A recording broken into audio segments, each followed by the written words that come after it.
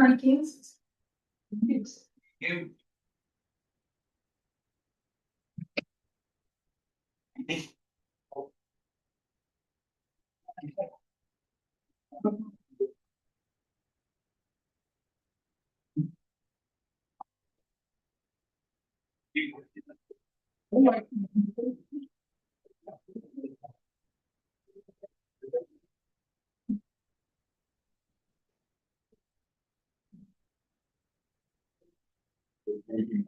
Much do they know?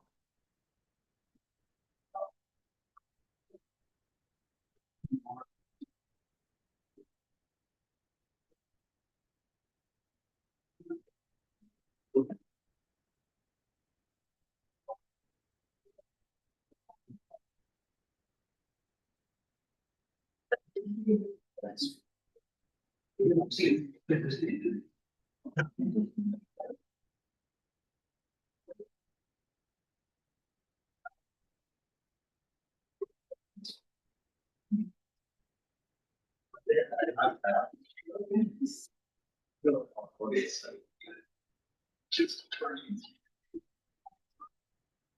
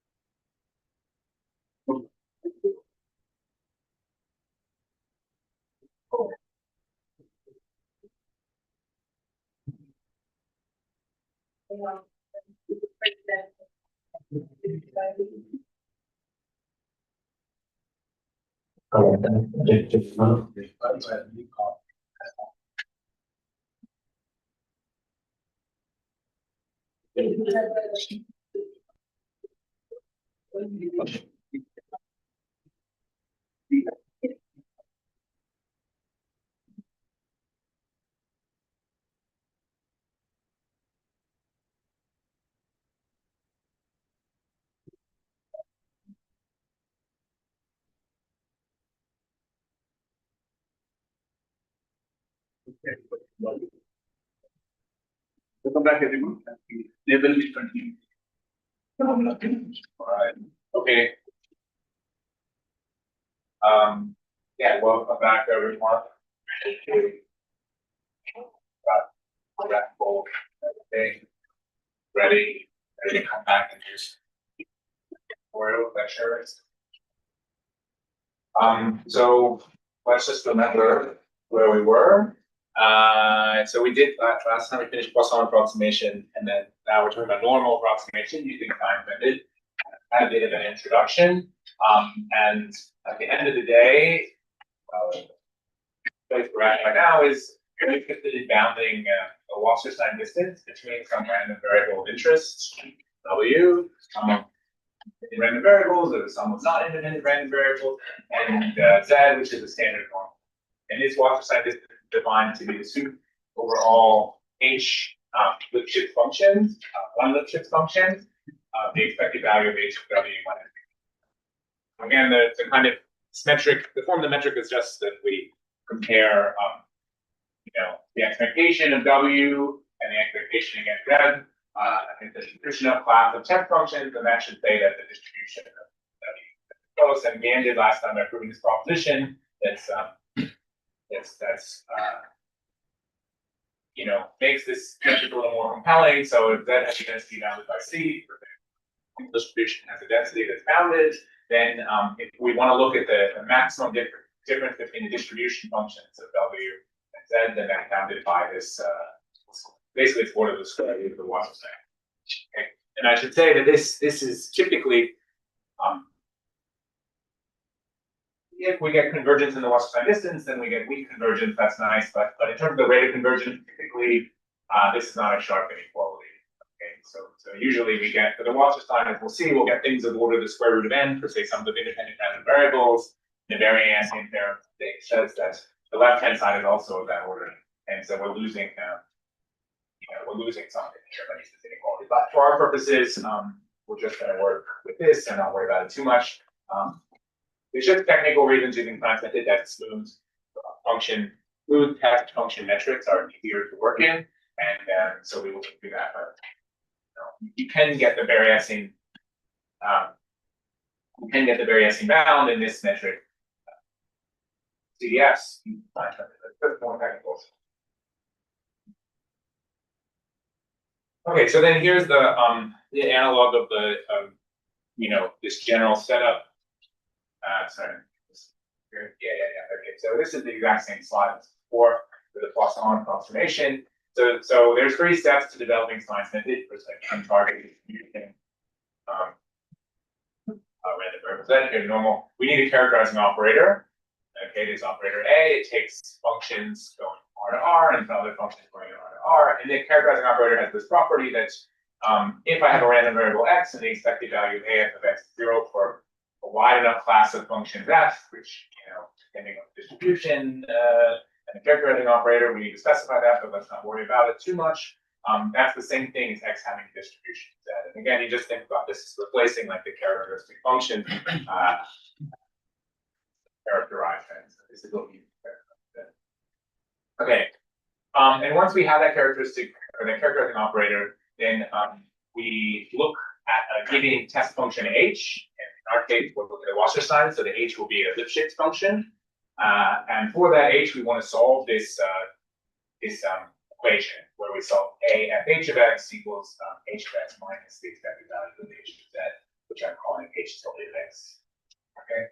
So that's what we need to do, and then once we do that, okay, and this seems like why would we be able to do this, but we talked about this before, it's doable, we did it before, sort of, and once we've done that, the whole point of doing all this rigmarole is that now we can plug in W here, the random variable, we can plug in W there, and we take the expectation on the left-hand side, and that'll be equal to the expectation on the right-hand side, which is exactly the thing we want to bound, right? So here we just expected H. That's exactly what should be on the right-hand side. So it's the same setup as before, and then the point is that now we've reduced the problem to understanding the characterizing operator and the solution and the distribution of W. And we can just bound the left-hand side in terms of those things instead of having to sort of get W dead on the same space. Okay, so that's the setup. Okay, so maybe I will just, from here, we'll say what the characterizing operator is. So this is the sort of Stein's lemma.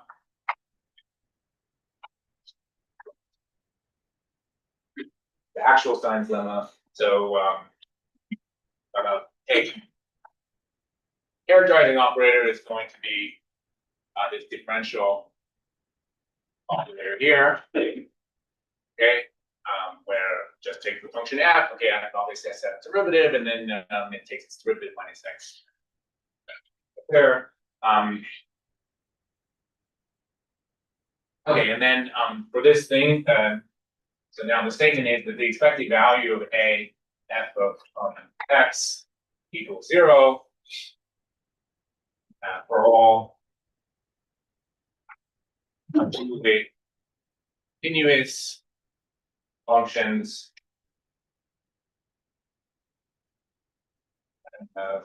yeah, continuous with this derivative finite, then that's the same thing as x as the distribution of the standard form.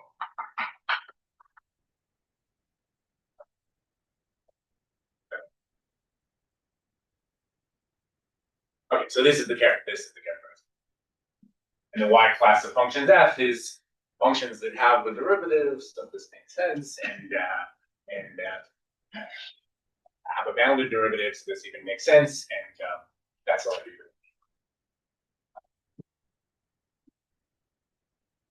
Okay. Okay, so the proof of this is not too hard. So this way, but if I assume x is equal to 1, then this is basically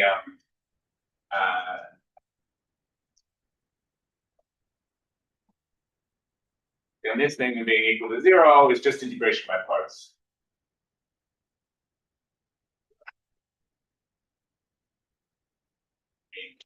It's a calculation. Obviously, to do this an exercise, but just it.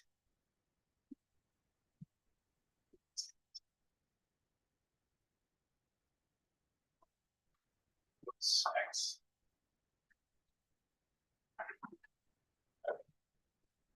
So this is what you need to show. Oh. This is what you need to show, and I detect that this thing, I get x squared after the sign, integrate that. Okay, so it is just easy to do. So the condition is now f is finite and now except is also finite. Let's see. The norm of f Against f. x f doesn't have to be finite, no. Yeah, but it's the same. If this thing's normal, then it will be because it's sort of going like x squared at most. And if it's not normal, then we're assuming it's equal to 0. So all those expectations exist. Tricky. Okay, so this direction's easy to do. So the other direction is the hard direction. Okay, so there's a number of approaches to do this. Like remember last time what we did is we just chose specific x, right? You can do that in this case. So one way to do it that I'm not going to do is one way to do it is you can choose f. You can choose f of x equals, I'm going to put a little theta here, e to the I theta x, right? So just choose f to be the characteristic function, right? And then this will give you a differential equation. So then you get a differential equation for the characteristic function.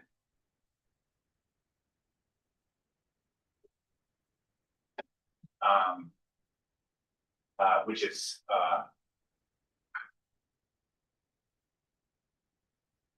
solved by e to the theta squared and e to theta squared on 2, right? Characteristic function. So that's what. That's one way to do it. I just leave that as a little exercise. It's not too hard to do. And another way to see this is not okay. So then, not a proof. Another way to understand this result is you could look at moments. Okay, well, we're not assuming we have all the moments, so this is why it's not proof. But what if I look at f of x equals x to the k, right? And this tells me that assuming one exists,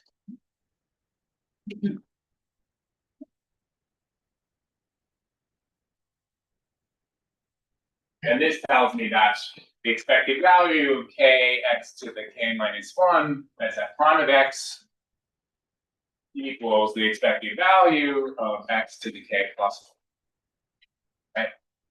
Yeah, and so now you can see, I can just, the odd moments will be 0. You can see that from here, because when I put k is 0 in here, I get a 0 here. So, and then, sorry, I'm going to put 2, one thing. Sorry.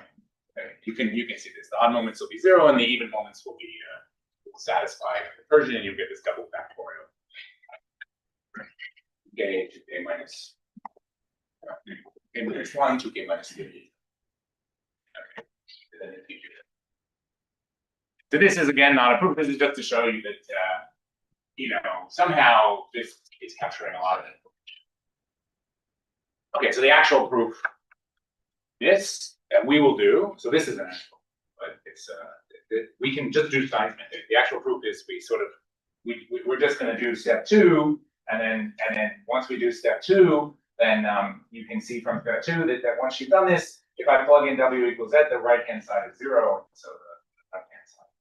Well, so this. Okay.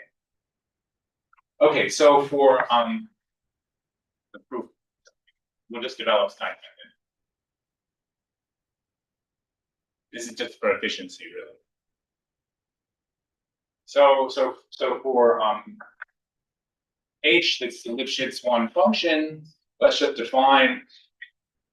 It's going to tell you what the solution is here. Fh of x is equal to e to the x squared on 2 times the integral from x to infinity of e to the negative t squared on 2 h tilde of t dt. Okay, this is this thing, and I should also note that because the normal mean h tilde, the expectation against the normal of h tilde is equal to 0, this is also equal to the negative integral. The integral from negative infinity to x e to the negative t squared on 2 h tilde of t dt. Right, because when I add without the negative, if I add this one plus that one, then I get something that's e to the x squared times some constant times the expectation of h tilde t against the normal. But if I take the expectation of h tilde against the normal, I get the expected value of h of z minus the expected value of h of z is 0. Okay. So the point is this, value is 0, so that equals negative. It's not so important, except that somehow you use this when x is bigger than 0, and somehow you do this. Somehow.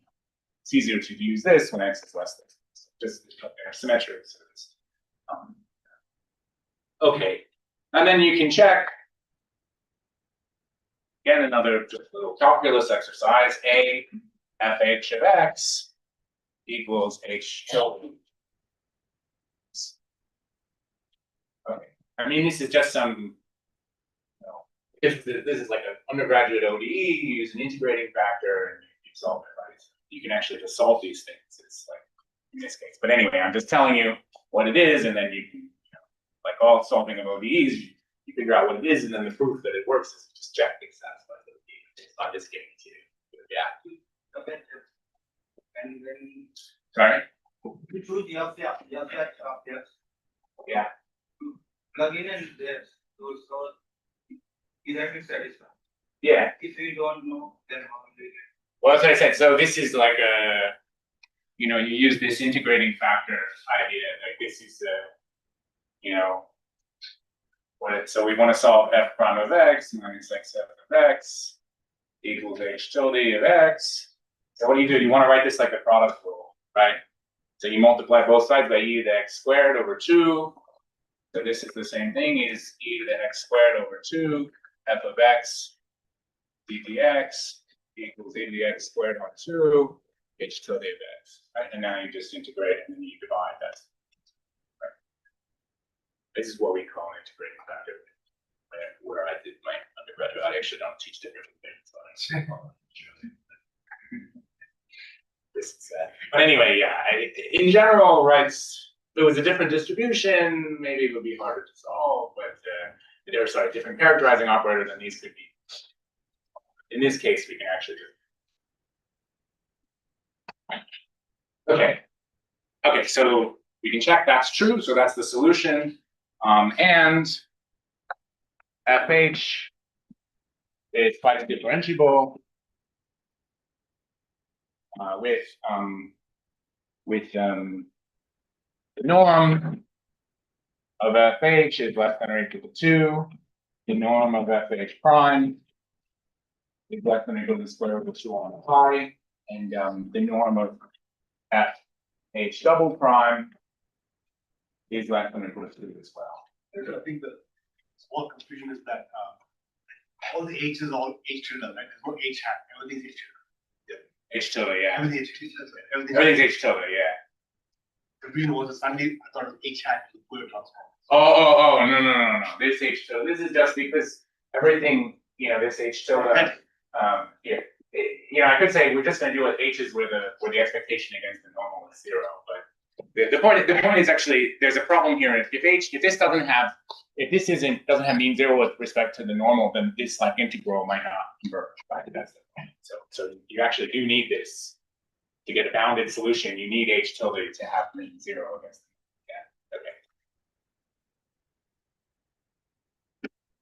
Is that all right? I see this is FH and this is H tilde.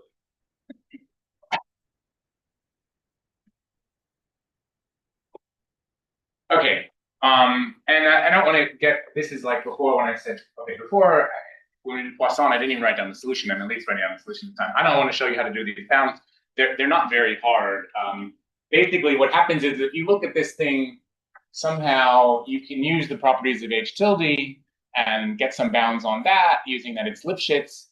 And then what you're left with is things like e to the negative t squared on 2, integrated from x to infinity, e to the x squared on 2. Which is sort of like the tail probability, the normal divided by its density, right? And for that, we have bounds to this Mills ratio. And so you can bound those things using that. Yeah.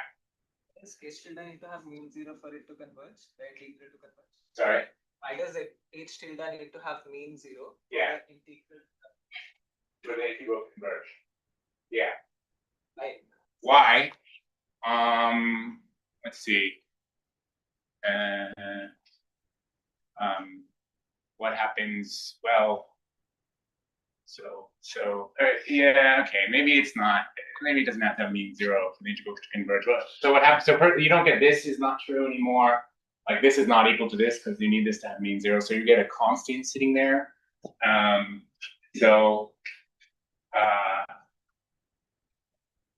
It may be for the higher derivatives to be bounded, something like that. I'm not sure. It's I know it's like this is just what I'm saying is not going to be true.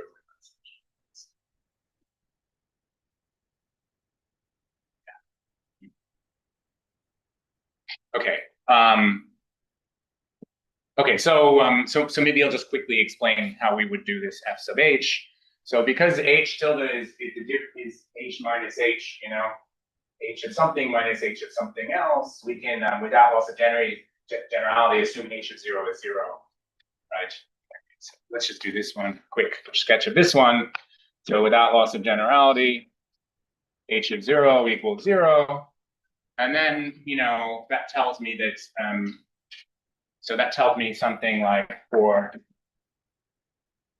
x bigger than 0, h of x is less than or equal to x plus the expected value of the absolute value of the normal, right? Because this thing's Lipschitz, so the furthest away, the biggest that I can get, the fastest, the biggest h of x can be is x because it starts at 0 and it's 1.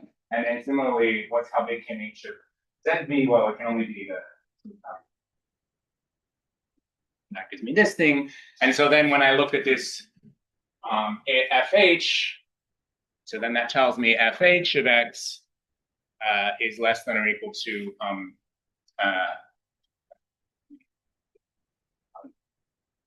Okay, so then the absolute value of fh of x is less than or equal to e to the x squared on 2 times the integral from x to infinity of x plus the square root of 2 on pi. That's the absolute pi on 2. 2 on pi, pi on 2. 2 on pi, that's right, yeah. Times e to the negative x squared on 2 dx. Oh, sorry, this should be p's. D's dt.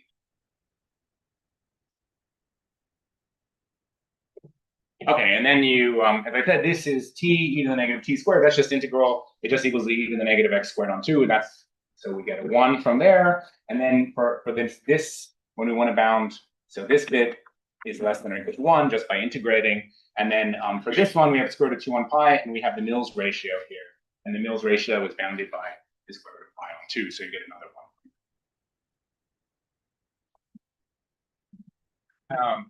So that's less than or equal to 1 plus the square root of 2 on pi times e to the x squared on 2 times the integral from x to infinity of e to the negative t squared on 2 dt. And this thing is less than or equal to the square root of pi on 2. But this is all the ratio.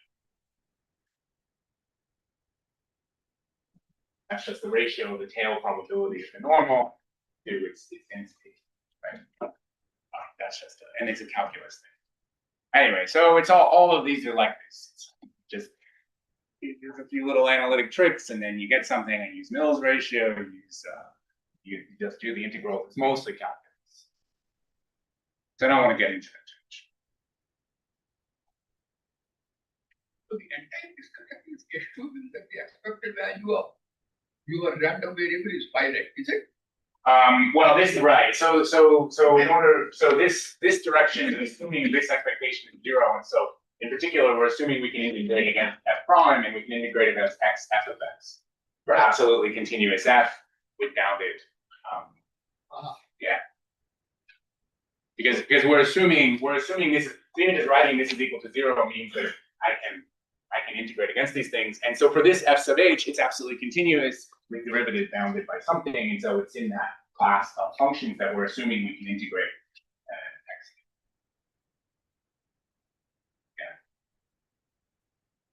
Yeah. So we're not worrying about this at the moment, you know. But in particular, I can plug in f of x equals x, right? That's fine, and so then that tells me the second moment must exist because I'm assuming I can integrate against x f of x. Right? So that's in this class.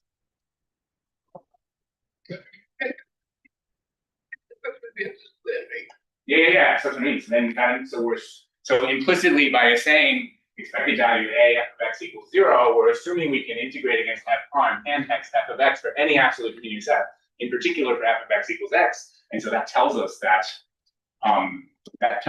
we can it has a finite second moment. It actually tells us the finite second moment is equal to 1 because f prime is equal to 1 in that case, right? So we're getting some information.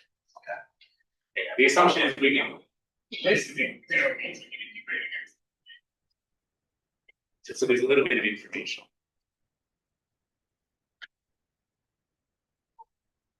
Okay. But now we're basically done. Okay, why is that? Because the expected values are for any h that's Lipschitz. We have the expected value of a f, well, 0 is equal to the expected value of a f h of x by assumption. That's the assumption. But that's just equal to the expected value of h of x. Finally, that is the normal. But so if that's true for every Lipschitz function, then that tells me that the Wasserstein distance between that is 0. Yeah.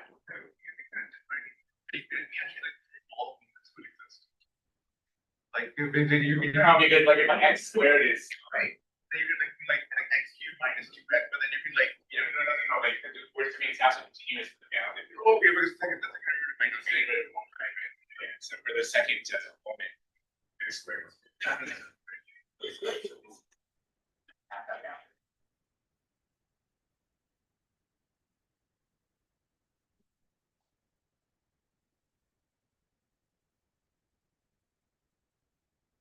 Okay, so that's the proof. Okay, but we've actually now done Stein's method. Like I said, it's like for any h, Lipschitz h, we've solved this f sub h, and so we know that for any Lipschitz h, the expected value of h of x minus the expected value of h of z is equal to this. For the Lipschitz, we just need to take the absolute value in the soup over all the h's. But when we do that, we can, again, just enlarge the class of functions that are not the solutions, but are just the f's that satisfy these three bounds, right? Because no matter what h is in that class, h Lipschitz, all three of these things are. So that's the end of that. But now note, the Wasserstein distance, the chain W, that is the soup of h of w, the value, and then this equals the soup over h and 1 takes that value of k f h of w equals, right? And that's less than or equal to the soup over functions f in some class, I'll just call it f here, that satisfies these two things.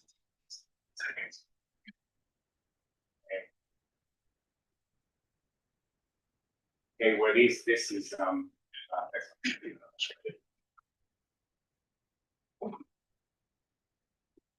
this class.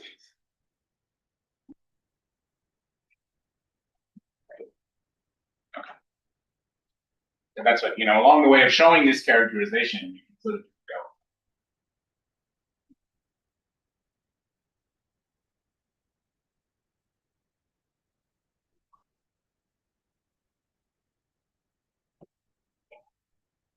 Okay.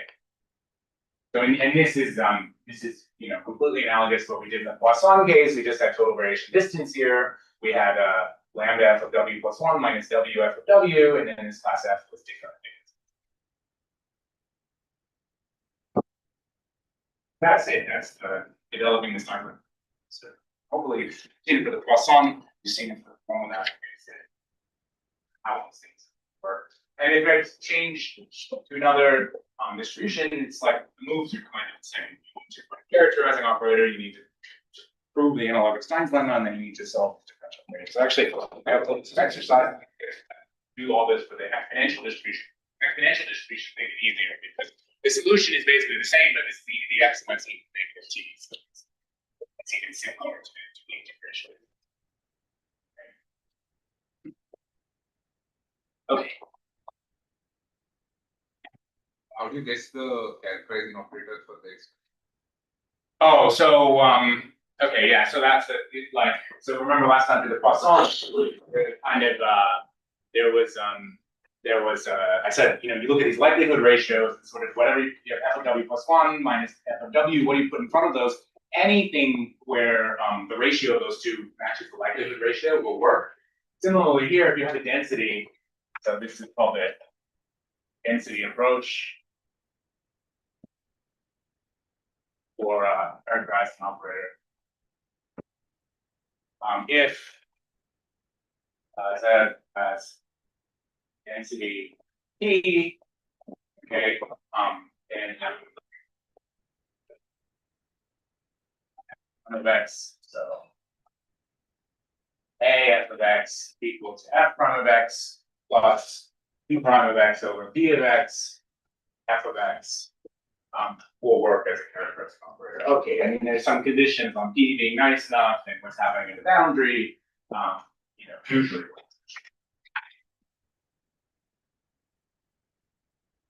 Okay, I should say plus boundary conditions. So for the exponential, this is just a the exponential, let's say rate 1, and this is just minus 1. But as I said, there is a boundary condition. There'll be you actually need minus. It'll be a minus f of 0.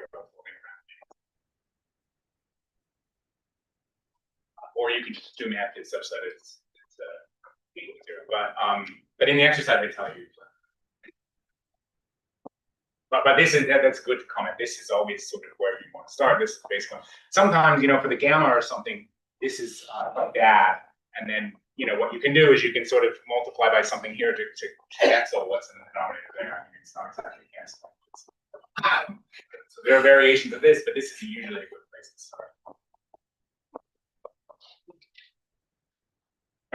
And as before, this is just generic. This works for any W, no structures in whatsoever. And now we've just reduced the problem to bounding this right answer. And of course, we'll change the metric. We would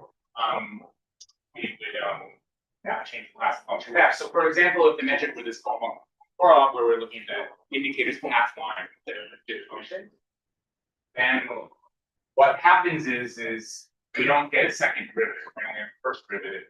Then we have a first one. Okay, so somehow the reason we have a second derivative is because you know we've integrated in this solution. This solution is generic for any h. It doesn't matter. It's here. In this solution, we've integrated, so we get one derivative from free, but then the next derivative relies on h. Okay, that's the basic idea. If h doesn't have a derivative, we don't get a second. So that's why we work in the Wasserstein and not Kolmogorov, because we get this second derivative, as we'll see the second derivative. And then of course, when we change the distribution of that changes A, it changes everything. Okay, so let's just use this. Let's show how to use this to do this. Just the Wasserstein variant.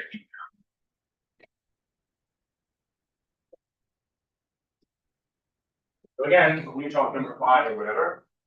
Like now we've just reduced the problem to bounding this thing on the right-hand side. This thing. Okay, so now from here on out, we're just going to take everything for granted, and you take everything for granted, and you just need to bound it. So we're just going to talk about ways of bounding what's on the right-hand side. We don't need to redo this for every W. This works for every W. So how do we do it? And I should say, remember when we did Poisson approximation, we did size by size, worked on this W F W. And a lot of science method to bound these characteristic operators have this W, and you use what's not called auxiliary randomization of the W's. For us, the size biasing is the auxiliary randomization, and you work on this expected value W F of W to kind of tweak W and get something that gives you a difference, and then you can do a Taylor expansion so that you can somehow match this kind of one. That's probably too much right now, but we'll see. Okay, so let's just do the Wasserstein variance and bound x1, x2. Let's just say they're IIT. It's not super important. It's just 3 things that need to be independent for this to work, but IIT is not important. The mean is 0. The variance is 1 of each of the xi's, and we'll assume we have a finite third moment. And we'll let W be the usual sum of these guys divided by the square root of n. And now we want to bound the Wasserstein distance between W and Z, and what I claim is we can bound that as 3 times the third value of absolute third moment over the square root.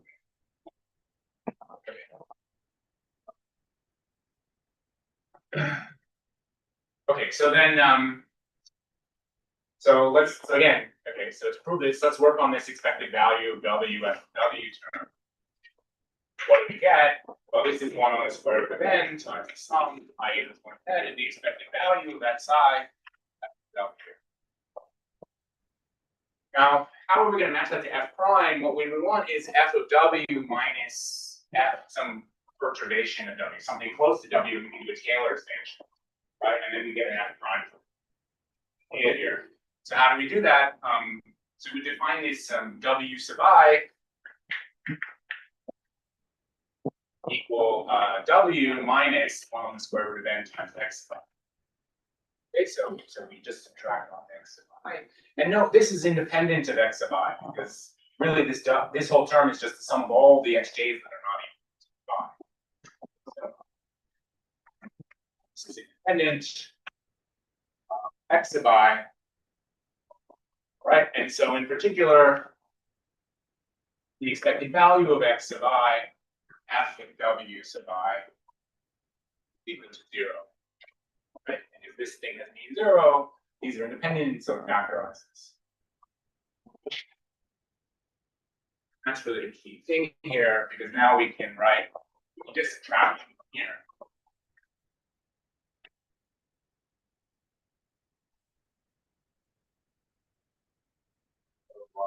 So then we get the expected value of WF of W equal to 1 over the square root of n times the sum on the end of the expected value of xi and f of w minus f of w phi.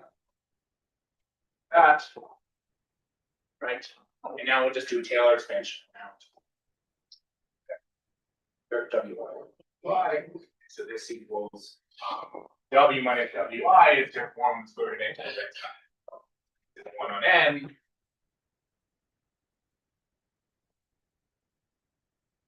Xi squared f prime of WI plus 1 on 2 n to the 3 halves xi cubed times f double prime of WI star. Just something between W and W. So this depends on xi. This dependency. You can already see, looking at the bound expected value of xi cubed, the absolute value of this bounded by the expected value of xi cubed times the norm of f prime.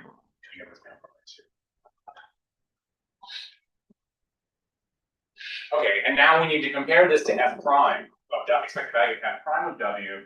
When we do that, we can't quite match it because we have this f prime of wi, but we can do a Taylor. Oh no, sorry. So in this case, we have this expected value of xi squared. These are independent still. So we can in fact break this into 2 pieces.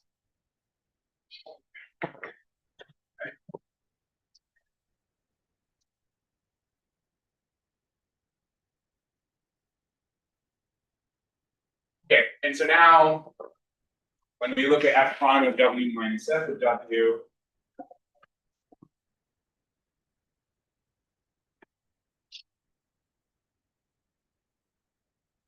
the expected value of f prime of w minus wf of w value, we'll compare the f prime terms to this guy. And what you need to notice is this, the sum of these is actually the variance is equal to 1. The sum of these divided by n is equal to 1 because that's the variance of this guy, right?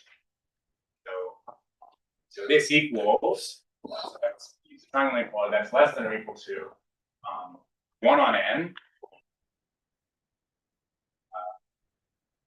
This is equal to 1. Who's it? The expected value of f prime of w minus f prime of wi. Okay. Because when I sum up n of these, f prime of w is divided by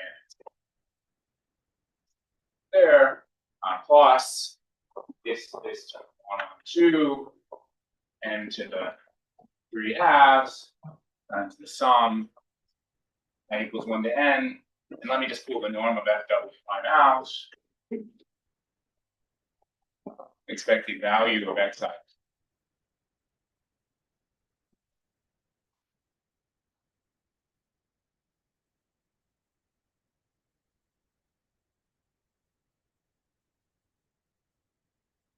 Okay, and then this thing is less than or equal to the norm of f double prime times the expected value of xi.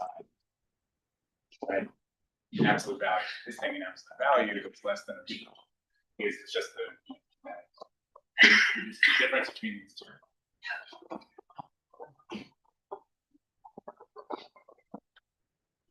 Sorry, divided by square root.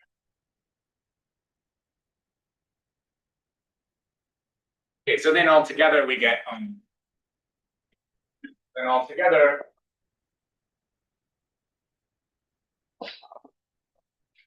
we have is that this AFW is less than or equal to this norm of f double prime, infinity norm of f double prime, and then the sum expected value of xi plus expected value of xi cubed, that could be 1/2 here. Which, and then you divide by the n to the 3.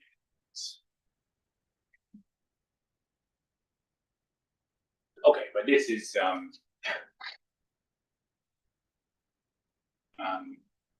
because the second moment's 1, this is less than a stage.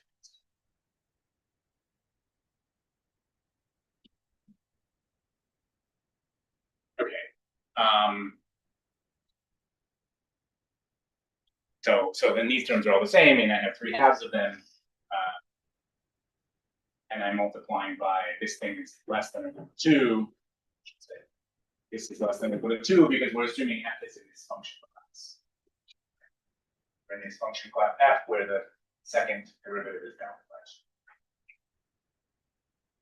That's less than or equal to 2, that's less than or equal to xi cubed because the second moment is 1. And so just combining these terms and then get what's on the slide. Less than or equal to 2 and to halves times 3/2 times n times the expected value of x1 cubed. And this is because they're IID, right? And now you just, these cancel, this n cancels with that, and you get 3 times. Yeah, I should say, we assume they were IID, the variance is 1, but actually this argument doesn't really rely on that. If you go back through, you can just keep the expected value of xi squareds floating around, and there'd be times expected value of xi squared here. It'd still be the product of those would be less than the moment by how this inequality. It's anyway. So I just did this for to be simple, but the generic bound would be something like they weren't IID. You'd have 1 over n to the 3/2 times the sum of the expected value of xi cubed. That's sort of what we would get. Okay.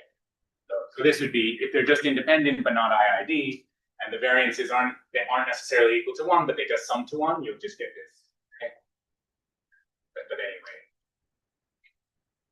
that's a little exercise. Just redo this, assuming not that they're IID, but that they're independent and they each have some different variance, but those variances sum to 1, right? And then can you recover the bound? Okay, but I should say, so I think the thing that's important here is so we're getting this 1 on square root of n array, and if you remember at the beginning, the Berry-Essing theorem, you're about to the actual Berry-Essing theorem, in this stronger metric, well, not stronger, this different metric, we have exactly the same form, right? The constant's different, but we have the expected value of xi cubed divided by the square root. It's different metric, that's what you get, and that's what you expect in the central limit theorem, these rates of convergence, so square root of n minus square root. We have basically the same bound here, except with a constant theory. Okay. So somehow that's to argue that this is the right order. Okay, is that all good? Why is it harder? Why is this one? It's expected value of xi and the expected value of xi squared. This is equal to 1 in this case. And then this is each of these, this is less than or equal to the expected value of xi cubed to the 1/3. And this is also less than or equal to the expected value of xi cubed to the 2/3. Yeah, sorry. So it's just how the chances. Sorry, this was this. I should just have written this down. And here I'm assuming the second moments are 1, so it's I put it in there. That's what I'm saying. So even in the case where you don't assume that the moments are 1 and that they're IID, you still get this down.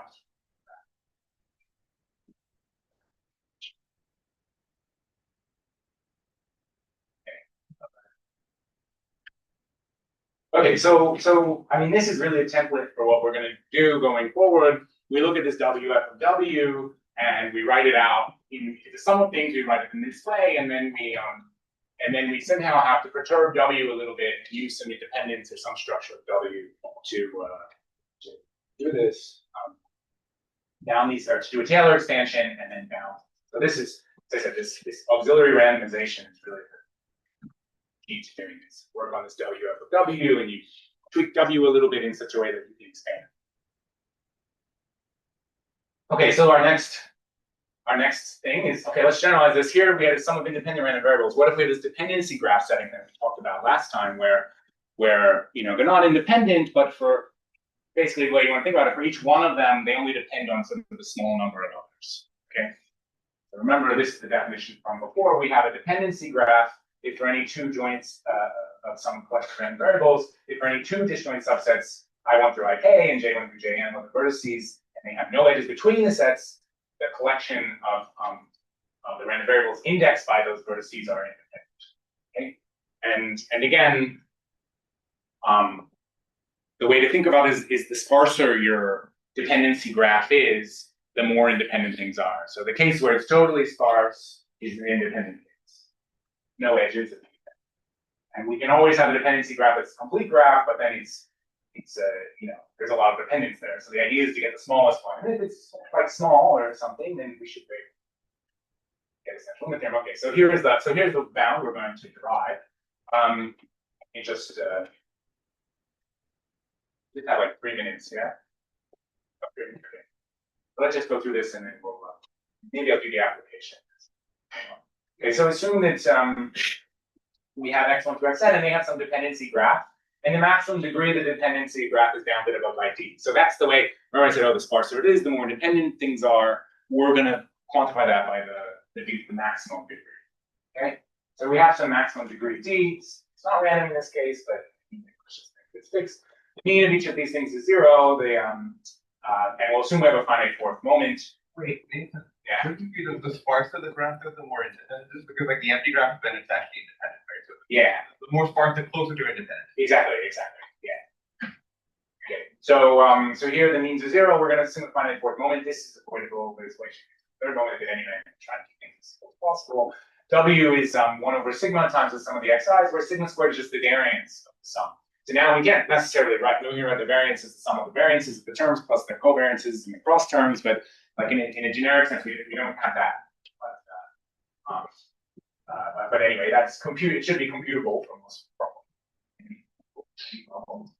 Okay, so then so now the statement is that if z is a standard normal, then the Wasser sentence between is W, the sum of the xi's with their dependency graph, and z is bounded by 3 times the d plus 1 squared. The way you want to think about d plus 1, it's the degree of the maximum degree, but then if I want to think about xi, what does it depend on? It sort of depends on all those things plus itself. So that's what it is. D plus 1. So this is d plus 1 squared, and then 1 on sigma cubed times the sum I equals 1 to n of the expected value of sigma cubed. And in kind of generic sense, that should be of order sigma squared should be of order n, and then we have n things on top, and so there you get 1 on n to the 3 halves times n. So in a lot of situations, this will be like 1 on the square root of n, and we have this plus 1 on sigma squared times the square root of this sum of the fourth moments. And again, there's sort of n terms here. If they're all equally sized, this will be like square root of n, and in a generic sense, this will be like of order n. And so this bound has the potential to give you know, rates of 1 on square root of n, as long as the dependency graph is not too sparse. So we just do a quick example here. So I should say this is like one of the more powerful out of the box kind of results in Stein's method. You know, like you'll find many applications where there's just naturally a dependency graph, and you can just plug into this theorem. You don't need to compute anything depending on your size, other than the mean and the variance. So let's just do a quick example. So we just do like a head run example. Here the details won't matter too much. You know, we had this declumping thing before, but let's just say we have y1 through yn plus k minus 1, and these are IIP for newly p. Okay, and then we'll set xi to be equal to yi plus k minus 1 minus p to the k. Okay, so this is centered. This is centered, and you know, again, we didn't declump, but this is just the indicator. There's a head run of length k starting at position I. And it's a funny statistic because if we have a head run of length longer than k, we count multiple times that head run. You know, if it's of length k plus 1, we count it twice. If we have one of k plus 1 starting at position I, we'll count it at I and we'll count it at I plus 1. But anyway, this is just any variation of this Hebron thing that you'll be able to apply this theorem to in a similar way. So now xi is less than or equal to 1 because this is in 0 or 1 and this is in 0 or 1. So that's less than or equal to 1. And D, what's the dependency graph? We talked about this last time, is the xi only depends, it won't depend on anything that's more than k away. Right? K, it's either k or, so this is I plus k minus 1. So any of the xj's that where j is bigger than or equal to I plus k, that won't have any intersection with, and so we'll have independence. So D is the maximum degree of this thing is equal to 2k minus 1, and so now we can just plug straight in. We don't have to compute anything here. We have 1 minus 5, I minus 1 also. Yeah. So I think we could do that here as well, but I'm just trying to keep it as simple as possible. Yeah. Any variation, it won't matter. I mean, the key thing is this is only a function of some flat like window and it's bounded. Any function that's bounded, that's only a sliding window. This same thing with this. I'm just trying to this, but then now like I said, we don't have to compute anything to do this down. This is just what we get. I mean, each of these moments is bounded by 1, right? Except by xi2, we start by xi to the 4th. So we get 3 times 2k squared times n over sigma cubed plus the square root of n over sigma squared, like that.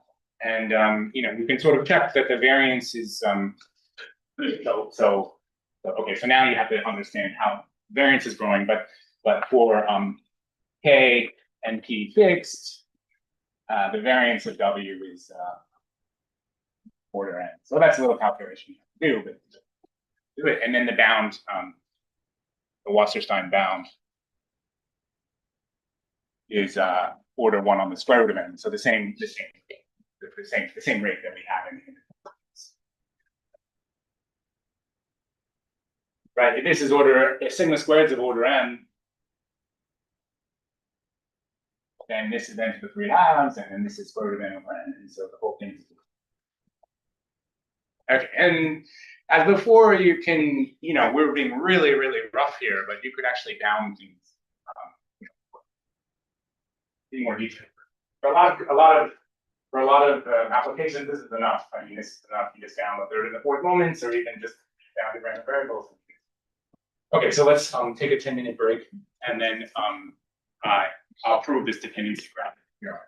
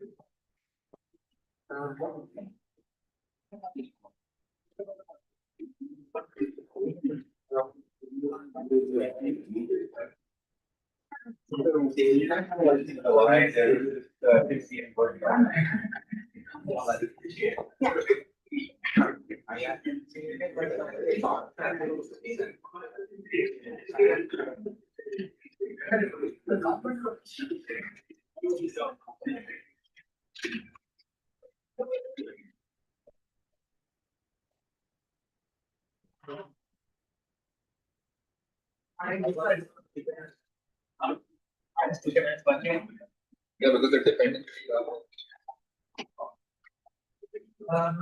No, 25 is the TTS.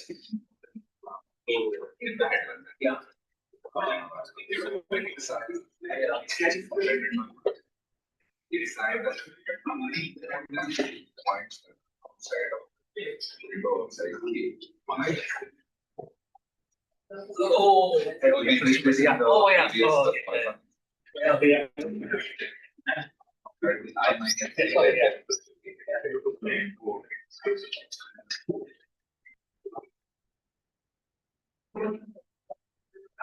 in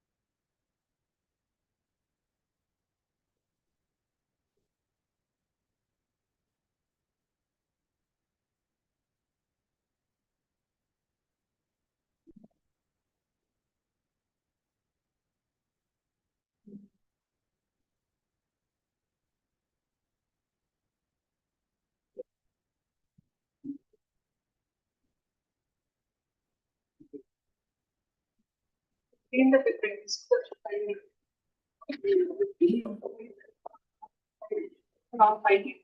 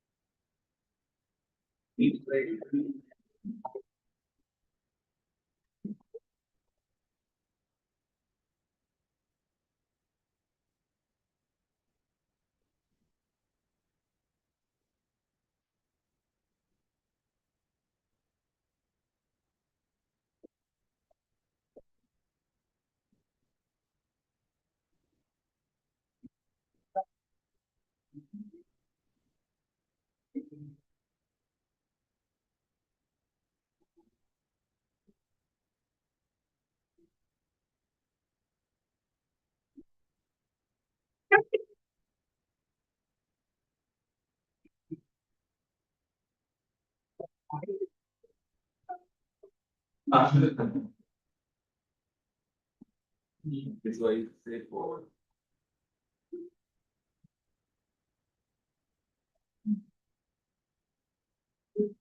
Absolutely, let's sum it up in there.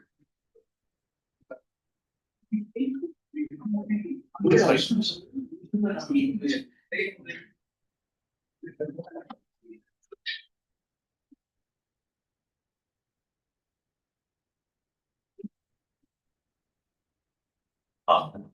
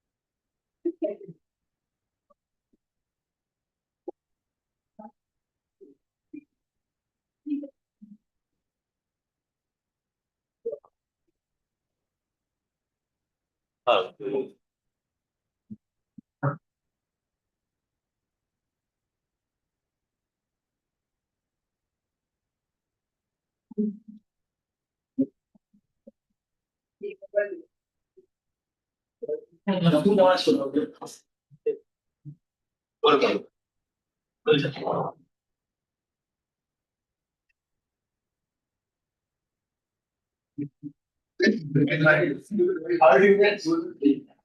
Okay, all right, let's, get back to work. Okay, so let's just prove this theorem.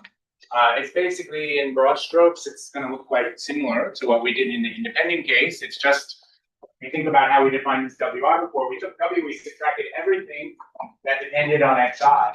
So we're gonna do the same thing, but everything that depends on XI is just XI plus everything it's connected to, right, in the dependency graph.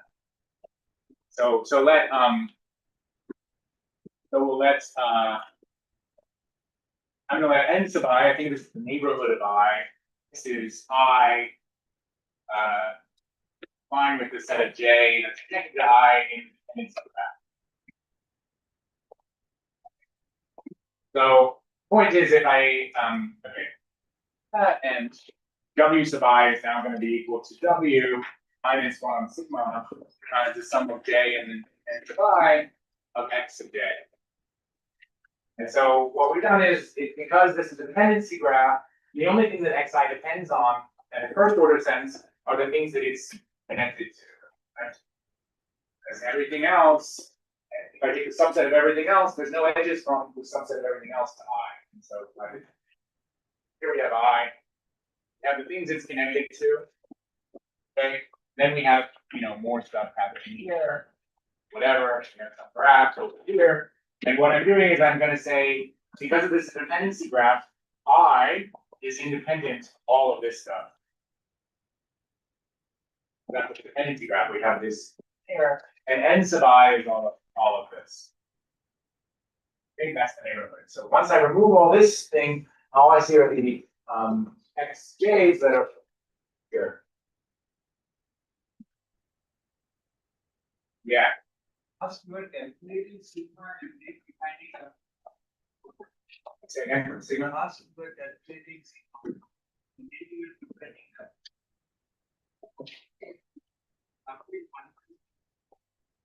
Yeah, but W, I mean, sigma is just the variance of this thing. So the x has the beginning of the x has given, and then sigma squared is just their variance, the variance of their sum. Gee, that makes sense. I mean, I think maybe I should say this will be helpful for later, that, you know, sigma squared actually equals the sum.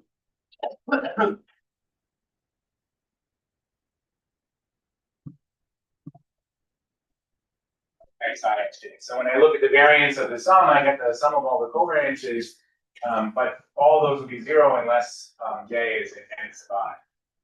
Right? It depends on the problem. So we go back to this example. Like you can calculate sigma squared. It's just the sum of the variances of these plus you know, the sort of 2k minus 1 covariances of the overlaps, and then you add all. But again, I mean, the idea is that if this is sort of constant order, then this is still order n, right? And that's what's happening here. It's like, if I fix k and p, then these covariances, I mean, there's something here, but there's only like, for each I, there's only, you know, 2k of these that are 0. And so the whole thing's order n because they're that's the way to think about, you know, in a typical sense, sigma squared will be order n just because a, you know, the dependency graph is not. E is not too large, then. Does that answer your question? The instruction is such that Wi is independent of xi. Yeah. And now Wi equals this. And so just like over there with our Wi, so yeah, we're defining this. And so the whole point is Wi is independent of x. Independent. That's critical. So now we can just do, I mean, I'm not going to write all this stuff. It's the same thing. I can write WF of W in exactly the same way. This becomes a sigma difference. Wi is a different Wi. As before, the value of WF W is equal to 1 on sigma, I equals 1 to n, xi, f of W minus f of Wi. That's just because these are independent and that has to mean 0. So I can do a Taylor expansion again. So now we'll do the expansion around W this time. So in this equals should be 1 on squared. The value of xi squared times W minus Wi at front of W. That's just the sentence. Just right. And then minus a plus 1 on 2 sigma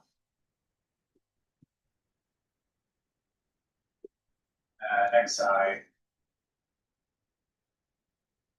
W minus Wi squared That double prime.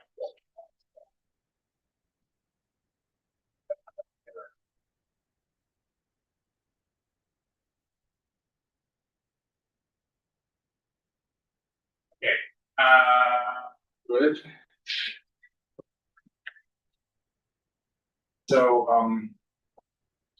then we subtract f prime of w.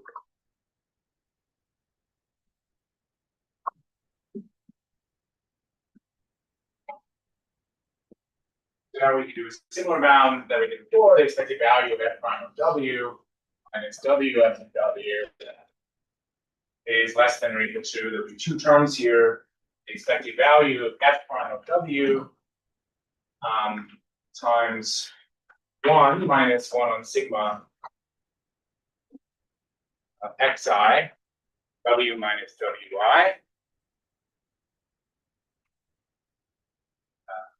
Right.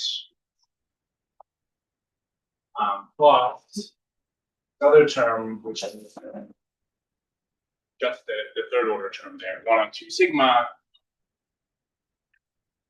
Well, I'll just bound this one directly with the f double prime.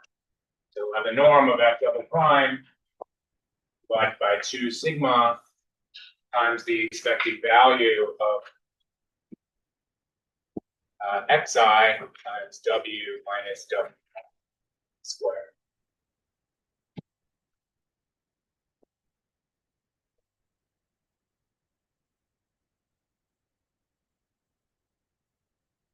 Okay. So those are the two terms we end up with here.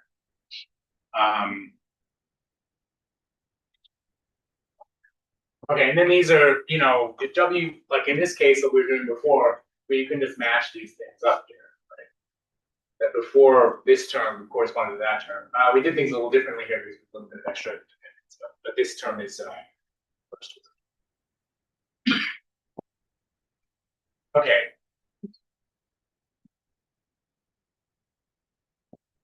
So now one thing to note is like, okay, we're just going to pull out this absolute value and bound this by f prime. So we want this to actually be small. Its mean should be 0, but you can check its mean here, right? This thing is actually equal to 1 on sigma times the sum I equal to n of xi, the sum j in ni of xi xj. And so maybe I'll include this prefactor, so we get 1 on sigma squared. And so actually the mean of this is just the variance divided by the variance. So the mean is 1. So this term will be small because we smashed the mean term. So that's really a key thing. You do this auxiliary randomization, you have to match that f prime term. And for us to match that prime term, it's like whatever is here should have mean, well, here plus this, that should have mean equal to 1 if it's going to be close to f prime of w.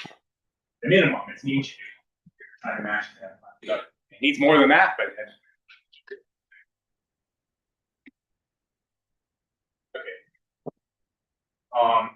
great. And I don't know, let's call this term A, and this one B. So I think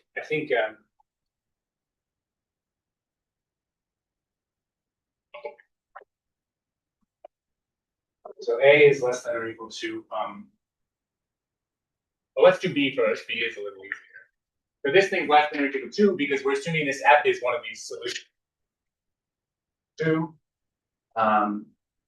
And so B is just less than or equal to 1 on sigma cubed of the sum I equals 1 to n, and the expected value of x I equals 1 to n, and then j k in n sub I of the expected value of xi, xj, xk. Okay, this is some. Because this is just the sum of w minus wi is just the sum over the j's and n sub I, and now we're squaring it to 2. Now, what I should say is, like somehow, everything from here on out is kind of like just to make it have this nice form that only involves the third and the fourth moments. But in an application, you can actually bound this directly, right? I mean, this is it's going to be better because it's not. So somehow, like this is when you're doing these local dependence things, it actually helps to sort of start from here And you may be able to bound things directly just from here, right? Like in terms of your problem. So rather than do what I'm about to do, you just say, oh, I have my problem. Let me see, maybe I have some nice structure. Okay, and then the trick here is if I want to have this only be in terms of third moments, I use this, you know, I have a product of things and I want it to be a sum of things. And so I use this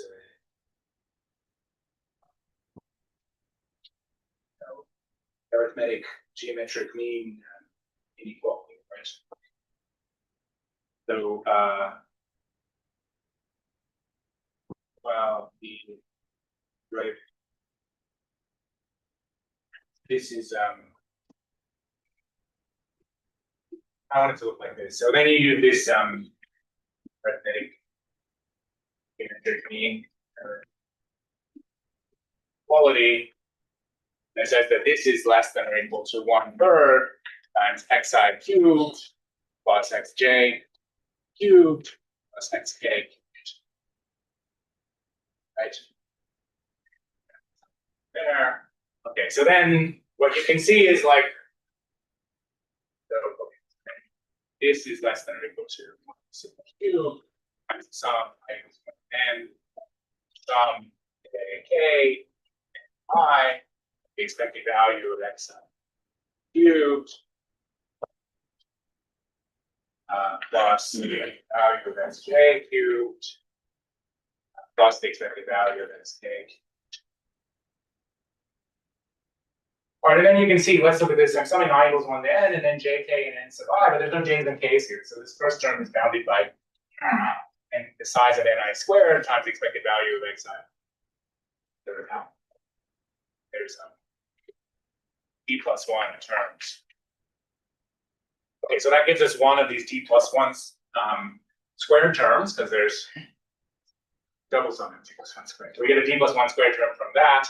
Now this one's a little different because I'm summing over I and then j, and I don't have I. But if you think about it, if I sum over all the i's and then all the neighbors, it's like how many times am I counting j in that? It's still going to be bounded by t plus 1 times n. Seems like I have to switch the order of these things, right? When I do that, it's still going to be like, all of these are actually bounded by the same thing. So it's just 3 times that, and the 3's cancel, and that gives us this term. This 3 is coming from here, not actually 3. Then the whole thing is bounded by 1, 2, t plus 1 squared.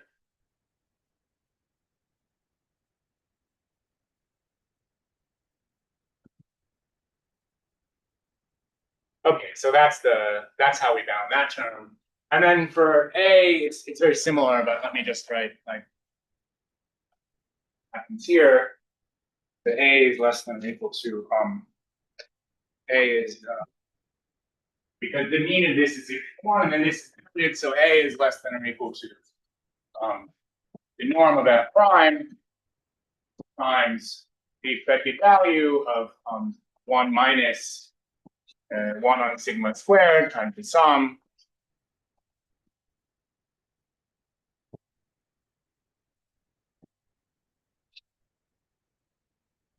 And,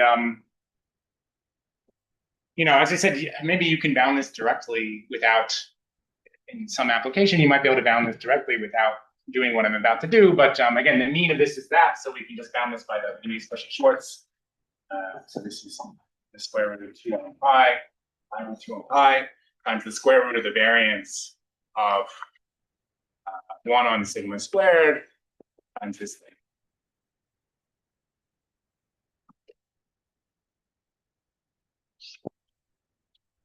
Okay. And then, okay, there's, it's kind of like this. You expand everything out. You use the fact that you have a lot of independence and lots of terms are equal to 0 because there's sort of covariance terms floating around by the independence. And you can get what's, you can write it in terms of point multiple. I'm not going to do the details. My notes, the details. But it's really the same type of thing. You get terms that look like this. You do need to keep track. I mean, you need to write these legitimately as covariances. There needs to be a cancellation here. This thing, you know, this thing is of constant order. It really is of constant order. 4-to-1. So you need to capture the fluctuations of this. So you need to do variance. But anyway, you extend it in terms of covariances and things. All right. So then that's the end of the. Everybody's gonna fall asleep. And you get that. But again, I mean, in these problems, like if you want to get optimal things, typically you start up here, and then you might even use additional structure in the WIs. Like, that's sort of better. But as I said, many times this just works right out of the box. Some application you want to. Okay, so then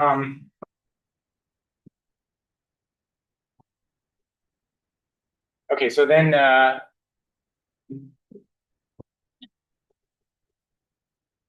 now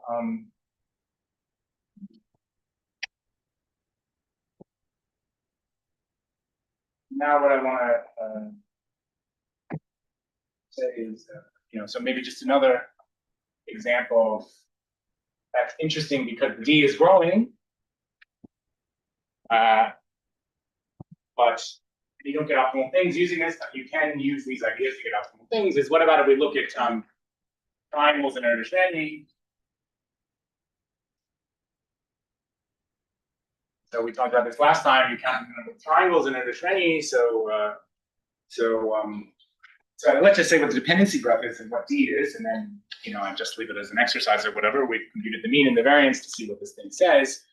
So the triangles in Erdős-Rényi, like we look at our W equals 1 on sigma times the sum over ijk of xijk. This, so indexing it like this. This is the indicator that there's a triangle at position, ijk minus pq. I think it's even. So what's our dependency graph? Our dependency graph, so I have a triangle here. We actually talked about this before when we did sci-fi's. Right? So how many triangles are there that this thing depends on? So here we have our 3. We have n minus 3 vertices here. And the only triangles that this depends on are ones that share a single edge, other than this one, that share a single edge with one of this triangle, and then has the other 2 edges looking like this, right? Okay.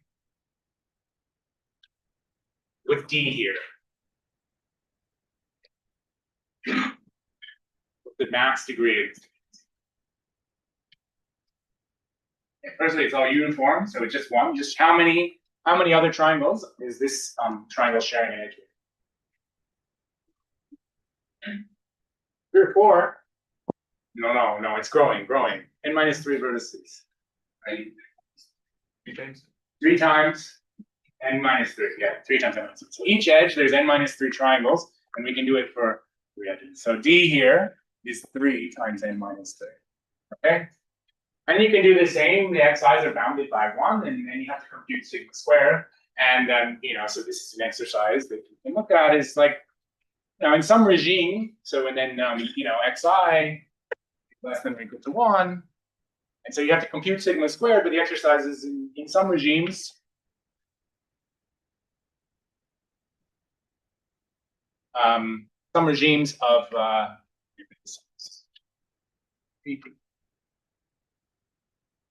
in some regimes, so the exercise is in some regimes of P is like n to the negative alpha for some alpha. Okay. The bound will go to 0. So the exercise is firstly with alpha. Which alpha does this work? And then this is the easy exercise, and the hard exercise is can you do better than this by not using this? You can just use this out the box term, and you'll get some regime where this bound will go to 0. Even though D is growing, it doesn't matter as long as it's not going faster than like 1 on sigma or n on sigma cube. then it'll still go to 0. The rate will not be optimal. So the harder exercises is like improve the range by bounding A and B directly.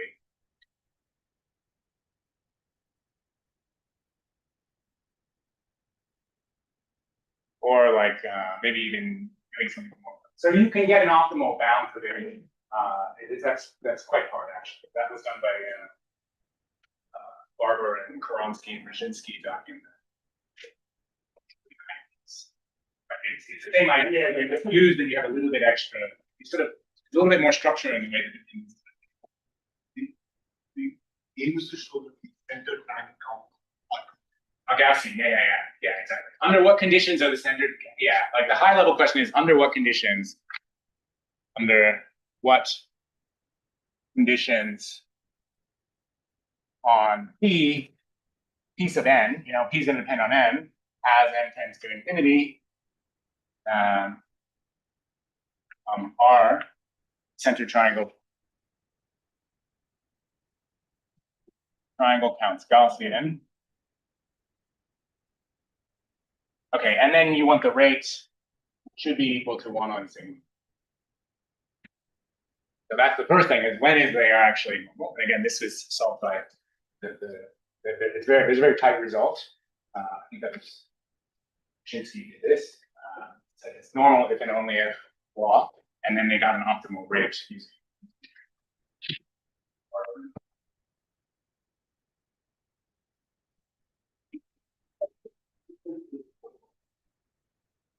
These are from the same idea. Yeah. Oh yeah, I should say their results are for generic. There's that condition on N and P and something involving the subgraph itself, where you have gas candidate, and then you can get optimal rate using this approach in general. So whenever there's that convergence, you actually get optimal. This is very hard. This is hard. Yeah. I don't use the complete idea and the size biasing.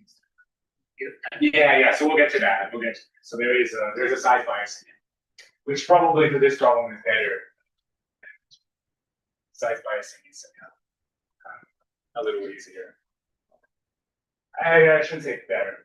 But I would say size biasing when you have local dependence, you kind of see the local dependence because remember you condition something to be equal to 1, you have to adjust the rest. You just have to adjust the things that are in the dependency neighborhood. Everything else stays the same. So somehow local size biasing is closely related. I guess I have a question related to part 3 of the time method, which is properties of f. Part 3.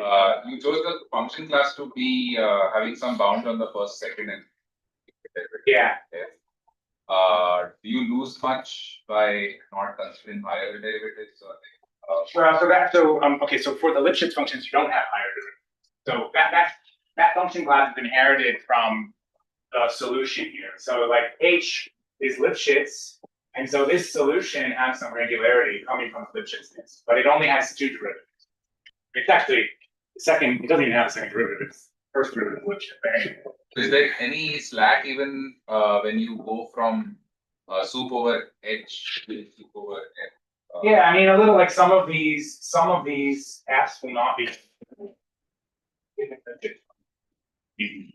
I've never really thought about it. What the gap there is certainly in the total, in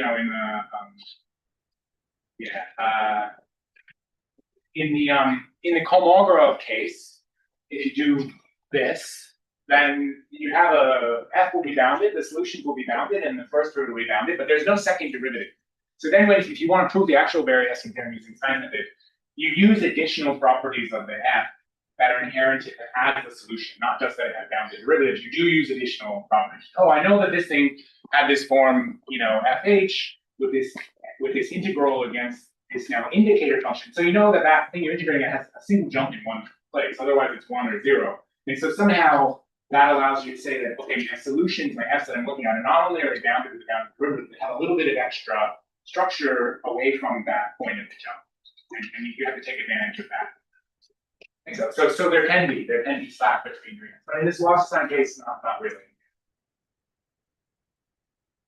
I guess it depends on how specific your function class is. So again, you could do local limit theorems with Stein's method, and then that's a very specific thing as well, like the indicator equals something or it's in some little interval. And there you really want, you do have to use the structure of that. And it's not just some function bounded by one. No, it's very special. But yeah, for Wasserstein, it's not. I mean, it's just really just say the class of Lipschitz function is so big, right? It's hard to nail down anything else about it. I mean, I feel like in the local piece, you give you something like really nice stuff like CC infinity or something like that. It's like only like on like small letter, like not at all more. Well, you see, I mean, you know, I don't want to get too much into this, but in a, you know, basically it's like somehow, you know, it's this thing is zero except in a small interval. Right. So you have to use that fact that like when you're taking some of these expectations against this f sub h, you know, in certain regions it's just small because it's integrating to zero, and in other regions you have these jumps you have to deal with. And you have to use some regularity properties of the random variable itself. But there you really need to use. Okay, so so the next thing we'll do is so we have two more exchangeable pairs and size bias. So the exchangeable pairs, In the previous slide, in the fourth, work on it, yeah. I think you can avoid that if you do not calculation direct. Yeah. I mean, because whereas this A here, this doesn't meet the fourth moment, right? But The third moment is that the third moment, I mean, it depends on the rate you want to get. I mean, so okay, so in general, if you have a third moment, you'll get this 1 over signal rate, 1 over, let's do the IID. In the IID case, you get 1 over the square root of n. You have a third moment. If you don't have the third moment, you get 1 over n to the power less than 1/2. It depends on how much more than a second moment you have. If you only have a second moment, you don't actually, not guaranteed to have. Well, not guaranteed to have a rate of form 1 over n. Going to 0 at some rate. So, but and you can Chen and Tina Chow and Louis Chen have this. They have less, soon less. There are moments in the local. Yeah, so all these things are sort of doable, but it just requires more technicality, and this is the basic. Okay, so other questions? Okay, so the next dependency structure, I like to think of these things as dependency structure. We're working with W as with W, and want to prove essential limit theorems for using these auxiliary randomizations. You have this local dependence. We already saw Poisson approximation, the auxiliary randomization size bias, we'll come back to. But actually, one of the original ones that Stein was this exchangeable pair. So this is really going back to Stein's book in '86, and how he liked to think about it. And it's a good way to think about it. It's quite a nice. It's got a nice intuition on top of that. So assume we have our W is a random variable, its variance is 1, and then W prime is an exchangeable pair. What that means is the distribution of W prime is the same as W prime W. Right? That's what exchangeable means. Exchangeable vector, but it's two, so we call it an exchangeable pair. And it satisfies this approximate linearity condition that the expected value of W prime minus W, given W, is equal to negative times W plus some remainder. The rand, you know, you're thinking of W as being constant order. This R is going to need to be small. It needs to be going to 0. Okay, that's otherwise it's somehow you're going to see it on the limit. And once we assume that, then I'm going to write T because it's a totally different T. Sorry, T is for difference, not for degree. T is W prime minus W. Let's just say space here. And the Wasserstein is between W and Z is the square root of the variance of the expected value of this T squared W divided by this square root of 2 pi A plus the expected value W prime minus W cubed over 3A plus this error term. So as I said, in order for this to be small, the error has to go to 0. This R remainder term has to go to 0. And that's because this is constant order, this should go to 0. That's linearity. So I just want to make a number of remarks. I'm not, and we can do an example.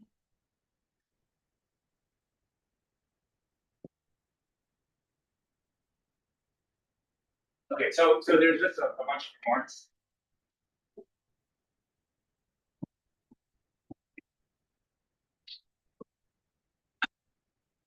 So the way to think of this might seem like a lot of whatever. What is this? Okay, so let me just explain what's going on and it's using. So the first remark is you can think of So you can think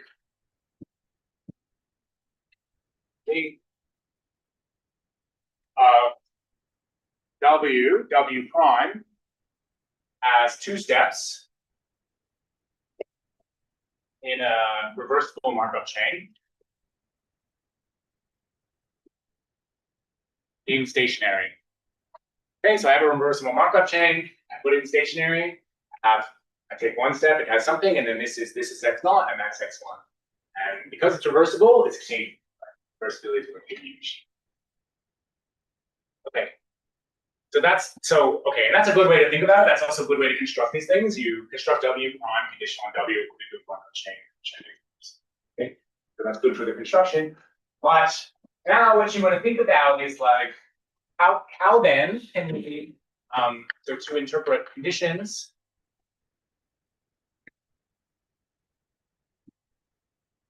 What does this linearity condition say? The expected value of W prime minus W given W equals, let me write negative A times W. Let's say R is 0.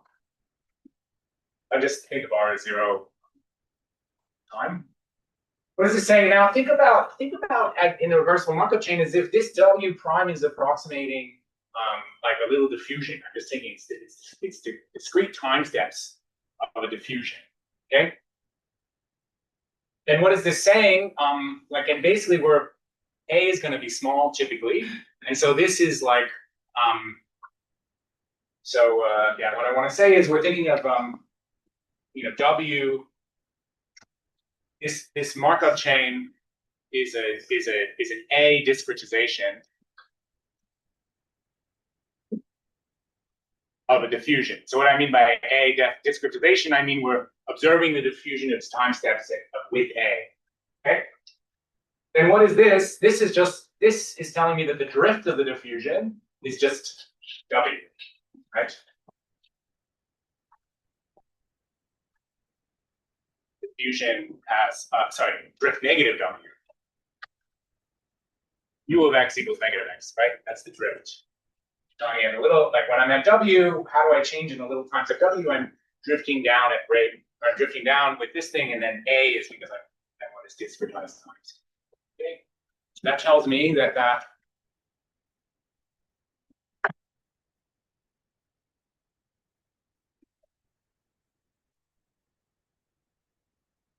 okay, but now keeping with that,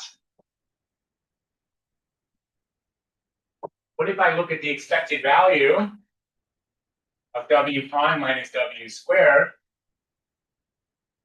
given W in terms of this story, this thing should be something like A squared times the diffusion coefficient, right? This should be approximating, A squared times my diffusion coefficient at W. Right? Okay, so there's some scaling going on, but then the A squared will cancel with this A here. Let's not worry about it. But so the condition, so in order for this first thing, so then the variance of the expected value of W prime minus W squared given W over A squared is approximately 0, then that tells me that my diffusion coefficient is constant, right?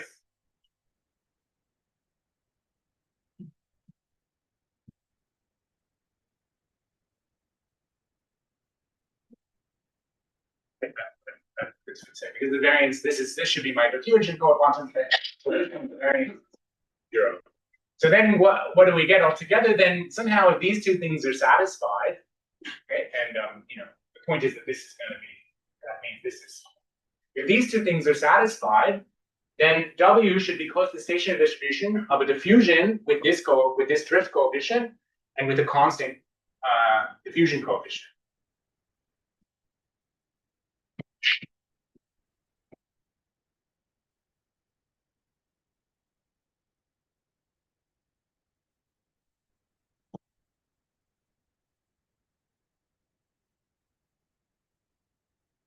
Okay. But what is such diffusion? Anybody taught stochastic calculus recently? Awesome. Ornstein-Uhlenbeck, yeah. So this is an Ornstein-Uhlenbeck process. So you have a Brownian motion, and then you always have a drift back to the origin. Right? So it's just an Ornstein-Uhlenbeck process, and the stationary distribution of such an Ornstein-Uhlenbeck process is normal. Okay.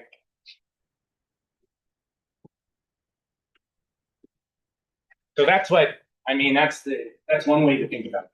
Basically, if I have a random variable W and I can define a reversible Markov chain, stationary distribution is W, whose drift and diffusion coefficients mimic those of an Ornstein-Uhlenbeck, then it should be close to 1. And this theorem just quantifies. That's really the way. And so it doesn't have to be exactly linear. There's some, you get a little bit of remainder there, that's okay, but the remainder has to be small, otherwise you'll see that in the limit it'll change the diffusion coefficient, or the drift coefficient. And this variance has to be small, and then, okay, now there's a third order term, but that's, that's the usual thing if you want to say. You need some higher level control. But don't worry, this is not really a diffusion story, but this is more about convergence of Markov chains to diffusions. A little bit more than just the drift coefficient. Can we reverse take one string here? Can we do something like this integral here? Yeah, so for diffusion, you could discretize at at some level A, small a or whatever, and then look at that would give you an exchangeable pair, right? And then you compute like for generically, like for a generic diffusion, the expected value of xt h minus xt given xt should be approximately equal to h times sigma mu of xt. Right, that's it's not going to be exact, but as h is small, that's what's going to happen. So, yeah, so you could take another diffusion where this is approximately equal to xt and use this to quantify how close this is. I don't know, is that what you're asking?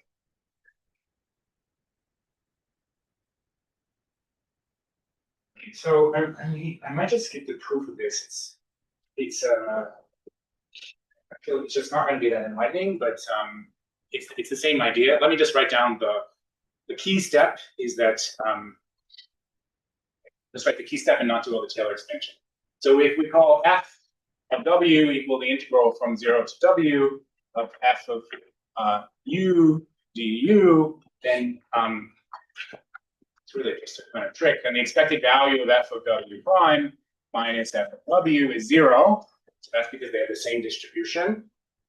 And now we do a Taylor expansion of these things.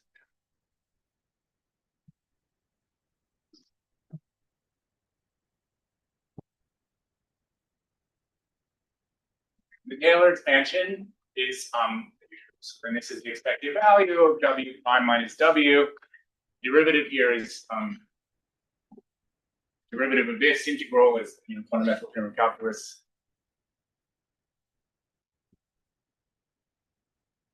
F prime of w plus 1/6 w prime minus w cubed, f double prime of some w star thing, and then the key thing is that if we condition on w for this expectation, we condition on w, that goes away, and we just look at the expected value of w prime minus w. Let's just do the proof when r is 0. It's easier, and so this expectation is just negative a times w f of w, right? So this expectation here is just equal to negative a times w f of w. That's the linearity condition. Condition on w, I get a negative a w. When I condition on w, this way, and so then that tells me that now I move this to the other side, and I get expected value of w f of w equals 1 over 2a times w prime minus w squared times f prime of w plus 1 on 6a times expected value of w prime minus w cubed times f double prime of w star.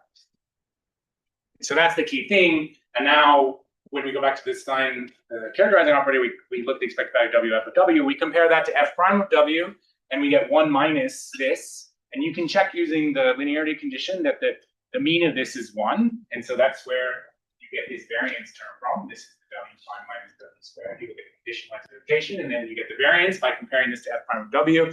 And for this one, we know that's bounded by 2, and then we just take the absolute value. And that gives us this term.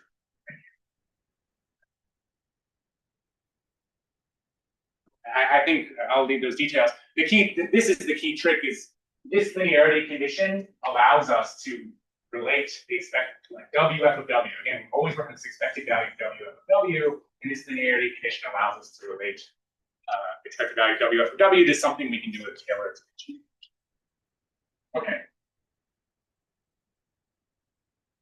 So there's some exercises for the normal distribution I put up. There's one quite involved one that uses the that's about the Curie-Weiss model and the magnetization and showing that's normal. It's quite related to some work by Chatterjee and Shao and some other people from like 2010-ish. So that uses exchangeable pairs and some sort of fundamental calculations for Lauer dynamics. Curie-Weiss. Nice example. It just takes got a little bit of details, and so it's too long to do in here. But let me just show you roughly how this works in the simple case where W is a sum of independent. Let's just say IID, independent random variables, all with variance 1, independent mean 0, variance 1, random variables. So how does this again, this can be relaxed, but just a simplification. So now we want to, how do we define W prime? Okay, so first we let I be uniform on 1 through n. Okay, and then what we do is we choose a uniform index, and then what we're going to do is replace that index by an independent copy. Okay, W prime equals W minus, so we remove the copy of Xi that was there, and then we add to it an independent copy, which I'll call Xi prime, and this is an independent copy of X. So I mean, formally what I should say is we have another copy of X's, X1 through Xn prime, X1 prime through Xn prime. I choose an independent index uniformly. I remove that index from W, and then I add on whatever the index on is. Okay, certainly this is exchangeable because the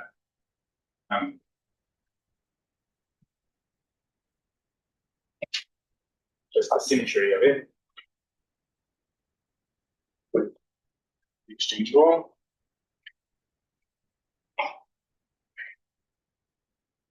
W prime, exchangeable. And then let's just compute the expected value of W prime minus W given, compute given X, given all the Xi's. And so what we do is we just sum over the I, because this is equal to 1 on n. The sum I equals 1 to n of the expected value of Xi prime minus Xi. X is the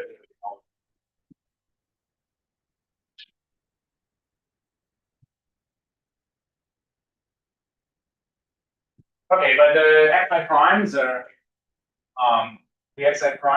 sorry, this is divided by this. Okay. But the Xi primes are independent of Xi, so the expected value of Xi prime in X is 0. It's 0 in sorry? Definition of X. It's just an exchangeable pair is just two random variables where the distribution of W prime is the same as W prime W. So it's like exchangeable, like an exchangeable vector. W prime has the same distribution as W prime W. Okay, and then we do this, and this thing becomes 0 because the conditional expectation is 0, and then obviously this. And so we get 1 on n times 1 on the square root of n times the sum I equals 1 to n and negative xi. And so then obviously this satisfies the linearity condition with a equals negative, or a equals 1 on n.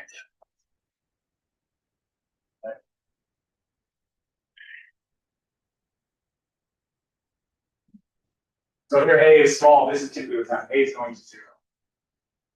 Okay. So that's so satisfies it. So now we need to compute these various terms here, but they can be computed in the same way. So what's the expected value of b squared given x? Yeah, I should say we have the variance of the expected value of b squared given w, but you can use any sigma field that's bigger than sigma field of w because you know the variance only gets bigger when you have more variance. You can prove it using Jackson's interval too. So again, this d squared is this is equal to 1 on n of the expected value of x I r minus x I squared, where n given x that. And again, we have all this independence, so you can write, you can expand this, and the xi prime squared will just be variance, which is 1, and the xi squared is the same. The cross term will be 0 because the expected value of xi prime xi given x is 0, and so then this becomes 1 on n times 1 plus xi squared over n.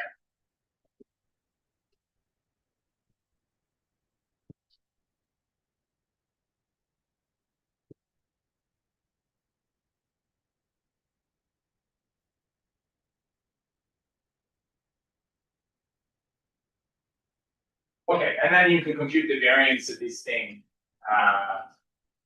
So then the variance of this is like in terms here, some force moment that's going to be involved in this, but basically this is going to be like order 1 on n.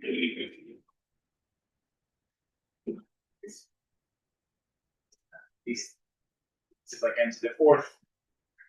So I can n squared, so I can n to the 4th, but then I'm summing up n things that are constant orders for the variance. Cube. And so then the square root of the variance over 2a is n to the 3 halves, and then a is 1 on n, and so you get over.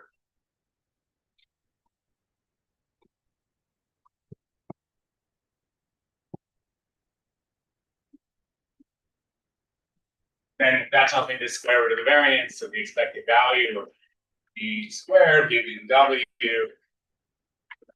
a is order 1 on the square root. Okay. And then you can do the other one similarly, and just leave it as extra. Okay, I mean, we do need to assume higher order moments, right? This is also assuming some control.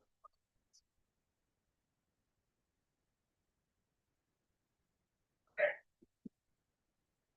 Is it possible to arrive at the semi-parallel converse of the Lindemann condition by these estimates?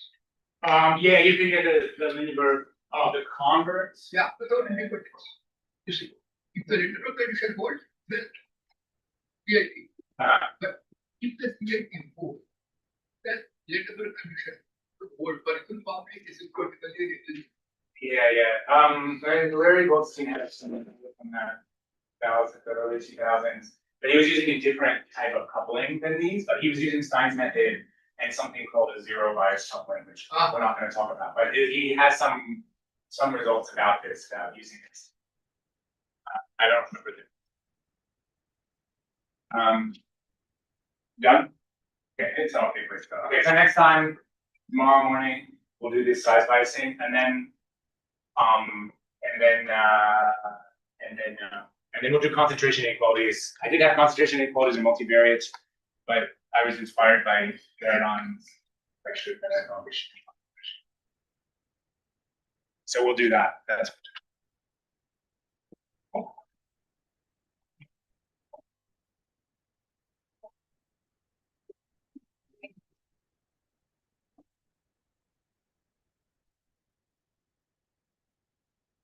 Would everyone leave quick announcement? We're all having lunch at the same place. which place though? Yeah, exactly. Cafe. Oh, Campus Cafe.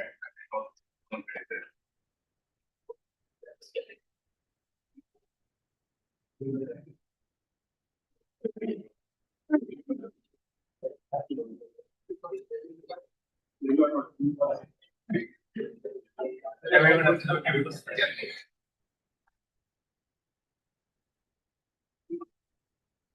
You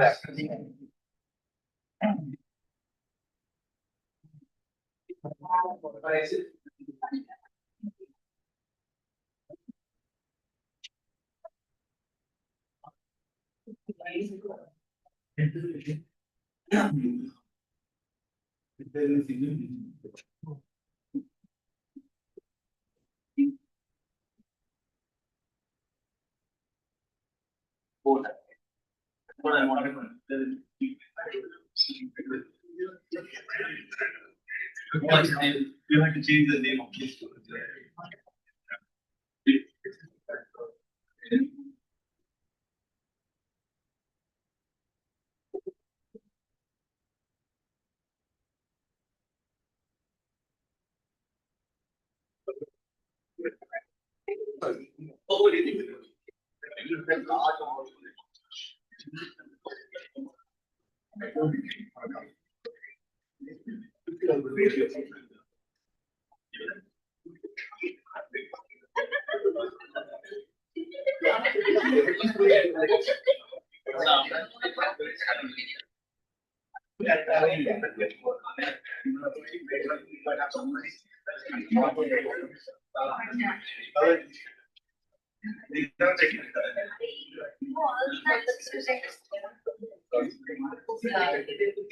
I don't know if that's a good thing or a bad thing.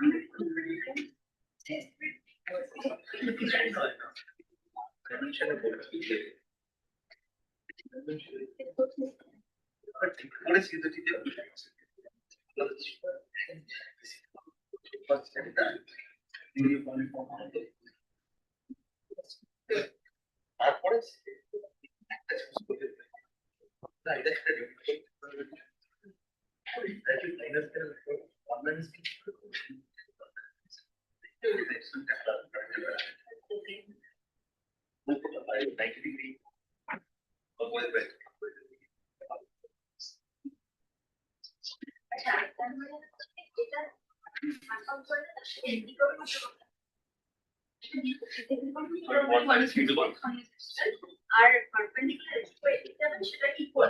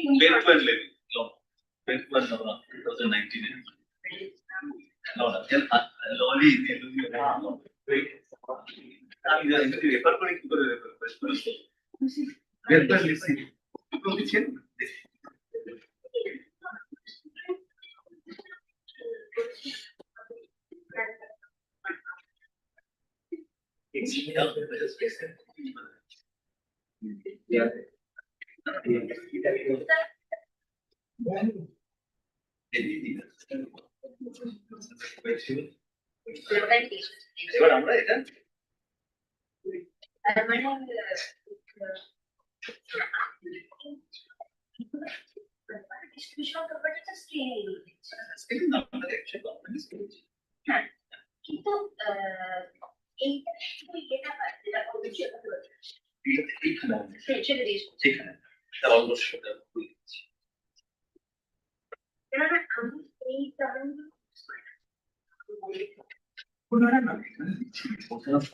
বেশি ওই TV দেখাতে ডিপ্রেশনে যাবে না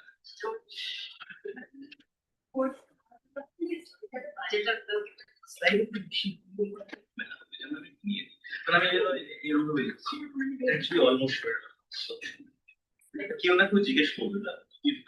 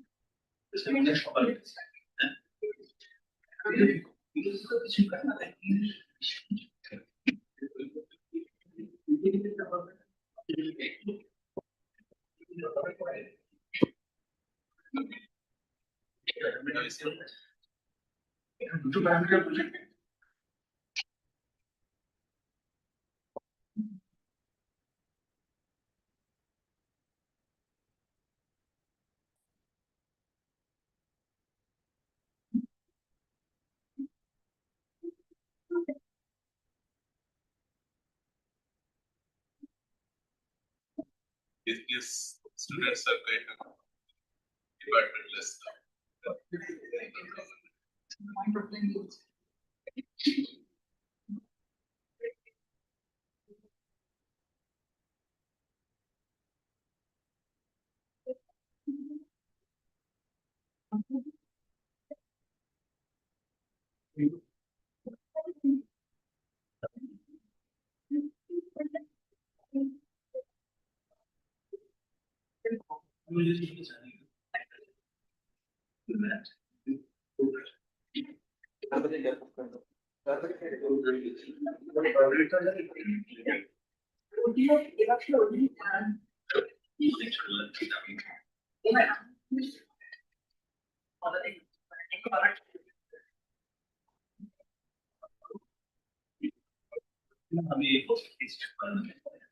luggage के साथ थोड़ा सा वो था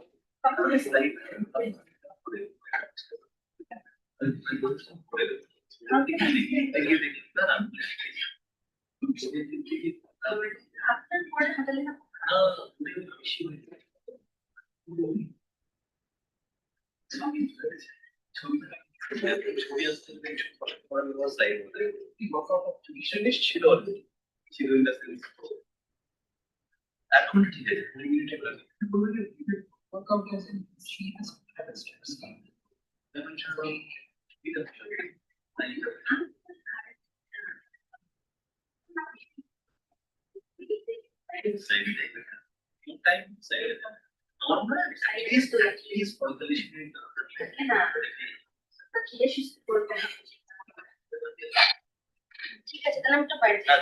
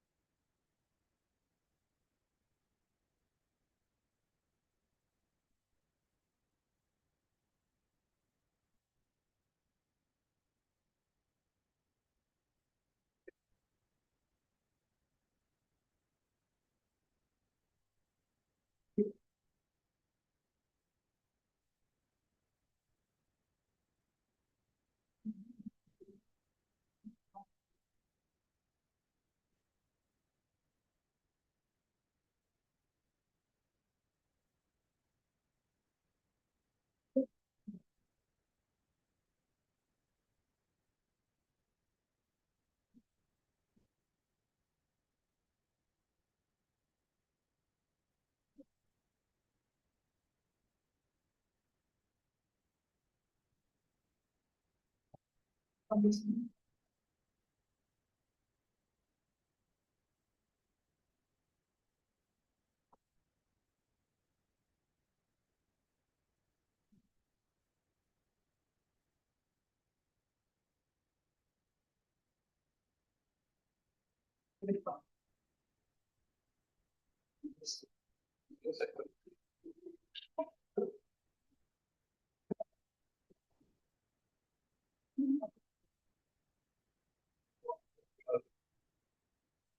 the various.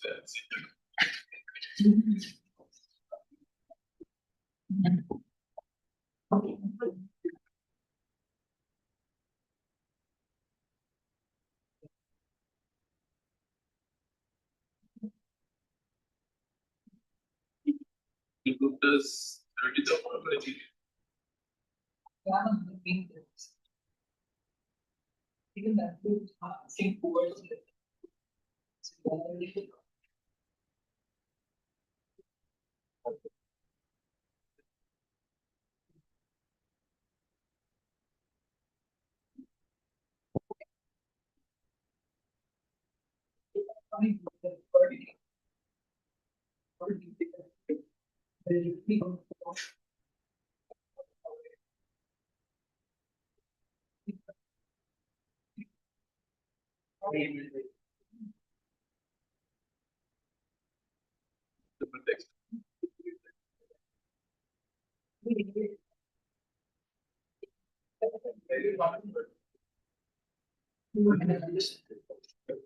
And you can.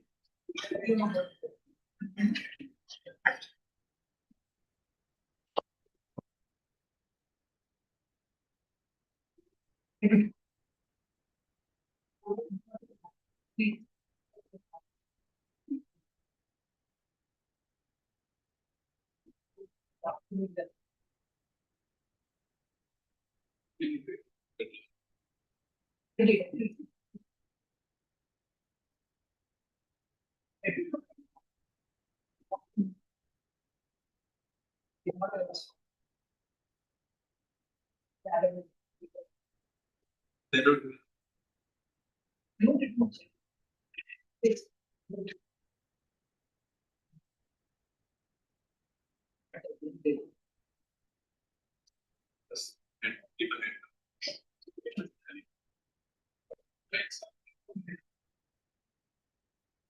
But made a.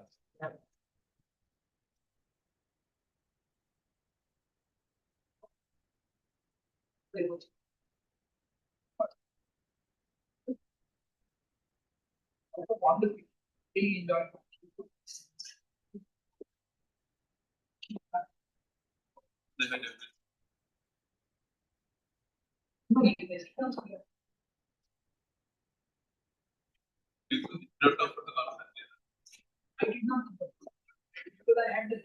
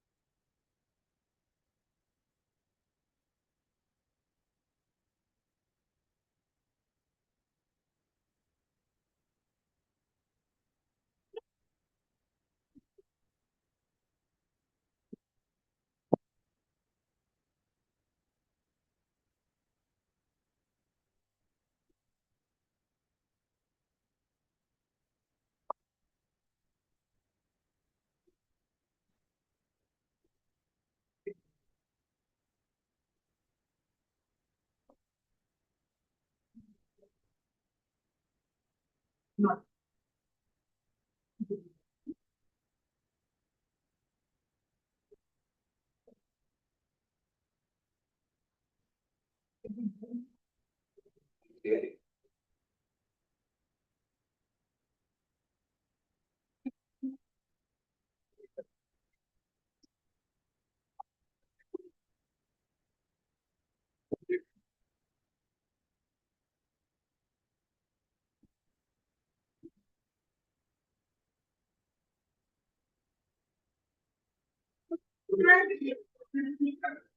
Some more again.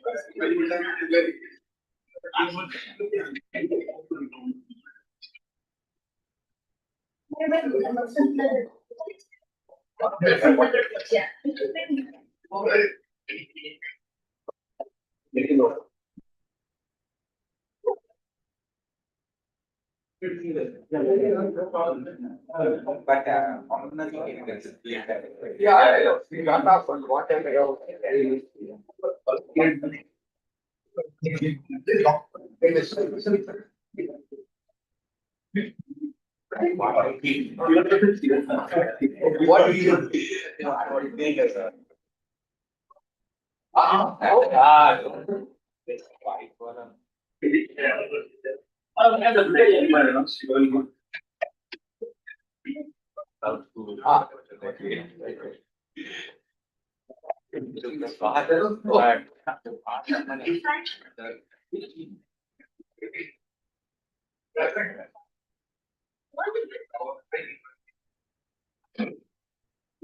Okay, so welcome back to the third discussion of Java.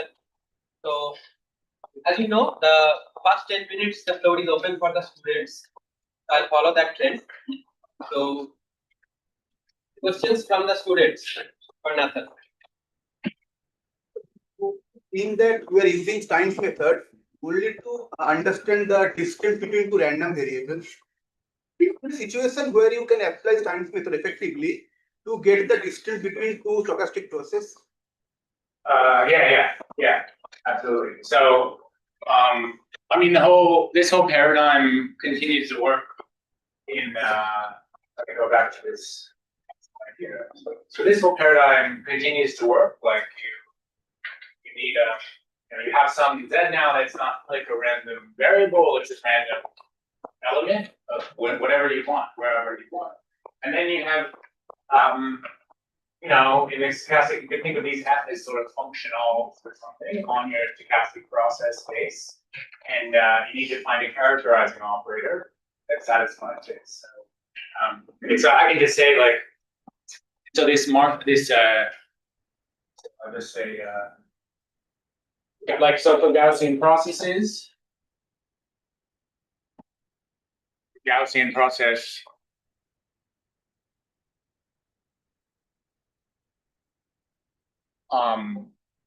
G index with some index set. I mean, you can think of this as a line or something like that. So you can define a markup process. So one way to get these characterizing operators, I said it before, is that you think of them as the generator as markup. So I should have said that actually. For the normal, what we had was this the f prime of x minus x f of x. That's the characterizing operator of normal. Now that doesn't look like a generator of a Weinstein-Uhlenbeck diffusion, but it is if I just put so this is the generator that Weinstein-Uhlenbeck. So for whatever, there's no reason to look at this and not without the problems, but even in the one-dimensional case, that's sitting there. I said a little bit of it. So what we do is you define a markup process. So we want to define a markup process. Let me just tell you what its semigroup is.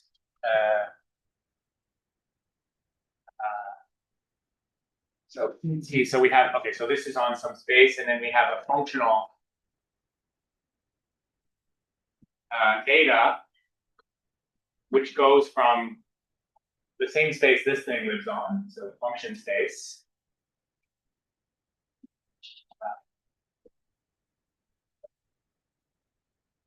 Into R. We want to define a markup process, stationary distribution of this thing. Okay, so then PT f of some function, data of our function f is just the expected value of data of e to the negative g f plus the square root of 1 minus e to the negative 2g times g. Okay, this is g. G here is a whole function. So this is fine. I have eta. I can apply this to functions. So this is called the Weinstein-Uhlenbeck semigroup. Okay, so this is a semigroup, and it defines the Markov transition. And then the generator of this thing, and then the generator is, well, okay, I mean, the generator, you need a little bit more structure, but you know, let's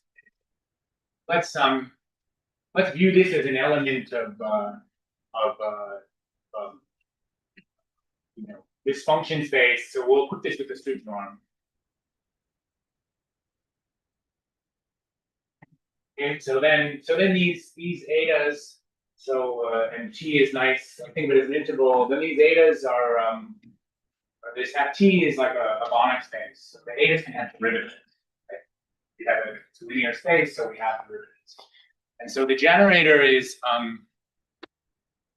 a eta f is equal to the expected value of the second derivative of eta. So this is acting on functions that have second derivatives. These are going to be these are operators, and then of g comma g minus b eta f in direction f. Okay, and somehow you were thinking of this like this is the derivative in direction f in one dimension. This is sort of x. Let me write this as f g prime of x. This is x g prime of x. It's called g double prime g prime. So this is the x g prime of x. This is the derivative of g in the direction of x in one dimension. Multi-dimensions as well. And then this thing, somehow this is playing the role of g double prime of x. The way to think about it for the normal, if it had a different variance, the one-dimensional, the variance would sit here like that. And for a process, it's more complicated because I need to know the covariance of this Gaussian process. So this is encoding the covariance because this is the bilinear form, the second derivative. And so somehow this is, because it's bilinear, this is really just about the covariance. This is how you specify the covariance. Okay, so then you can do this and you can write the solution. So then the solution, if I want to solve a eta of f equals some whatever, I don't know, beta tilde of f, if this is my test function, beta of f minus b. So we want to solve this equation, right? So what we need to do, I should say this is A's theta, this is a functional as well. Usually it's zeta, right? We draw zeta.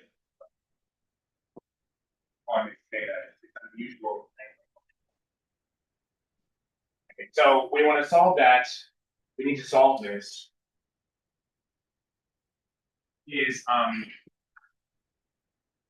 Wrote this before, it's the integral from 0 to infinity of the expected value of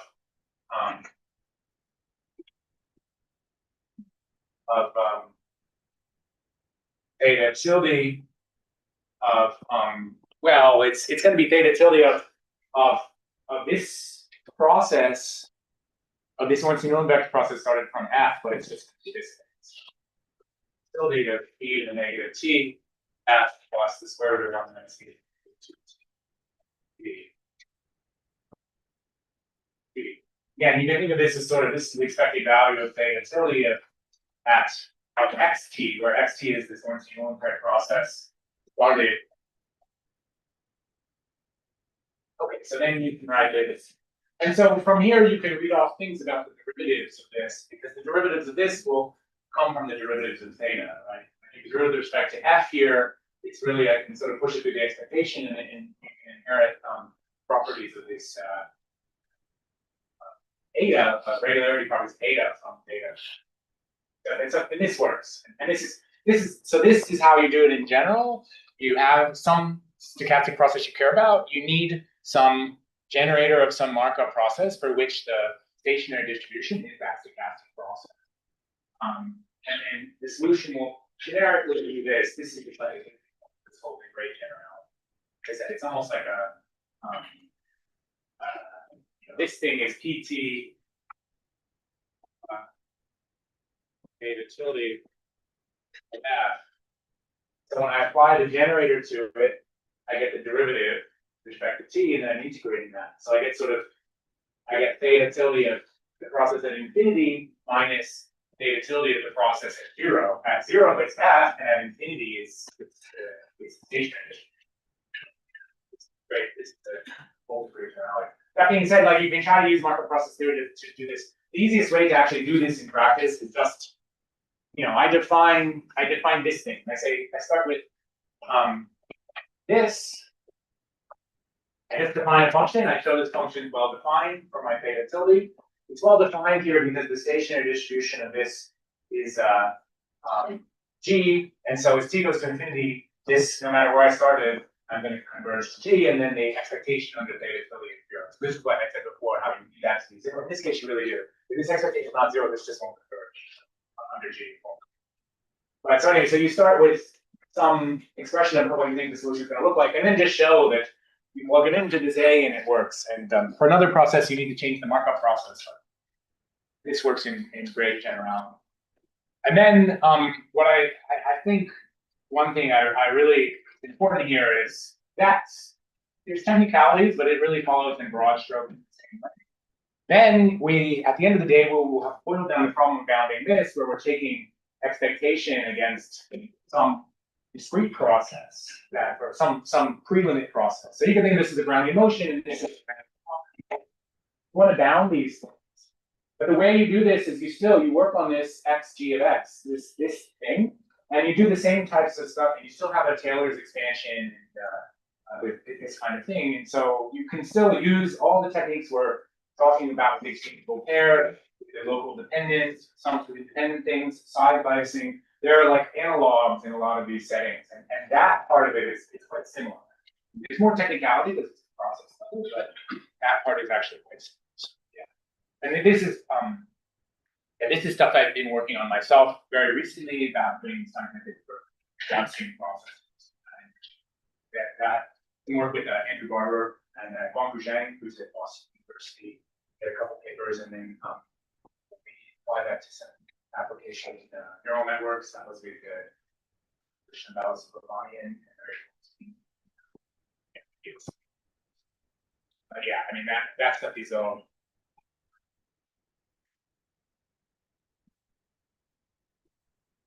Yeah, it was relatively straightforward to get a stand up. From here, these are nice fits. Yeah, you can just get it started. Yeah. Other relatively straightforward extensions of the method of exchange, where it's sort of slightly degenerated over diffusion. Yeah. Where you get the correct drift. Absolutely, yeah. I mean, you just change that, like in that story, it's like.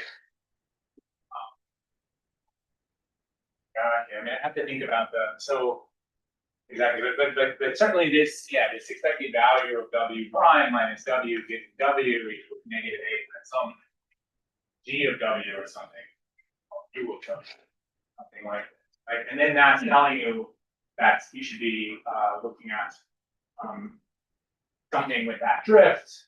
And then it's kind of the same. You need to look at the expected value of W prime minus W squared given W. That's going to be equal to some A squared. And now, we want that to approximately equal A squared to some sigma squared of W. And somehow, the variance term will now be the variance of this minus that actually depends on W. But that kind of naturally comes out of that whole working through everything. Like the reason that we had this F prime of W and then we had 1 minus W prime minus W squared over 2A. The reason this has mean 0 is because this is the W there, so it would be a similar time. All of that would be in concert to what's showing up here. And then if that were the case, you'd be comparing this to like your characterizing operator should be something like sigma squared W minus U of W. That would be characterized something like this. And so people are working on this. People have worked on this, so I think that the kind of one generic version of this is Chatterjee, Shor Chatterjee and Shah from like 20. They had a paper where they just work with the generic density, but you have a density of a certain form, and then this will have the characterizing operator, but then this is the linearity condition will look a certain way because the density has that form, but in background there. And then there's at that multi-dimensional level, there's been a bunch of stuff. Stationary distribution for various diffusions and things like that, less than that. So, and there it's very similar to basically you want to the characterizing operator where this is some diffusion generator and then so there's a bunch of people. Because I guess writing down a characterizing operator in multi-dimensional cases is not hard. Yeah. Exchangeable pair is much easier. Exactly. Yeah. So actually, exchangeable pair is nice because it just tells you what the answer is going to be. Right? So you just do these calculations. And like, oh, I know what this is close to this, and that then should be the stationary distribution of this. Yeah, I mean, so that's something that's sort of given like the way I'm telling this story in a forward way, where you know what the limits could be. You develop a science method, then you look at your application. So there are, in some situations I've had it myself where you had some application and the limit was not as standard when we didn't know what it was, but we were able to do some couplings that you look at the exchange pair, do these calculations, but in other words, we were able to do some couplings where like, oh, if we size by this a couple times and multiply it by theta, then we get something that's close to what we started on. I was the discrete things, and the multiplying by beta was like a polymer, and the size by things like adding bulbs, but we had some way of doing this coupling. And then we said, oh, well then, that whatever the limiting distribution is, it should be the fixed point of that distributional transformation we're doing. And that's what ended up happening. And then of course, because we knew what distributional transformation we were using, that told us what the characterizing operator should be. So it's the same, the canonical thing that they pass on.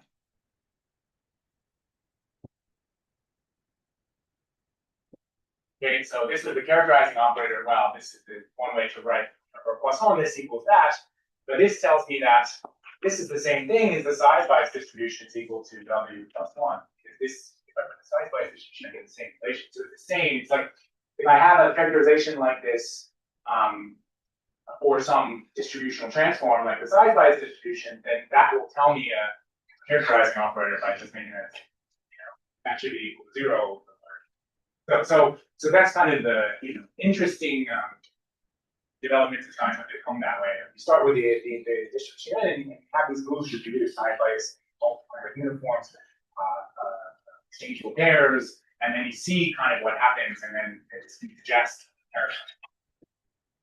Sure, Chatterjee sort of he had some paper where these spin glasses and that's a mixture of Gaussian and it is exactly like that. He was just doing this and he said, oh, I had some not quite exchangeable pair, but some move of flipping things around, and then all of a sudden, what he saw when he did a little Taylor expansion was something that looked like a mixture of two Gaussian characters. So that's how it's guessed. Can you show the next slide? Yeah.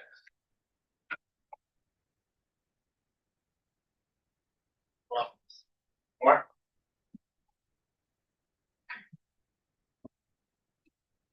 So you need a good A, right? Well, I mean, A is almost always going to 0, and it's like so the A in the denominator is the problem. Yeah, so good A. Yeah. A is going to 0 really fast. But these things, like somehow, it's just going to come out of your problem. Like this is either going to be satisfied for some A. Yeah, okay. I think I see. This is all. I can always choose R to just be this minus that, right? Yeah. And then choose A. It's almost never going to work, Yeah, basically, you have the exchangeable pair. You do this, and then you say, oh, it's something small negative something small times W plus something that I can tell is going to be like invariant small. It's largely, like to say, it's largely.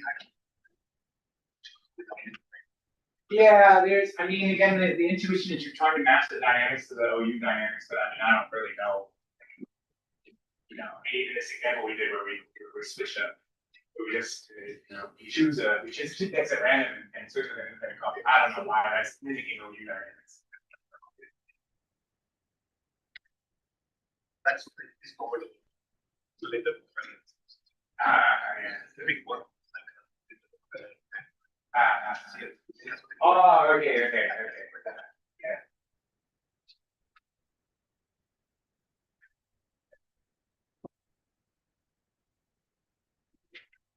process level, you have a second order differential of.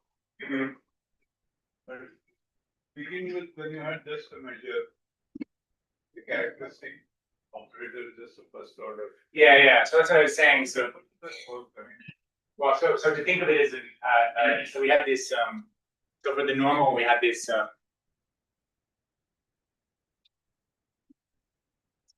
the normal, we had this,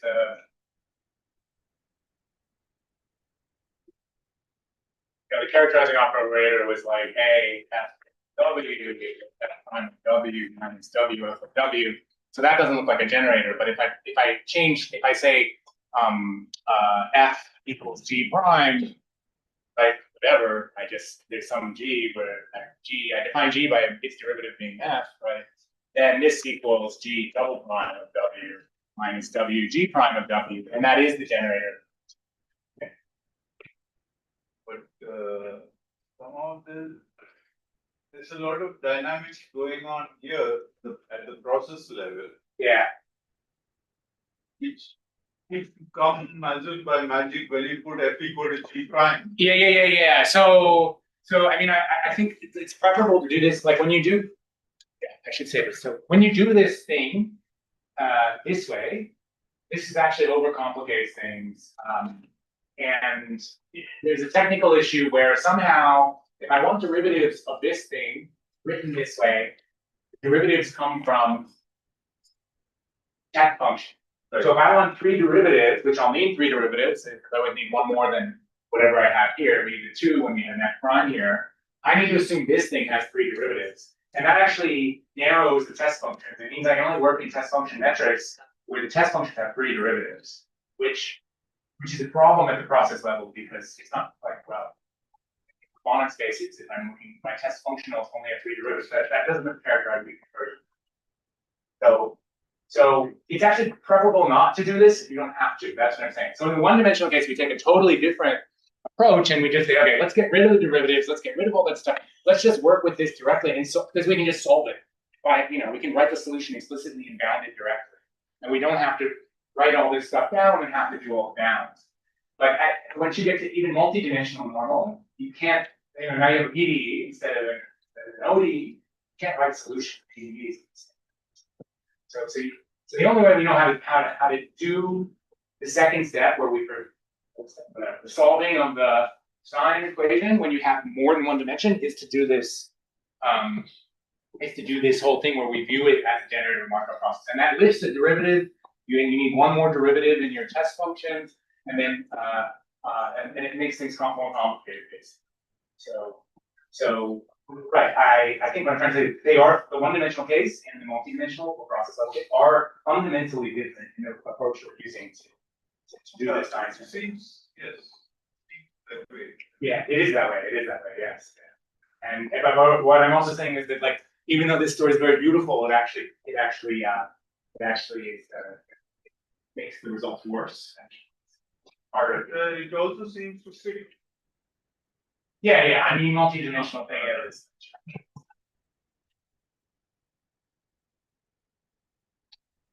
But yeah, like I said, if you go this route and you define these solutions this way in one dimension, it's not at all obvious that you get the same properties as writing a solution the way that we wrote. Like, you can write the solution. I mean, this is still true. I can write the solution. That's why once I put the second derivative in the one-dimensional case, but then somehow you end up with worse results just because the functional form is. Yeah. Multivariate normal, what is A? Like finite. Yeah, so for the multivariate normal, well, you can actually see it from here because if you think of this as a vector, and then then these are directional derivatives. This is like the action or whatever, and so you would this is like the multiplying of the expected value of GI, GJ, and the sum overall. So this is like the gradient. This is the directional derivative in the direction of f. So you sum over all of the fi's, which are the coordinates, and then this one you have to sum over GI, GJ, and you take the expectation because you get sigma ij. So I'll just write it down to be clear. But like, yeah, so for so if we have a multivariate normal and the mean is 0, and the variant, we have some sigma ij.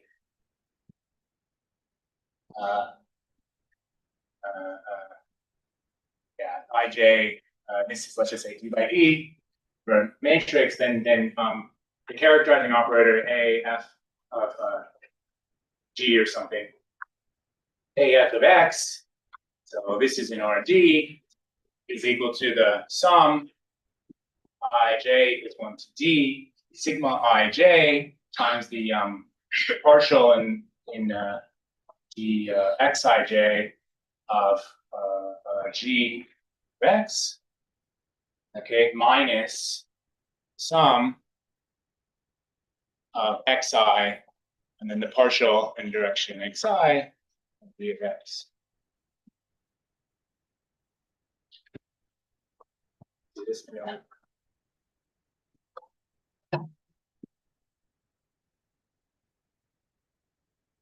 So as I said, this is like the gradient, and so the gradient in the direction of f is just you take the ith coordinate of the gradient, if it's partial in direction I, or the partial times f sub I.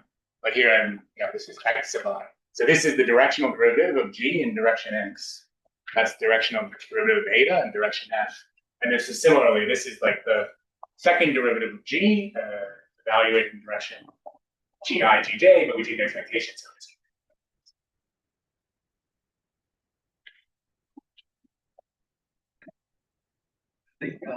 The inequality that not there.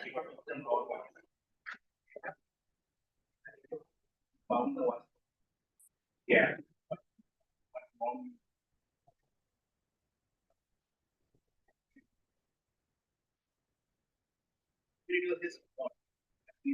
Yeah. Oh, now so for vectors to be clean. Yeah. And then for this, we put this with the soup form. But you actually, I mean, in this story, you can change this. You do that as an element of L2 or something. Get a different. Yeah. But yeah, and that's going to determine topology. There's always they give the Wasserstein distance with respect to some distance on the line space. Right. And the multivariate level doesn't matter too much. I'm not really worried about D, but at the process level, it does matter. Right. The Wasserstein measure with respect to the L2 norm is much weaker than the Wasserstein measure.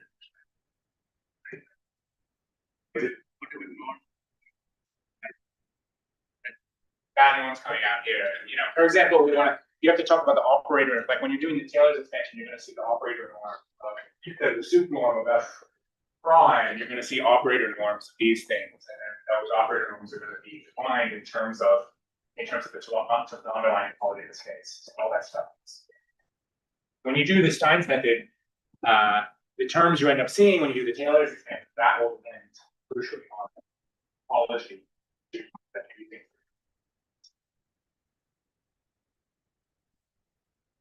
So if there is some more questions, you can ask during the break.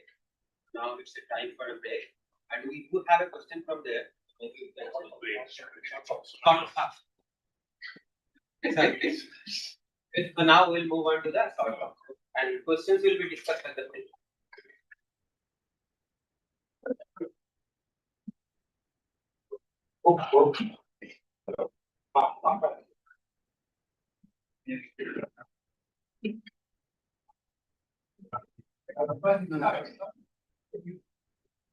Either way, good.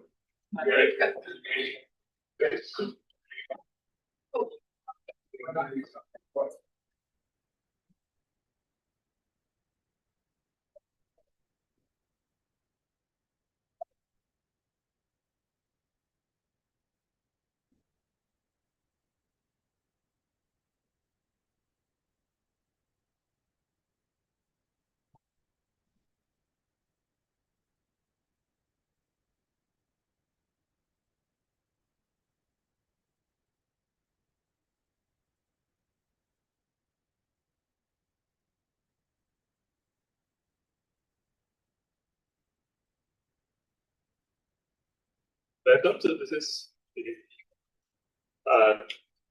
this is the first short talk by Professor Barthenel Roy from IIT Bombay, who's made important contributions to extremal value theory, stable random fields, and so on. He is also a fellow of the Indian Academy of Sciences. Today he will tell us about phase transitions for Eulerian elephant random walks.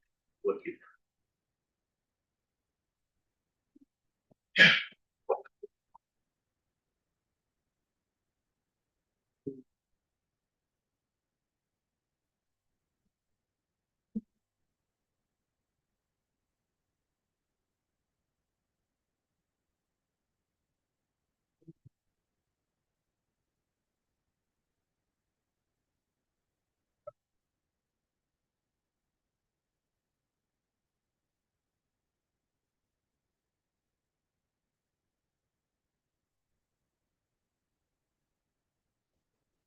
For the introduction and thanks to the organizers for this opportunity. So I'm going to talk about what is called elephant random walk, and has already been introduced by Momunti, but I'll again introduce it today. You must have forgotten because of one break. Okay, so this is a joint work with two physicists. I'm very excited because it's the first time I'm working with physicists, and that's always a great experience. So this Arijit Haldar and Shubhashekar Manna are two physicists, and then they gave me a problem, and like a wise man would do, I just gave it to a master student. He has solved the problem, now I'm just presenting.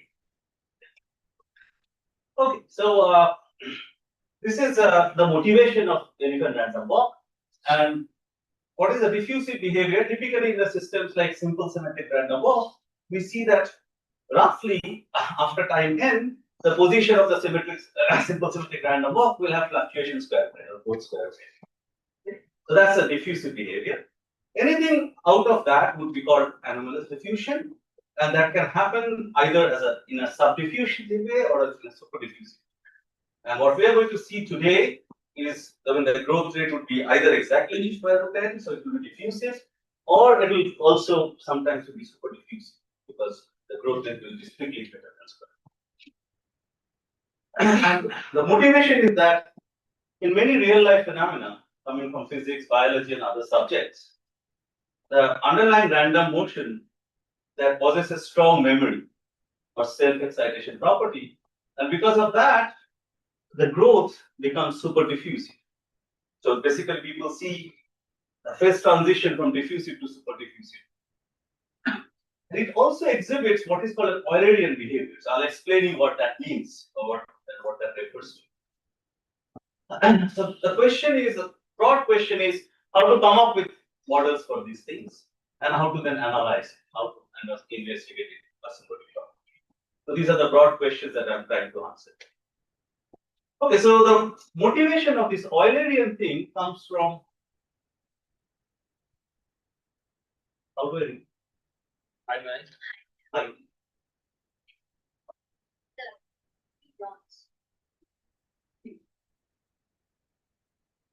Oh yeah.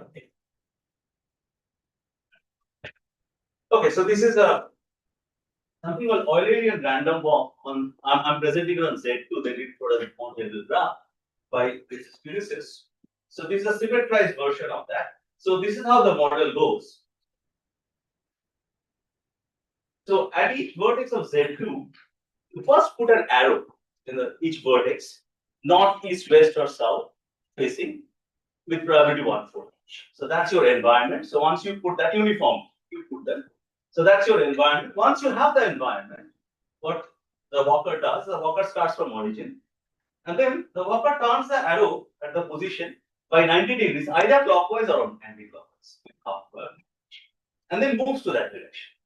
So one of the neighboring points, and this goes up. So let me show this with a kind of like a video kind of thing. So suppose the walker starts here at origin. So this is where the arrow is pointed. This is the environment. The environment is given to you. All of these are chosen with probability 1/4, north, east, west, or south. So once you have the environment, the walker starts at origin and then tosses a coin, fair coin, and either clockwise or anti-clockwise moves this one. Suppose this moves this way, and then the walker moves to this one, this position. And from there again, the walker tosses a coin and moves again 90 degrees, either clockwise or anti-clockwise, or probability. And then it moves to the next one. And this goes on. So again, from here, the walker again will do the same thing and then move to the next one. And then every time this is going to happen. So and then what they actually showed is that because of this moving the arrows, this will give rise to what are called Eulerian paths. There will be a lot of vertices will be visited but not many edges will be visited twice. So these are called Eulerian paths. So that's why they called it Eulerian random walk. Now when so this is one of the things that is the motivation of this work. Another motivation is the elephant random walk that already has been introduced, but I'll introduce it again. So let's first look at the classical elephant random walk, which was introduced by Schultz and Klimper. And how does this model go? So this starts at origin at time 0, and then at time 1, it's just like usual simple symmetric random walk. So the walker chooses +1 or -1 with equal probability. And then from after that, subsequently, what the walker does is walker looks at the past steps and chooses one of the past steps uniformly at random, and either repeats it with probability p or goes to the exactly opposite direction with probability 1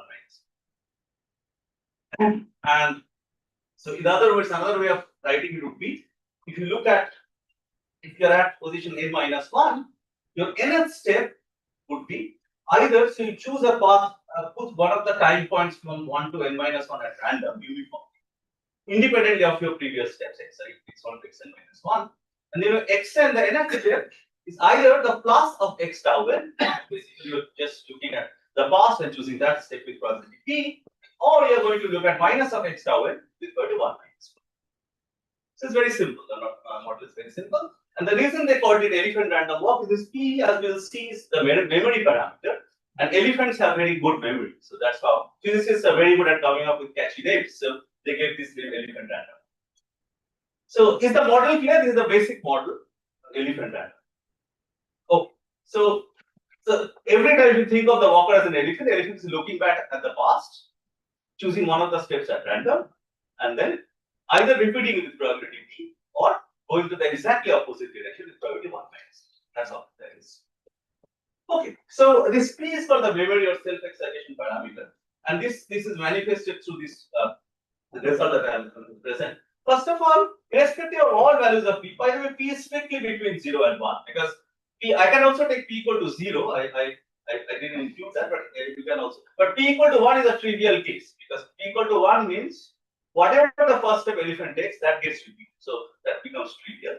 And another comment I would like to make is that p equal to half, because of the symmetry, it's a very easy exercise.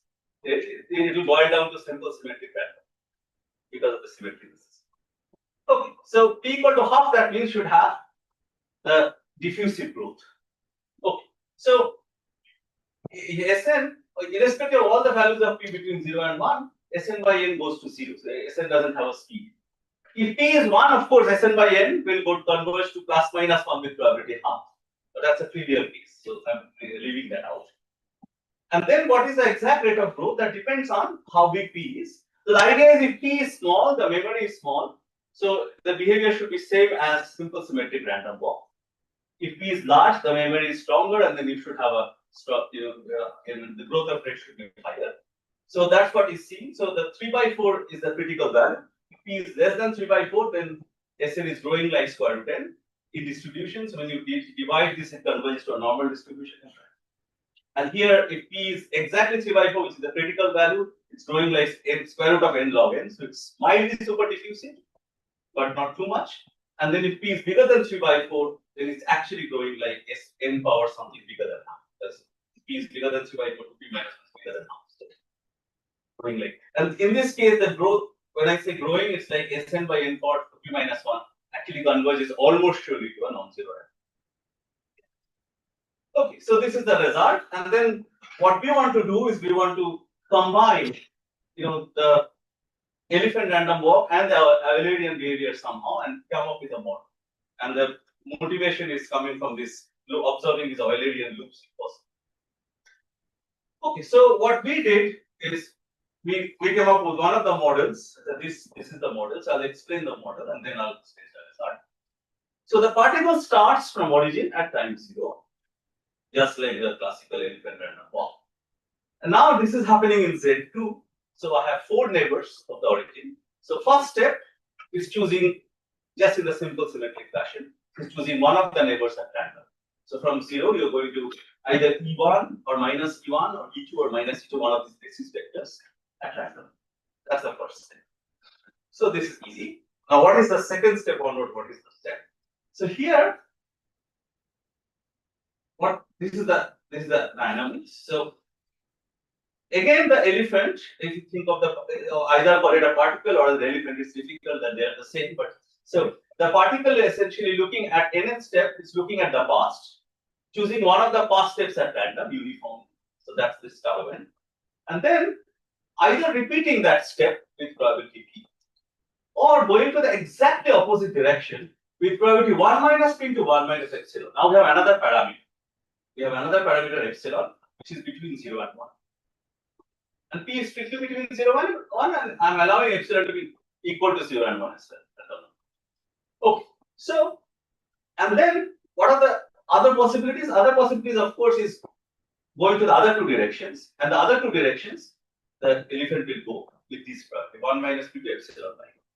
So basically, this alpha map is just this anti-clockwise rotation map in this figure. So the elephant is either choosing the same path, that's exactly whatever the elephant has chosen from the past, or going to the exactly opposite direction, or going to the other two directions. And these are the parameters. So epsilon being another parameter. So repeating the exact chosen path with probability p, going to the exact opposite direction with probability 1 minus p to 1 minus epsilon, or going to the other two with probability 1 minus p to epsilon. So that's the model. Is the model clear? And every step, so this is a model in Z2, and every step, the first step is uniform, and then after that onwards, the elephant is just looking at the past and either repeating or going to the minus or going to the other. There's nothing there. Okay. And then how do you interpret the parameters? So this is exactly, what this is told p. So p is again is a memory parameter, and you can think of epsilon as an Eulerian parameter. How much you are rotating it 90 degrees depends on this epsilon. How often? It gives you sort of the rate kind of thing. So in particular, if you put, these are three important special cases. If you put epsilon equal to 0, that means you're always going in one of the two directions. You're never rotating. So that means this is basically boiled out the classical elephant random. Because whatever is the first step, you are either going to that direction or going to the opposite direction. You're never making any other direction. If the first step is towards north, the elephant is always going north or south. It's never going to go east or west. Because this 90-degree rotation, this epsilon is 0. That probability becomes 0. So this is just classical elephant random of all integers. So that's not that interesting. Epsilon equal to 1 is what they call the totally Eulerian elephant random walk, which means that the elephant is never going to backtrack, it's actually rotate a lot. It will actually show a lot of trips. That's the idea. And another important case is epsilon equal to 2 by 3, which is the elephant random walk of the two-dimensional lattice. So this is the value for which all these other options become equal probability. So this, if epsilon is 2 by 3, all of them become 1 minus p by 3. And therefore, either if the chosen step is east, then the elephant will go towards east with probability p, or the other three directions is probably 1 minus p by 3. That's the classic. That's the two-dimensional elephant random walk introduced by Bate and North. So that's another special importance. And in this case, the phase transition was known. So what are the results? So what we showed is that irrespective of the value of p and epsilon, Sn by n is always going to 0, almost surely. So there is no speed of this elephant random walk. And then the actual fluctuation or actual growth depends on this parameter p, which is a nonlinear combination of p and epsilon. And then depending on the values of p, we get three regimes. If p is less than half, then Sn is still growing like square root n. And when you scale it by square root n, you get a bivariate Gaussian limit. Variance, of course, depends on p, but you get a bivariate Gaussian limit here. And then here, if p equal to half, there is a critical case. You still have this mildly diffusive growth, and Sn over square root of n log n goes to a bivariate Gaussian limit. On the other hand, if p is bigger than half, we just know that goes like n power p. So if you divide it by n power p is bigger than half now. So then it converges to a non-zero limit. All we could show it is a non-zero limit. So we don't even know if it has a density, nothing. So for example, in the classical elephant random, what is known in the super diffusive case, the limit has a density. Here, this also we could not show. We have just shown this much. We have also shown, we also have a law of iterated logarithms in these two regimes, but I'm just hiding it at this point.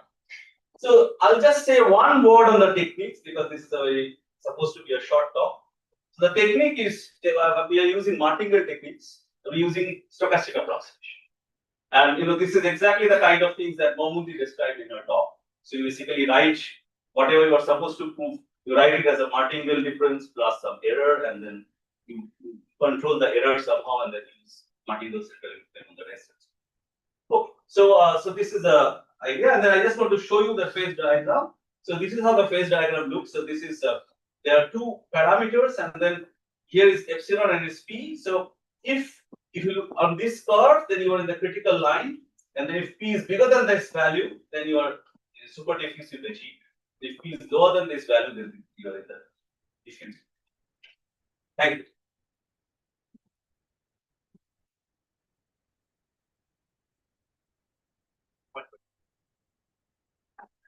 So, won't an embed like power parts won't an embedding to hard model? Yes, that's a very good question. So the classical, so I didn't say all these things. There is a way to embed this thing into an R model, and if you look at the classical elephant random walk, the classical elephant, no, not the classical, there also, and also the two-dimensional random walk introduced by Berko and Laura, they use the R model embedding and then got the results from there. But for us, when we tried to do that, we had some issues because we were trying to use the Youngson's result from there, and there were some issues. So we then directly use martingale. You can still embed. You can embed it in a 4-color R, but there are some singularity in the maps because you have to come back, right? Those maps are becoming singular. I can explain it. But embedding is still there, so one can use it perhaps, but I don't know exactly how. Because Jansen's results have other extensions. Perhaps you have to use those. The limitation is that would be that we are using. Easier than that possible.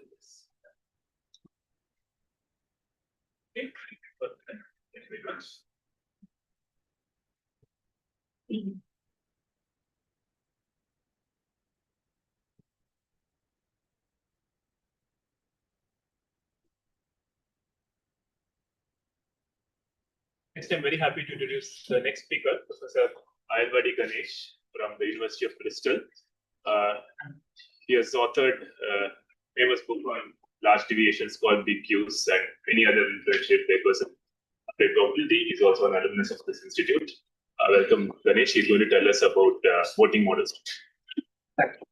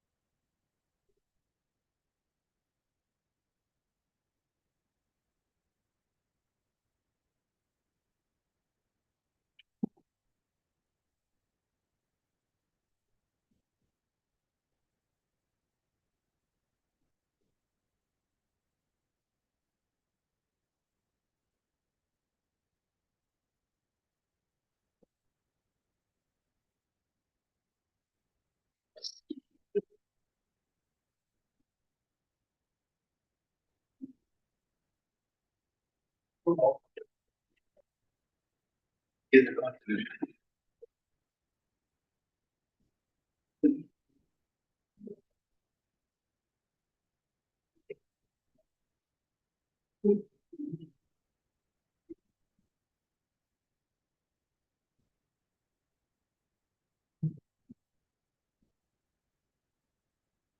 So, so I'm going to be talking about consensus in the weighted voter model, and let's use the model. And this is joint work with Emma Bala, who's a PhD student working with me, and Sabi Howard, who's a colleague who works in swarm robotics. Okay, so the problem we are going to study is what's called the best of n problem. The idea here is that your swarm of robots is trying to cooperate on some task. It may be search and rescue in some disaster zone, and they all have to decide which area to explore, for instance. They have very limited capabilities, and they have to coordinate. And so the goal is they should be able to all agree on which region to explore. So that's the problem we are looking at.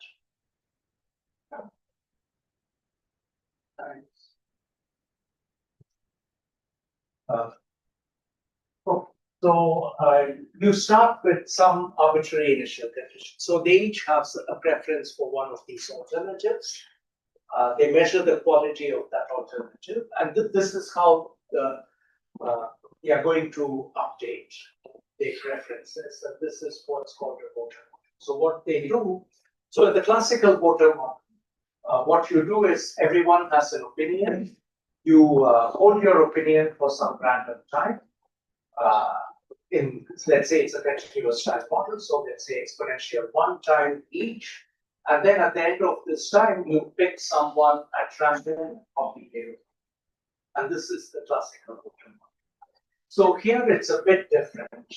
What you do is the different opinions are not equally good. So somehow one of them is better than another. So if your opinion is for a better option, you hold it for longer. And if it's for a worse option, you hold it for a shorter period before you change. So it's still random, it's still exponentially distributed, but you assume that you hold it for time proportional to the quality of your choice. So that's the point.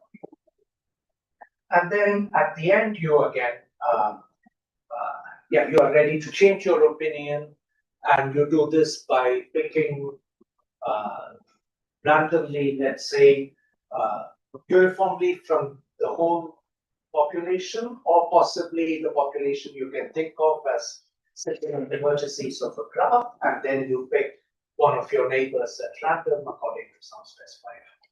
So in general, it can be at the vertices. So that's the model. And feel free to ask questions by the way. If the model is, especially if the model is not clear. Okay, so that's the model. The results do work for the general version, but just to keep things simple for exposition, I'll just talk about 2 options. So you just have 2 alternatives with these quality measures, and then you have capital N agents with some initial preferences, and then you hold opinion I for exponential 1 over qi time with mean qi, which is the quality of that option. Okay, and then we want to ask, so these are the questions we want to ask.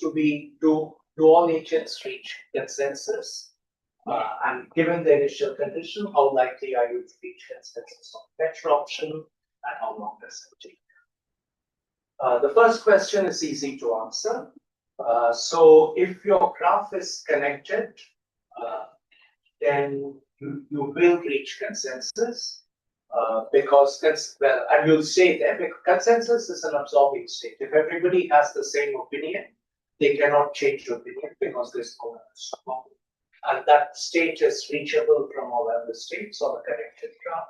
So you reach it in finite time. In fact, this model is on the complete graph is very easy to analyze. We can explicitly calculate the probability of reaching consensus on any given option. I'll just maybe formally state the model before getting there. So we have the state of, so we have a Markov process here. The state is described by specifying the opinions of all the agents. So XVII is the opinion of agent B at time t, and you have a communication graph which is undirected. And the vector of all opinions evolves as a Markov process. If you happen to be on the complete graph, it's enough simply to count the number of agents with each opinion. You don't care where they are by symmetry, and that would be Markovian. But in general, you have to keep track of whether. And for the complete graph, it's very easy to calculate what the consensus probabilities are. So, and that depends just on the ratio of the qualities here, and you have this explicit formula. And the time to consensus is not. The idea here is very simple. If here the number of agents with each opinion is a Markov process, and there's a very straightforward martingale associated with this, an exponential martingale. And so from that you get this, you get these results very easily. Okay, so there's nothing new in the setting of the complete graph. Okay, so these are some remarks maybe which from the point of view of the application, these were maybe somewhat not well known in the application domain, so I'll just mention these. So you just, even if there's only a single agent who initially prefers the better option, you have probability of reaching consensus on the better option, which is bounded again with 0 during one major combination. So if you have just one agent preferring the better option, whether you have a population size of 100 or if you have a population size of 1 million, you can convince all the other agents to adopt the better with probability bounded. And also the probability of error, the probability that you reach consensus on the worst option is decaying exponentially the number of initially. So this is a mechanism that gives you that guarantees that probabilistically guarantees that you reach consensus, which the classical voter model does not. There you have substantial probability of reaching consensus. And the other advantage is it's very fast. Again, the classical voter. Just reporting results. The time to consensus is linear in the population size. Here it's not in population size. So K is a function of n. Yeah, I mean the results are for general K for the complete graph, but to interpret it, typically if you think of K as a fraction of n, then the error probability decays exponentially.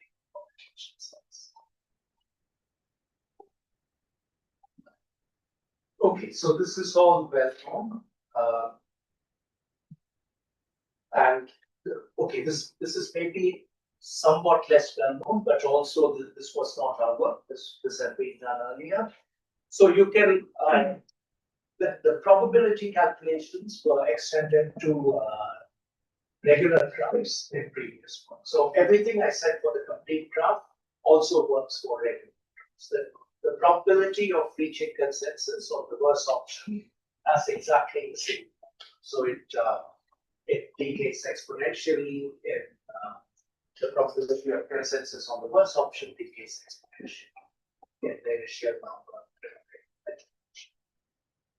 So I think the results on consensus time were new, at least as far as I know. So we can get bounds on the time to consensus for these regular graphs, which depend on the expansion properties. So we can get bounds on the consensus time in terms of the isoperimetric constant of the graph. So if the graph is nicely mixing, if any set of vertices has a large number of edges going out of it, that's what it means to be an expanded graph. And if it's bounded degree, no, it's okay. It's a regular graph. So if it's an expander, if there are lots of edges going out from any vertex set, then you still have the time to consensus is still longer. The size. So you reach consensus, right?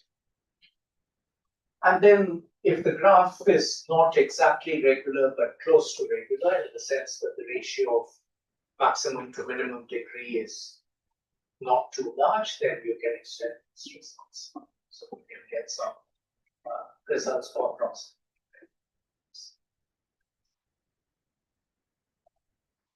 So all this is for noiseless measurements. This is the okay. So this is one setting. So now we are interested in what happens if your measurements are noisy. So really, what we are thinking of here is some kind of information fusion. So you have a population who gets independent signals about some true state of nature, and you want to decide on the best option under the true state of nature. But the signals you get are noisy. So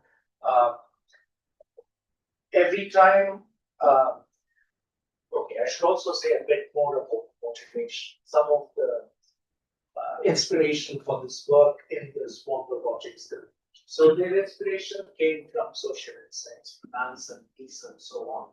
So when they make decisions about foraging or about pesticides, it's believed, and I don't know how strong evidence is, it's believed that there is some kind of water model kind of behavior happening within the colonies of ants or bees, and the idea was drawn by similar mechanisms. So every time a scout goes out and measures the quality of the nest size of the food source, it gets some noisy measure of that quality, and then it comes back to the nest, and you have the consensus. So that's the idea. So what happens if every time you measure the quality of an option, you get a random measurement? And so I've used the letters.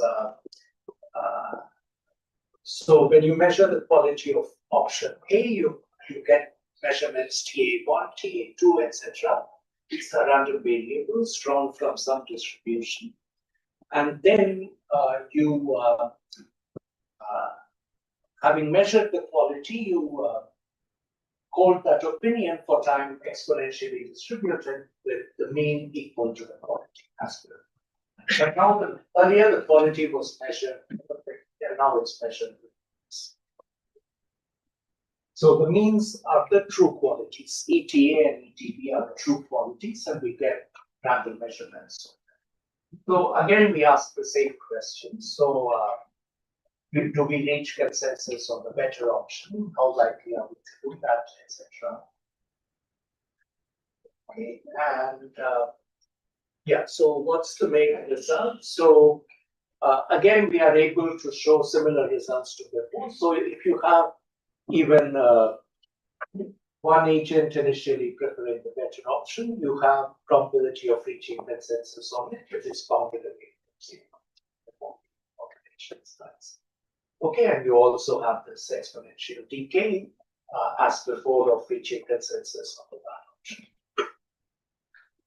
Okay, so we don't have exact formulas as before, but we have these qualitative results. And the idea is basically, yeah.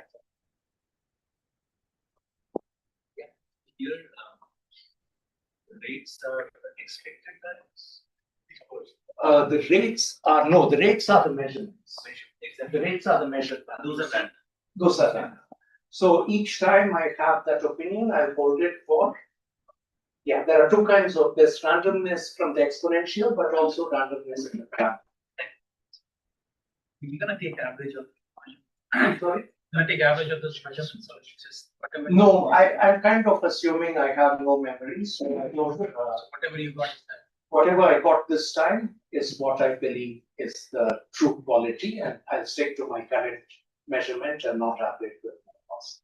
I have no memory, or not in any French. I'm very extreme.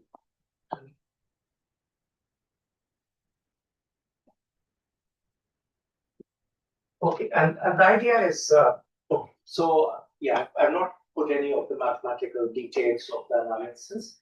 The idea is to think of this as a multi-time branching process. So we are thinking of the situation where there is one or a small number of agents who prefer the better option in a sea of agents who all are preferring the worst option. So we want, yeah, that's the question. How is it supposed to judge this kind of thing? it gets a signal from nature. So the idea is that there is something that is truly better, but none of us knows which is better. But we have, so think of bees deciding whether to go and forage at this food source or that food source. They don't know which is better. A scout goes, it gets some measurement of how good it is and comes back. And these measurements will on average be accurate, but will be noisy per measurement. Okay, so how are we analyzing it? So think of, we are keeping track of the agents of the small number of agents who are favoring the better option in a sea of agents who are favoring the worse option. So how does this number increase? So every time an agent preferring the worse option is ready to change its mind, it's sampling at random. It has some small probability each of picking one of these agents signaling the better option. If it does that and changes its mind, we think of that as the child of that agent. So we are thinking of it as a branching process. When someone preferring the better option changes their mind, because most agents prefer the worst option, we are thinking of it as death. It's not exactly death. There's a tiny probability they can retain the better opinion, but they know that we are counting it by a branching process where they always choose the worst option and they change their mind. And the type is your random measured value. Your measurement gave you some random number, that's your type. And so we have to keep track of how long you're going to hold that opinion, so that's your type. And this is the branching process approximation we analyze. And based on that, what we say is that if your option is indeed better, this branching process is super critical. So you won't die out with some probability, or rather with some probability you won't die out, you escape. And then you have a large number of agents who prefer the better option. At this point, the branching process approximation breaks down, but from here, you have a strong drift in the direction of the better option. So that's that takes care of you not reaching consensus on the solution. Okay, so that's the idea. Okay, so this was then. So there was some within the swarm robotics community. So people had done this mostly by simulation. There was very little mathematical analysis. So by simulation, they found some of these results. But there was also some debate within the community whether more noise was better or worse. And by more noise, they were mainly thinking of variance and trying different distributions. And the simulations were maybe giving mixed results about what happens. So we were able to resolve this analytically, but we have to precisely define what we mean by more noise, and then we can say if your measurements are more noisy, are you less or are you better able to reach consensus of the best option? Okay, and you may well have guessed what more noisy means, and we should not just look at variance, we should look at things in the convex stochastic order. And let me remind you of what that is. So if you have two random variables, x and y, we say that y is bigger than x in this order if the expectation of f of y is bigger than the expectation of x for all convex functions. So this is why in the usual stochastic order, you are thinking of f as increasing functions and here is convex functions. So, or if you like, y is more spread out than x. That's what this. Okay, so and so other result is that if you have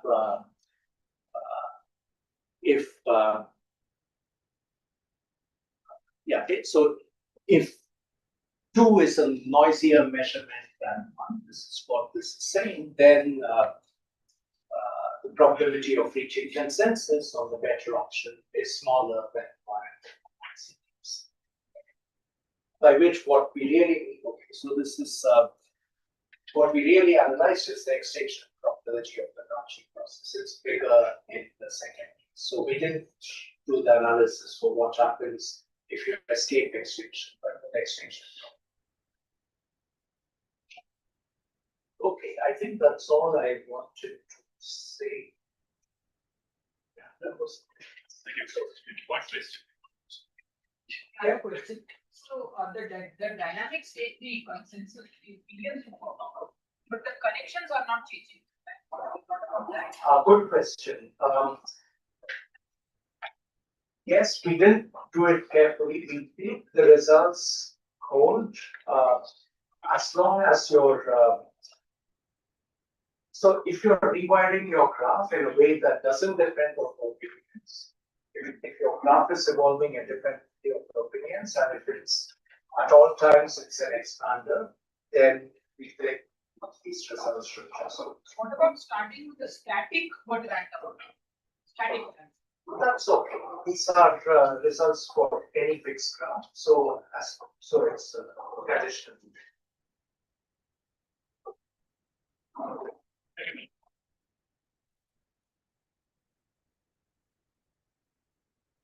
What time check again?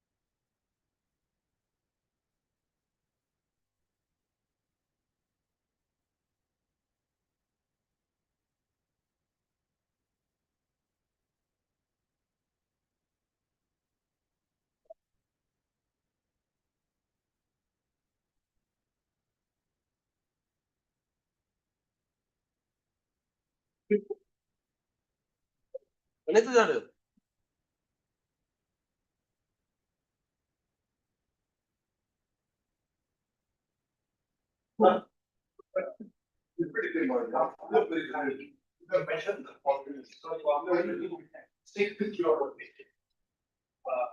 as long as but during your see go to this. Whoever asks, I will say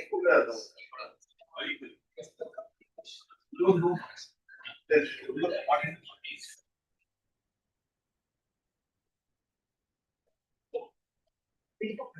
I can also be incorporated as 2 minutes. So you're lifted. But I think product is very good. Will say anybody asks you for a recommendation, which random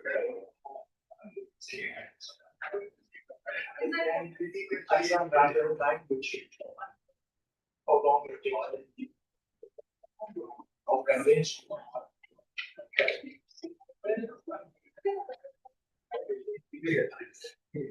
I don't know.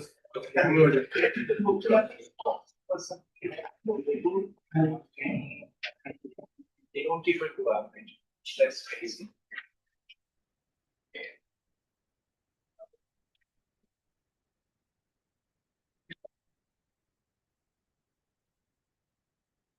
We did this.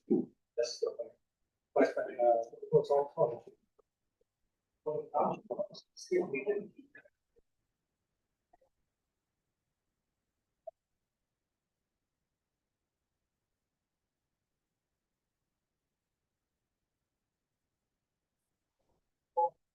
And I think that's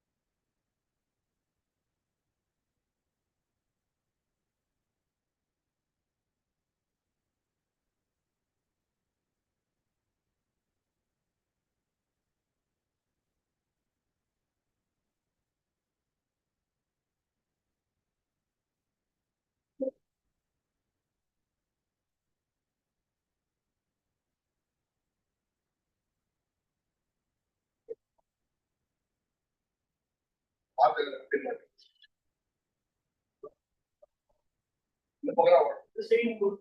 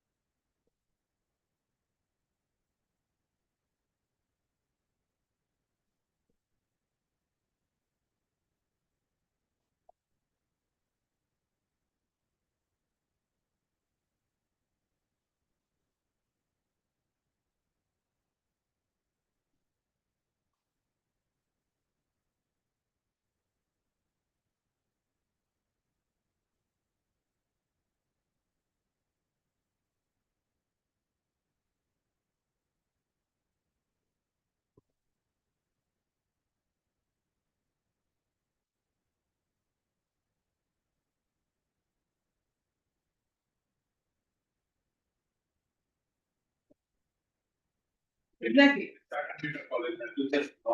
Some Exactly. limits and differentiation. I still feel that the material is like different enough. But these institutes also have some. No, I said assistant. But still, I. Yeah, their problems are slightly not as hard as our paper. Similar. I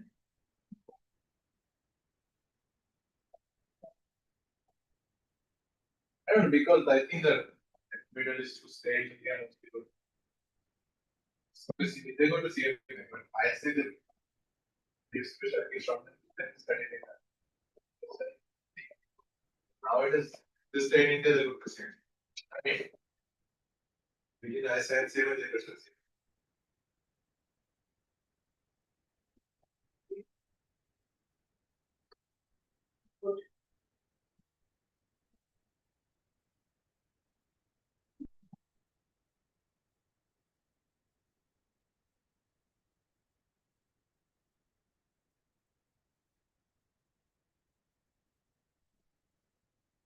Submitted your this one, the travel cost, reimbursement cost.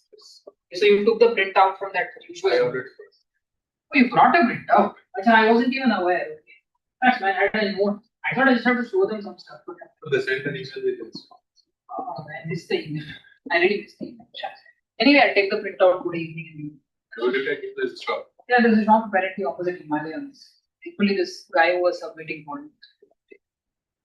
What did you submit? You submitted boarding pass and. So I can be trained.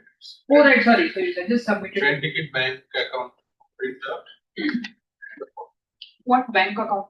They asked for the first page of your passport. Oh, seriously? Have it in digital. Yeah, I have it in digital. So you can print it out. Yeah, that's good. Right. I'll do that then. Wait. Oh, and also for plane, they asked some equivalent fare doc. I don't know if it's required. So they only will reimburse the train fare. So I think in IRCTC you can get an estimate from Delhi to Chennai. What is the second place train fare? Okay. That document you have to submit. That sort of. What? So they won't reimburse the full flight? No one reimburses flights. It's always second place. Oh, you got to be kidding me. That is the standard government procedure. Okay, I am not flying this kind of something. So I'm just coming on. Okay, we'll get some part of it. It's okay. How much will you get? 4,000? It won't be 4,000, but what is the second AC fare from it? Would be at least 2,000, right? Right, that's it. So you get around 4,000 back, 5,000 back. Couple of flights costed 14,000. That is not, now it doesn't feel good. You're right, but it's almost. Anyway, train you cannot come by train. The train is too hectic. Yeah. So 2.5 days, right? Right. Oh, and on top of that, I have to travel back to Sonipal. So that's another, add on another 1 hour, 2 hours to it. Point it. Okay, I'll go for it. Oh, yeah, I'll just go to wash.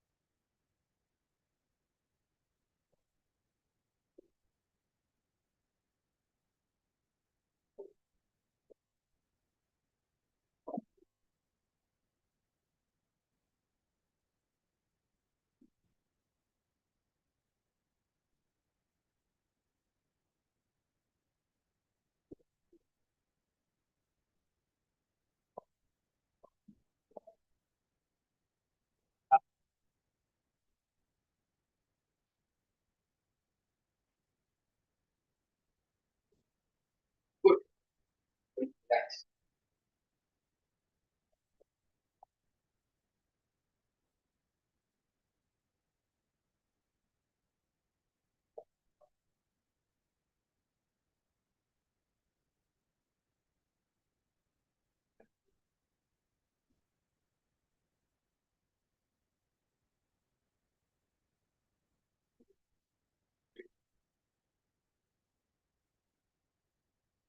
I don't see really wanting to develop it.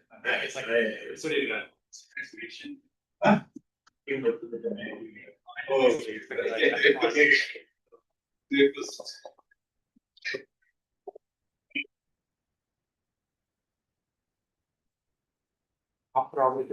Yeah, the size bias. That's right, so the size bias, well, there's, you can think of it as you have distributional transforms that have a unique fixed.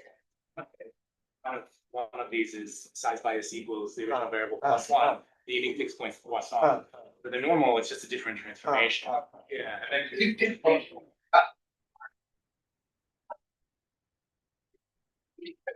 That's an exponential. That's like.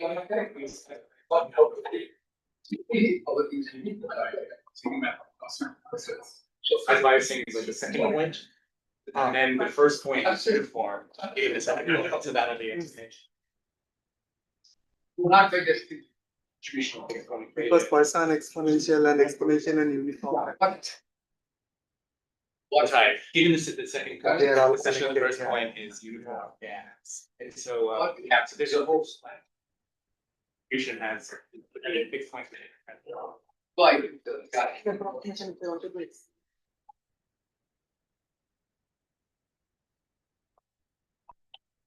Yeah, it would be like, well, exponentially it'd be. So whatever is continuous, okay.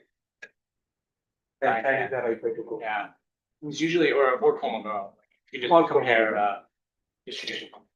Yeah, because if it's, if you have something continuous and something discrete, total variation distance between them is one, right? So, yeah.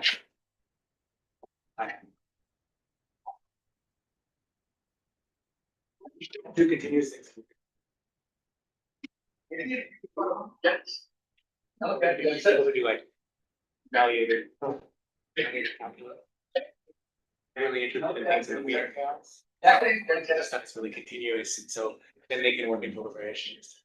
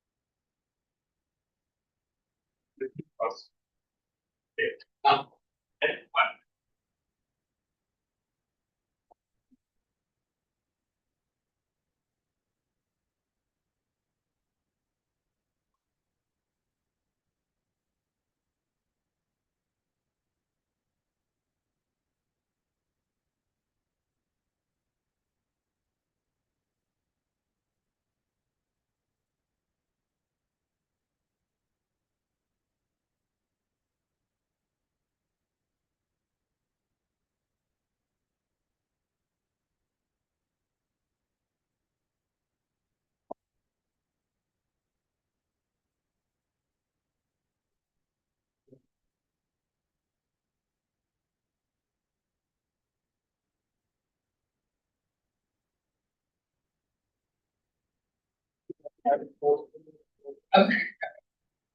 don't think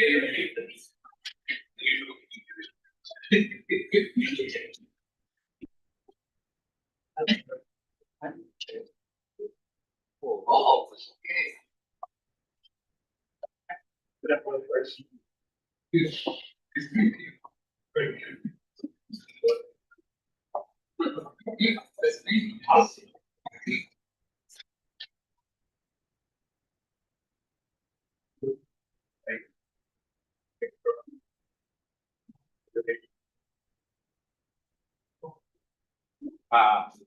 Basically, this.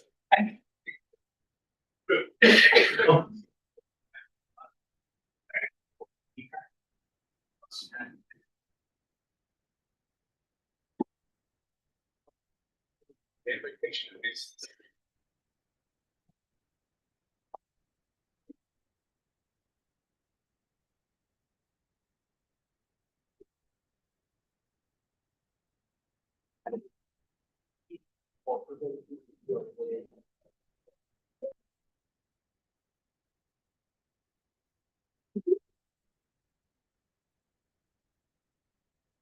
Yeah.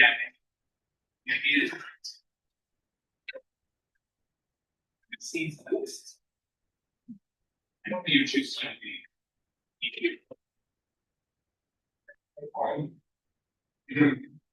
No. Yeah.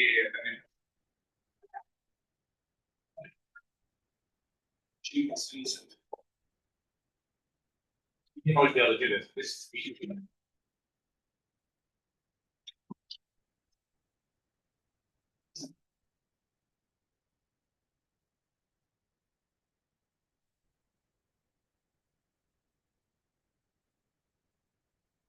Yeah, so you can speak to context.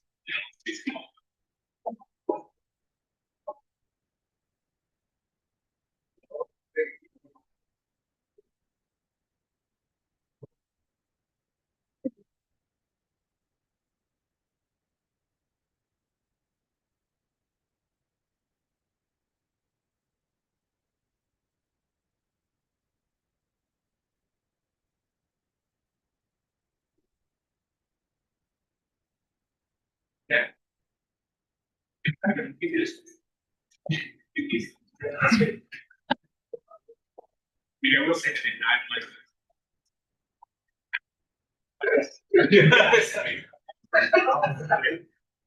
yes, this time I can go inside. Yeah. Whatever. Because we had light up and now it's criminal in the flat. That's why it's being.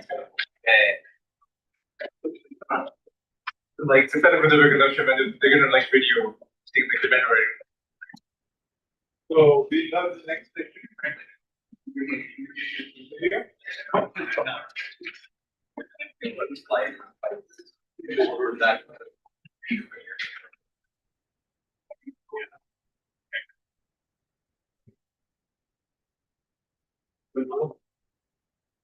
They're not gonna do the balance, but no, I see. Show में तो तुम्हारा boat लग में चलो जी ना के show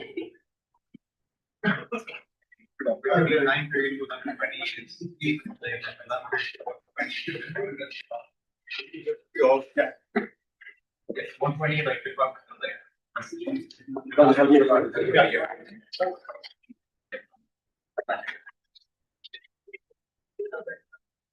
Yes,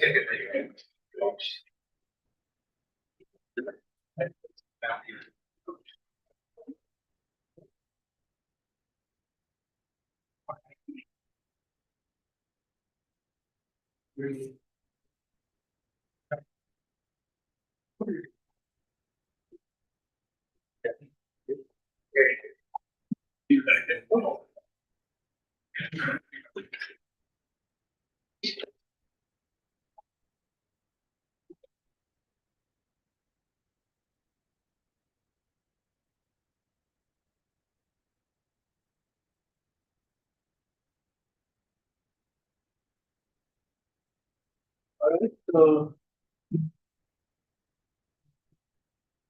time to prove this give a stage of a proof of this transition and reactions for the contractions of adjacency tensors of alpha. Okay.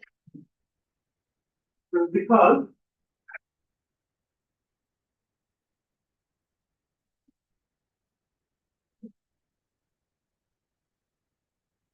you have an R uniform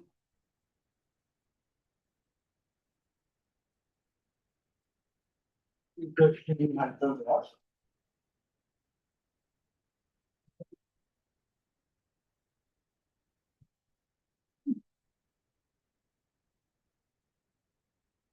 This is the indicator whether this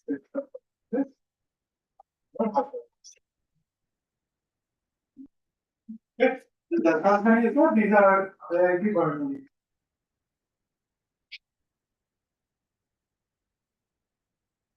So that's your interesting art of graph. Then we look at the contraction. Is a matrix, invariant matrix, the ijth entry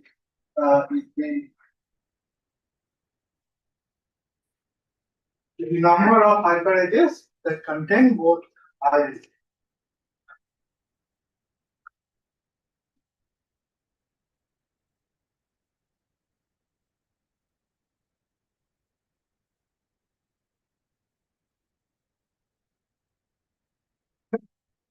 And we avert this.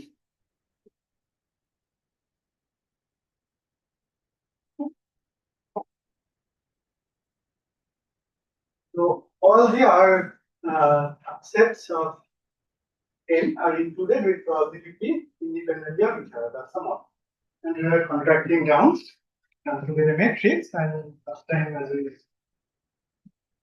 noticed, this A can be written as some constant times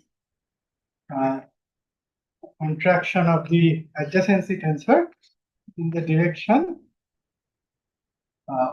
in the all ones direction. Because in sum over all the other vertices except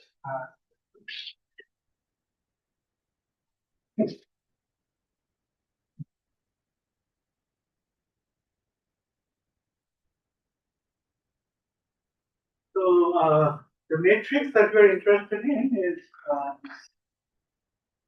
normalized efficiency matrix. So A tilde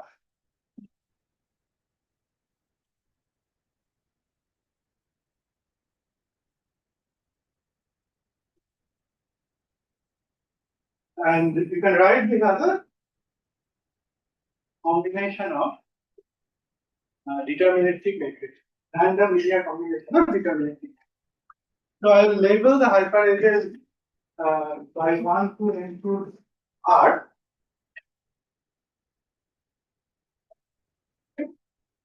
And right click hyperedge indicator as a H key.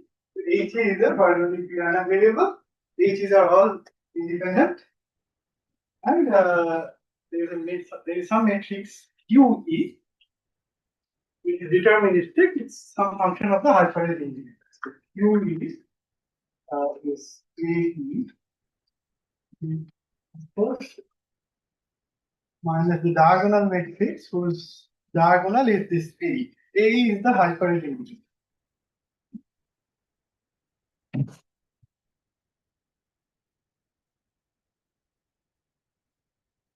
If you put a 1 in the highest position if I belongs to the hyperedge P.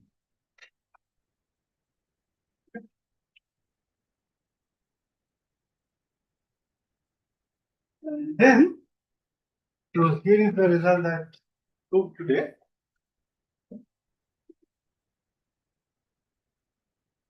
So we'll allow the R is the order of the adjacency tensor, right? How many people are allowed to be friends in your hypergraph? We'll allow R to grow with them.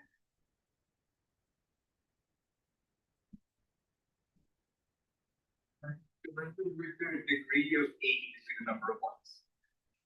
Degree of AE is what? a vector, right? So degree of AE be the number of ones in AE. Yeah, so what's the degree of AE? What do you mean? A is a vector whose diagonal AE. Oh, I see. Sorry about that. Right. It's the diagonal matrix whose diagonal is this. Right, yes, that's right. I'm sorry, what is this capital? It's the set of hyperedges. So, in the complete hypergraph, there are n to the r many sets. How many of those are included in your realization? It's the set of hyperedges.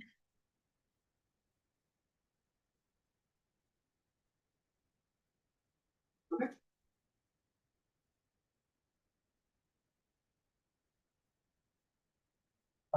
So we will assume that R by n was to some constant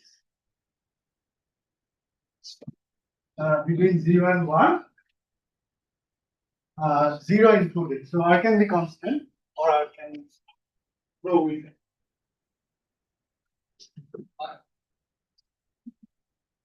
Then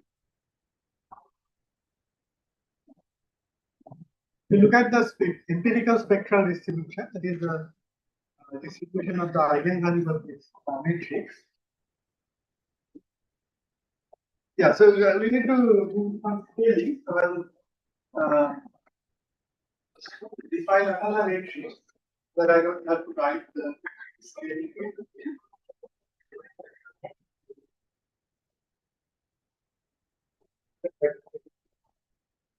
That you get a non-trivial limit.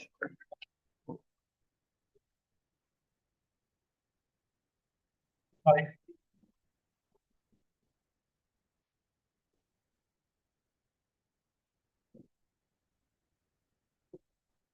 So this is the empirical distribution of the eigenvalues of matrix H. That's like capital A is an n minus 2, choose R minus 2. Yeah.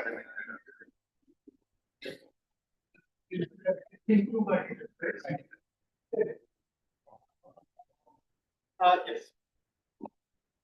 And capital is the heterostotic hypergraph which is generated, right? Yes. So that. So, G is the hypergraph on n vertices, and E is the Realized. realized hypergraph.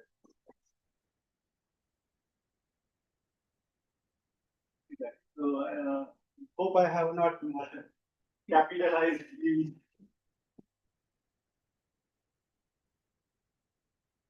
Seems to be all right.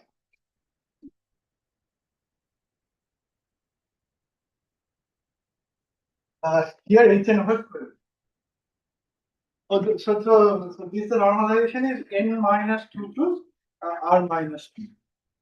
So when it's the Stochastic graph, you don't need any normalization and r equal to 2. Okay, so this is so that the variance is a model.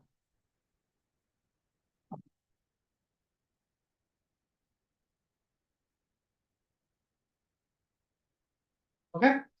So we look at the empirical spectral distribution of this matrix. This converges in distribution almost surely to the semicircle denoted by rho. So it converges to the semicircle law with element 1 minus c. C is the limit of r by n. What is rho? Rho is the semicircle law. So rho sigma square dx is 1 over 5 sigma 4 sigma square minus support amount minus sigma.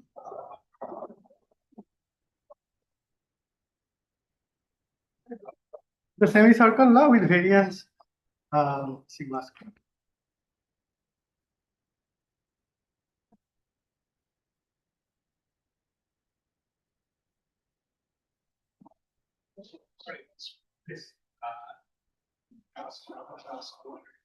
So Hn already had this first one in minus functions on. Yeah. That's scary that you never found the roots. Yeah. So this makes the thing comparable to something like a Wigner matrix. And then outside that you need the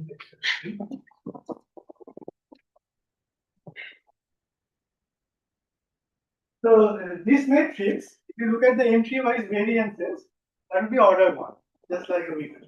So maybe 1 by n.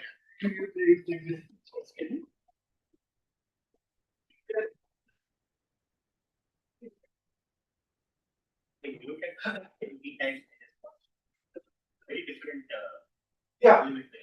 Yeah. So P we can allow at a certain rate to go to 0 as well, but not the bounded degree. There it's not no longer the center. That's a different. So since since you asked, so it is known that if you have the Stochastic random graph, then you get this limit, semicircle limit, as long as NP, the average degree, goes to infinity. That's so there is a notion of the average degree for hypergraphs as well, and this result is valid if I replace that by the hypergraph degree as hypergraph degree only when R is fixed.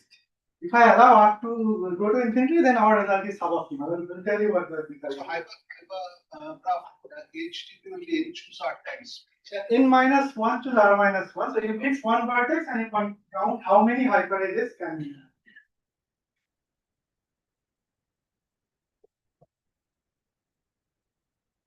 This is the hyperedge.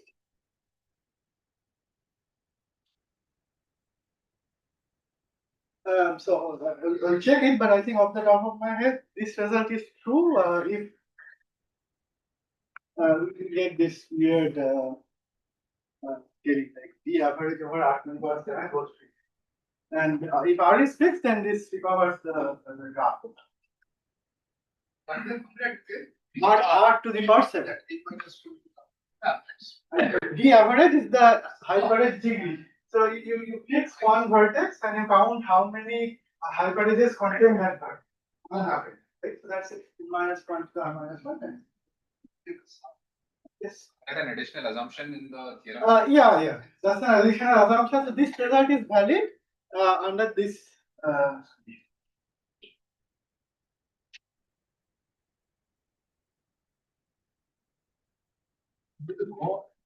are going with N as well. R is going with N as well. So my motivation is like, certain experimental disciplines like experimental physics, for instance, there are papers with thousands of authors, right? So an author is, the paper is like an author. We want. But then the number of authors vary also. Yeah, so this technique can be, the same technique can be allowed and you used to analyze that setting where you can have for each R a different probability PR.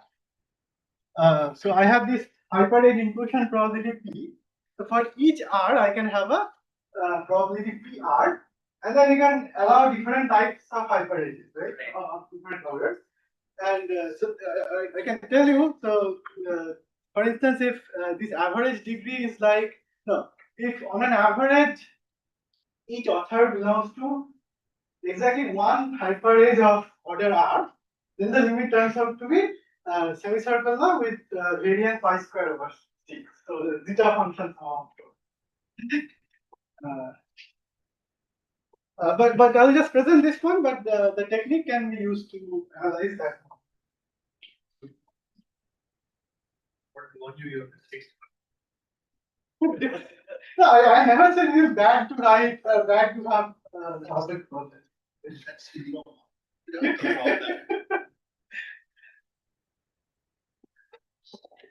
only the one of that's what in the location. So I've already showed to us that only n eigenvalues.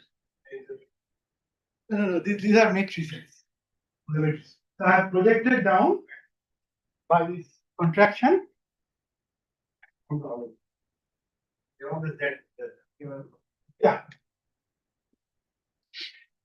This is the correlated one given. This is the correlated Yes.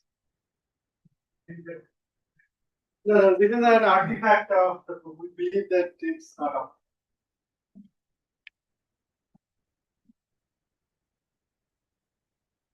Any other questions? And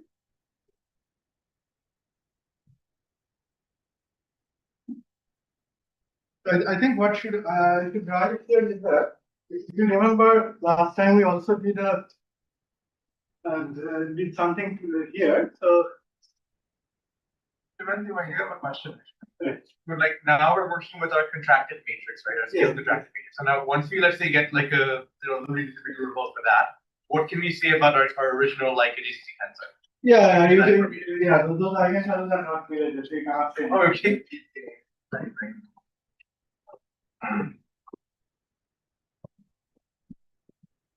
Yeah, I'll talk about it maybe in the next lecture. Is there a natural notion of a spectrometer or yes?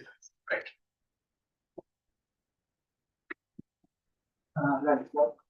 Right. I think I missed. So these are the hyperedge indicators. So I also have this p times 1 minus p here.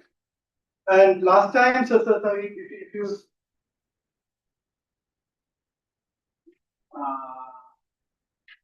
I'm sorry. So I think this has to be centered as well, right? You have to be. These are the centered burnings.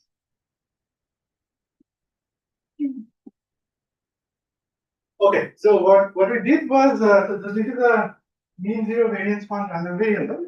Instead of looking at this, look at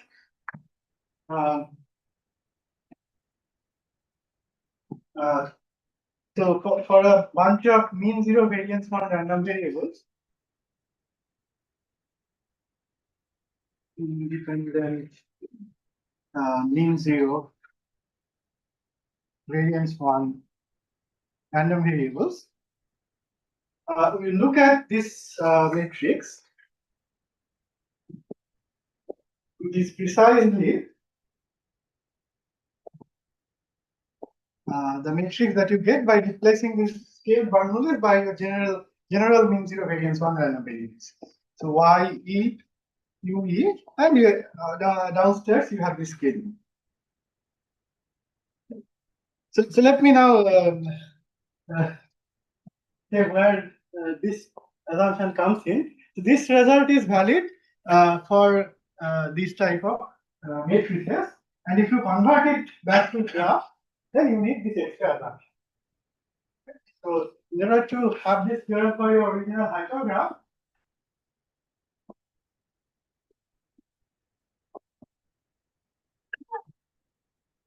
right? So the y else has scaled one. In that case, we need this extra. Okay.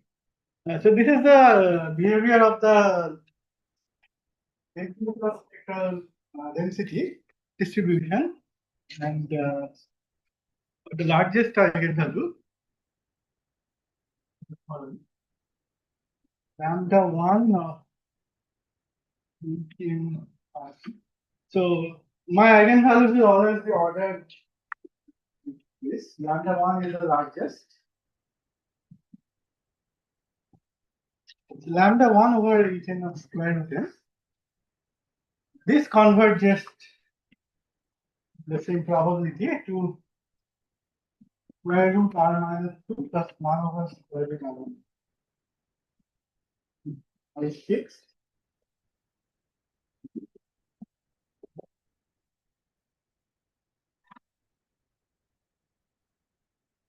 And converges to 1. So we need a different. So let's see. I mean, let's just prove this. I'll tell you later what we get if R also goes with. This is the behavior of the largest eigenvalue.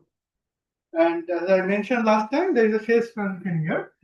So R equal to 2 is the Reductiony random graph, right? We know that the distribution of the eigenvalue, empirical distribution of the eigenvalue, that converges to the standard semicircle law. In that case, the largest eigenvalue converges to the right endpoint of the sum.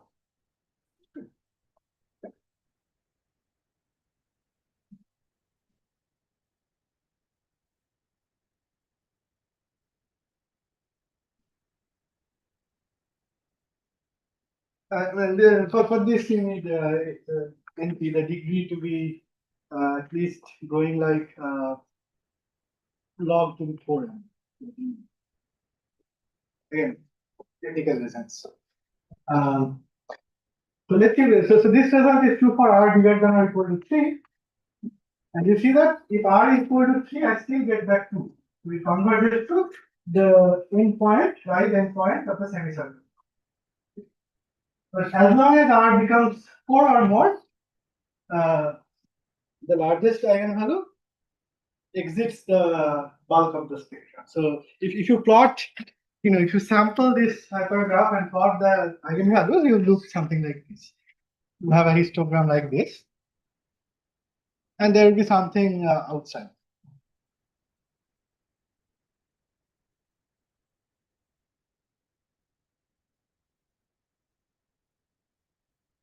So I want to prove these two results, or this sketch a proof of. Any questions? Yes. A setup, is it possible to have a probability space where you have models with different C's got put together and Yeah, I guess models with different C's. What do you mean by that? like models with Rn different in space. Yeah. There's different limit. I think here R is fixed. Here R is fixed. In this result, R is fixed. Last theorem where Rn R over n and Yeah. E comes in the same circle. Yeah, exactly. Is it possible to have joint concurrence for? I see. For different independent hypergraphs. Yeah. Another possibility is because the R over N is like a bounded sequence, and it like converts to two different like a C1, like some subsequence goes to C1. Then of course, on subsequences you have different combinations. Like the previous case, we can't say here that all the eigenvalues should be real. Here, yes, because these are Harnish matrices, right? These are No, we have, this is a theoretic tensor you have contracted, permission making.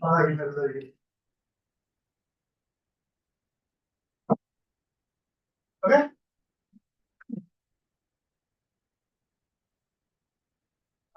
Okay, so what I'll do is, I'll first tell you what happens to Gaussian Wigner matrices, in particular the Gaussian orthogonal ensemble, and see where this number is talking about.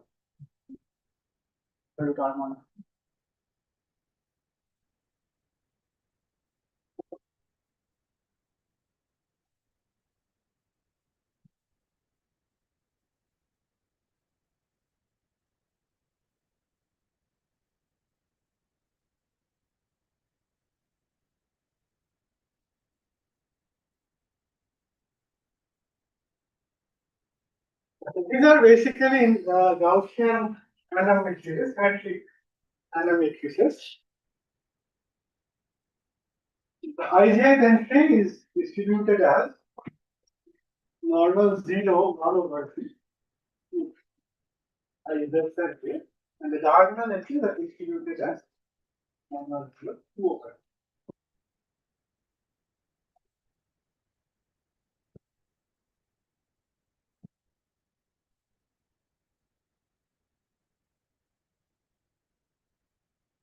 I mean, if I want to make this normalization explicit, then I'll probably the entries are normal 0, 1 away from the diagonal and normal 0, 2 on the diagonal. Then you know that it can show that the empirical distribution of the eigenvalues of this DOE random matrix.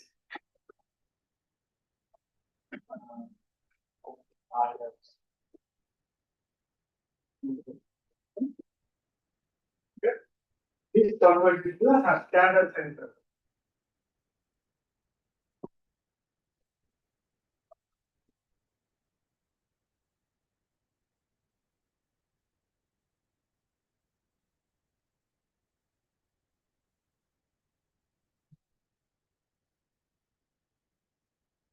I just removed the normalize it. Okay. Yeah. I mean, if you don't have the normalization, then and they're all independent. I mean, the only constant is symmetry. Really bad. Diagonal. It doesn't matter for this convergence. This, if you take this entries, then the joint density of the eigenvalue, that is a very explicit nice form. This makes this particular choice makes the distribution of the entries orthogonally invariant, and you can use that to perhaps do the most difficult change of variable exercise that you do in your life to get the joint density of the eigenvalues. That only requires this extra.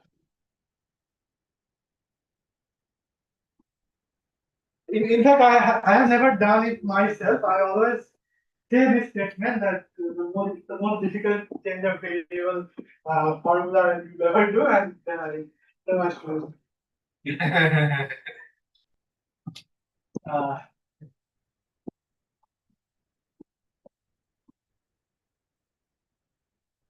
So this will use doing this, and then you have this pi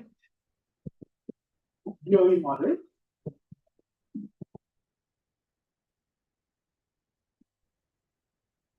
This is like a test model, toy model for low rank signal plus noise. So essentially, you have a rank 1 signal matrix. Okay.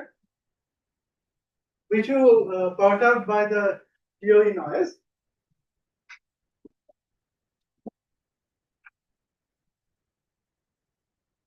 This is what you observe. Okay. The goal is to recover the signal strength or the signal density. This is the signal strength parameter.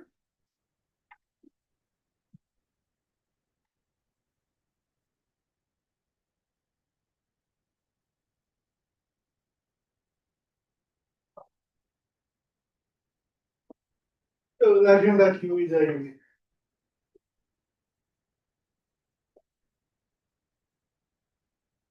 And the goal is to basically estimate this. This is also like a toy model for PCA. These are like the interesting direction, and you have some noise. When you want to recover even y the signal strength and the signal direction. So there's a very interesting phase transition that happens here, known as the y. Does not depend on dA. It does not depend on dA. Theta does not. The theta is some constant. Theta bigger than 0.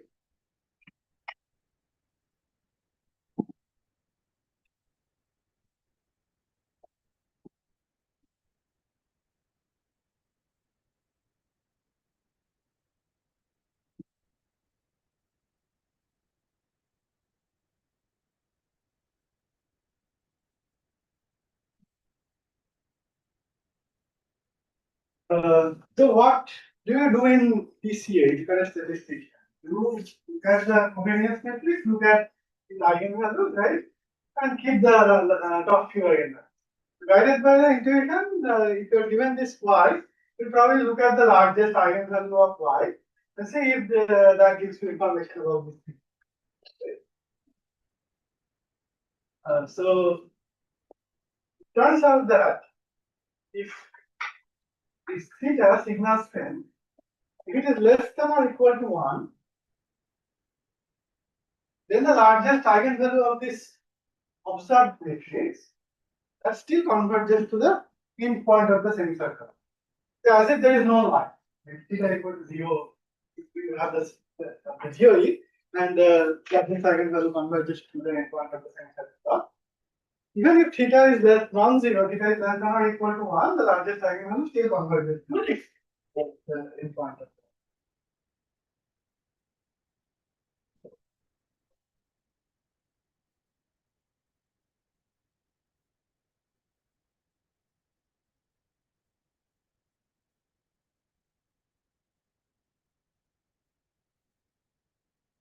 On the other hand, if theta is bigger than 1, then the largest eigenvalue will captures conversion above theta. This will exit the bulk of the spectrum and it will convert to theta plus 1 over theta. So this naive algorithm of PCA that you just look at the largest eigenvalue eigenvector, that can only succeed when the signal strength is above 1.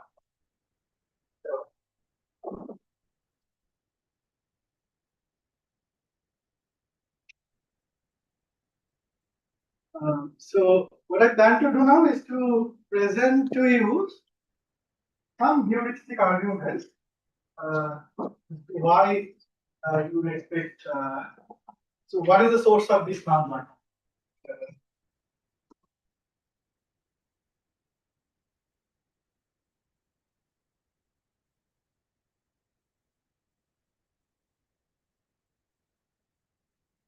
Any question?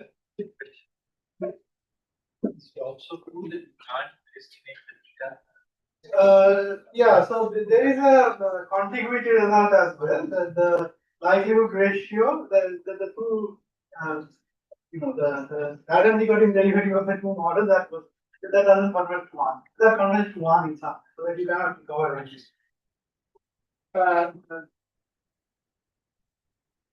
So therefore PCA succeeds. So one very interesting question here is to try to test this hypothesis.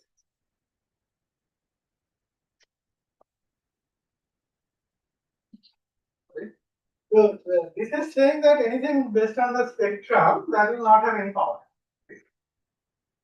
But there are other statistics that can have non-trivial power, even if you are in the subcritical.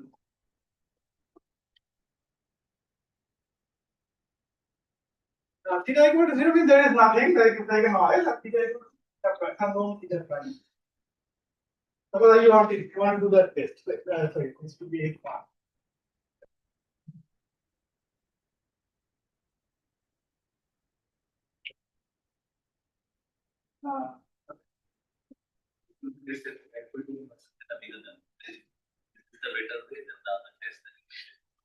Theta equal to 1 versus bigger than 1, yeah, then this would have power, right? This is going to be more. All of them are consistent, so you have to then look at what rate they converge to 1. That again depends on what we do. So there are many tests which are consistent, but they have different powers. So at what rate they converge to 1, you can actually think.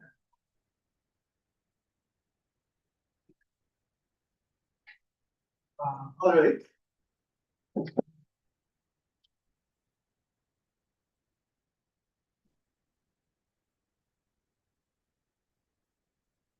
So I'll do a very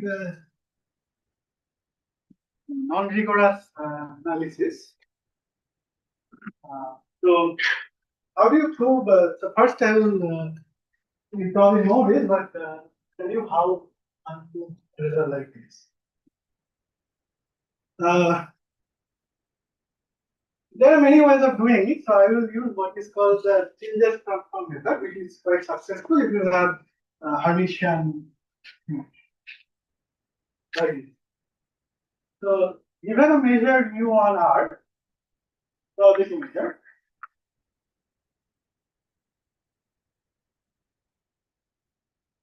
you can define a transform just like the characteristic function, just some other transform.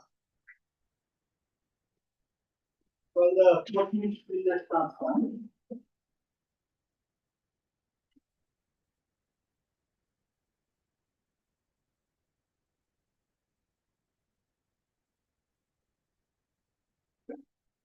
This is well defined on the function from C plus to C plus, the upper half plane to the upper half plane.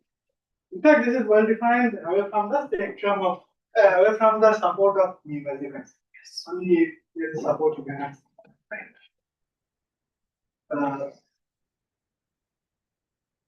So just like you have the continuity theorem for characteristic functions, you have a continuity theorem.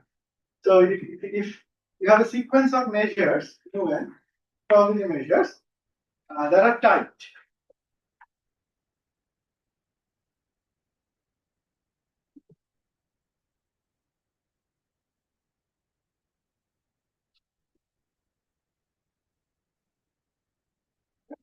Then mu n converges weakly in distribution to some probability measure mu, if and only if the Childress transform of mu n converges pointwise to the Childress transform of mu. In fact, more is true. You can say that it converges pointwise, and there exists a probability measure whose Childress transform is that, and that must be. But anyway, I mean, I'll just need this. Start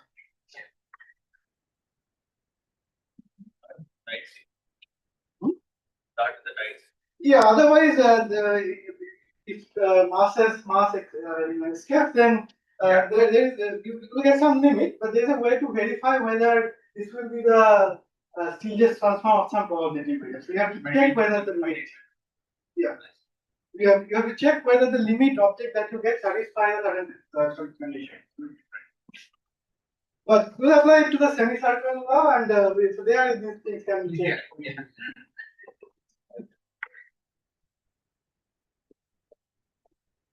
Okay.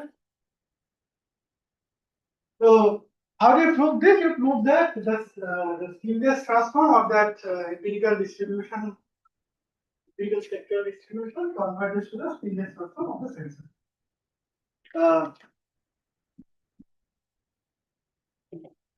This is an exercise. By the way, I have started. I have added a few exercises. Drop off further, and I have uploaded a very rough notes from the last two.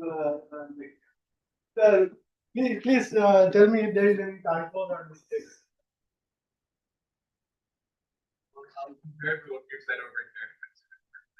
Yeah. That would be nice.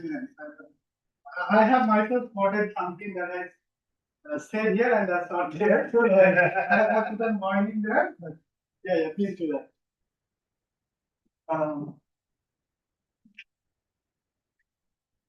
Right. So what is the series transform of the semicircle?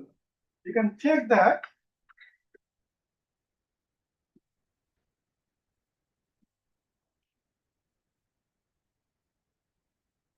This is this series transform of the semicircle.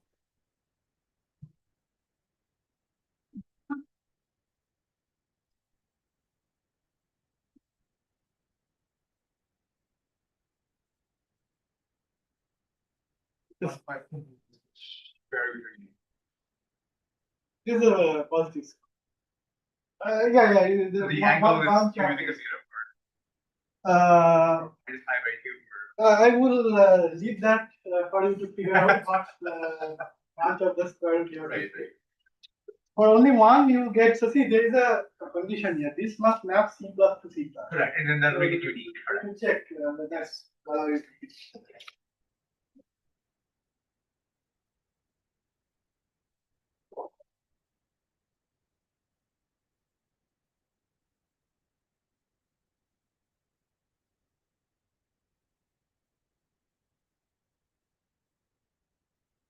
So let me do a caricature of the proof of this statement.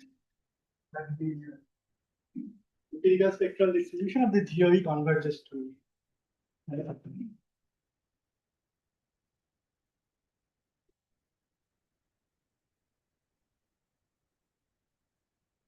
Maybe I would keep this board alive because you're going to write this statement.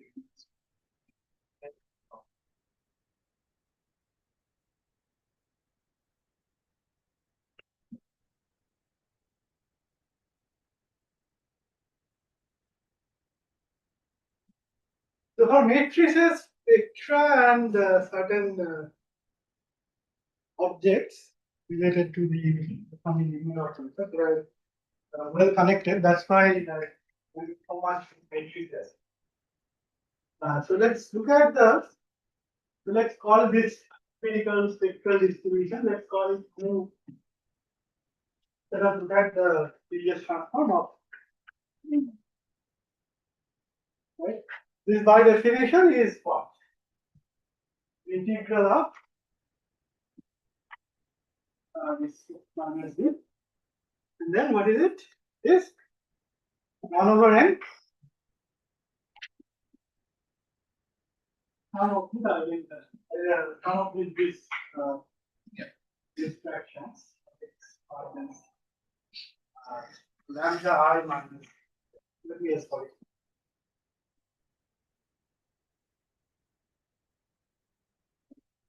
So now you can write this as the trace of the resolvent of this matrix. That is the key identity that is missing for tensors. That's why we cannot directly analyze the this you can write as trace of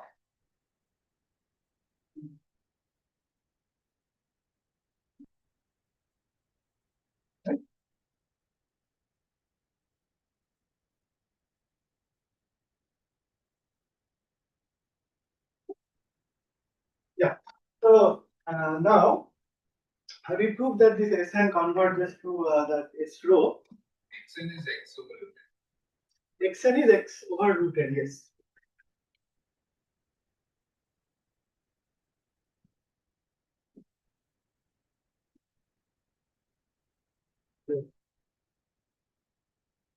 Yeah, so Hermitian matrices with just the Hermitian symmetry, no other restrictions on independence. They have this very special structure. If you have this matrix, Xn. So I remove the last row and the last column. We again have a matrix of that type, but Hermitian based. Right. You get something like Xn minus 1 here, some vector x here, and some number a. Sure. The key idea is that you see key observation here is that this Xn is independent of this class. Because we only have this Hermitian symmetry, no other restriction on it.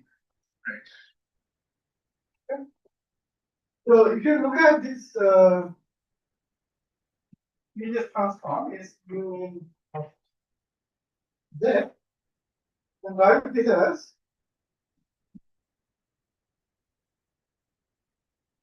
I'll just write it in this way. Put the minus Z I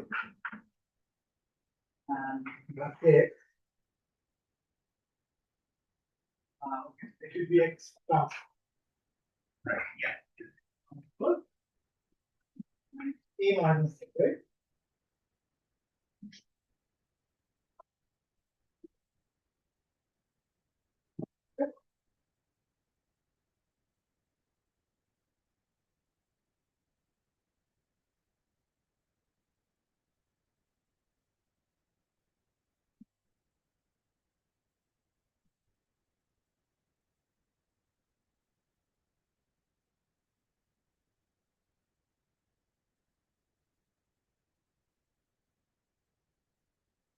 Okay, so inverse here this formula. They're all good. Yeah.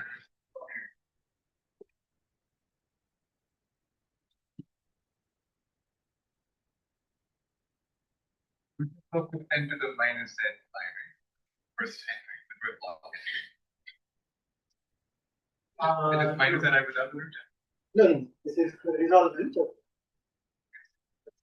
You are getting the eigenvalues of X. Oh yeah, it's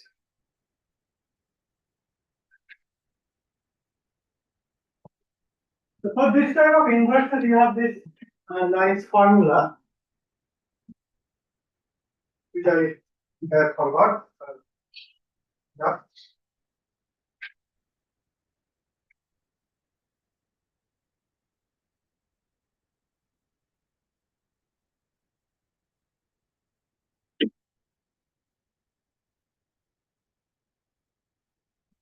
I think it is X.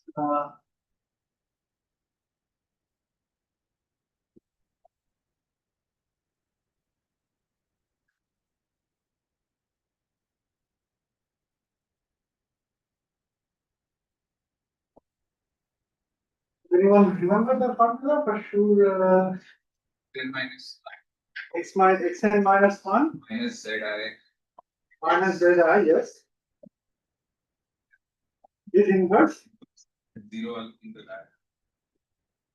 lab. No, there is a correction done. Yeah, that's the rank one correction. Yeah. Minus X transpose probably this, right? No, it's xn minus 1 minus Zi inverse x. Inverse x. The vector now take a outer product. Okay, okay, so something like this. You have to get in the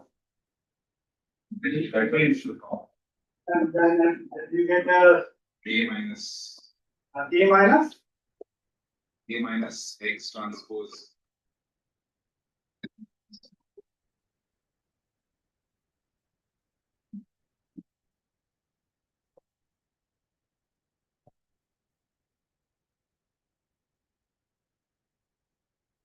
something like this. First term in the denominator is A. Either in the denominator. So this is like 1 minus A term. A by root n minus A by root n. last term. Yeah, this last term. Right. You can numerator there should be 1 over A also. Each of these are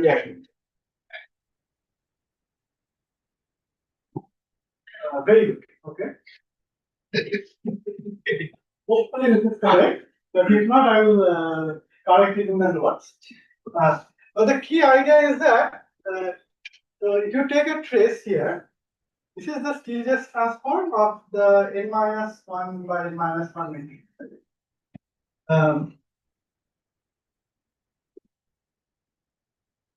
The only point here is that this guy is independent of this inner matrix, right? So if you have a deterministic matrix A and a random vector X, let's say isotropic random vector. So expectation of X is 0 and variance of X is identical. You have a quadratic form in X. So since these are independent, so this is like a conditional on the rest of the randomness. This is like a deterministic matrix and a quadratic form in the last column. X transpose Ax. So can someone tell me what is the typical value of this quadratic form?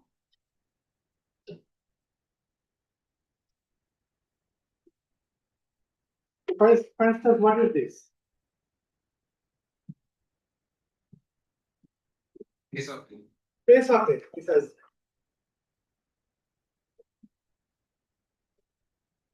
So it thinks that it is a deterministic matrix and you have a isotropic vector and some moment condition.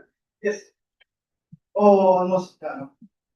Yeah, so let's take a break then and meanwhile I'll check whether that formula is correct.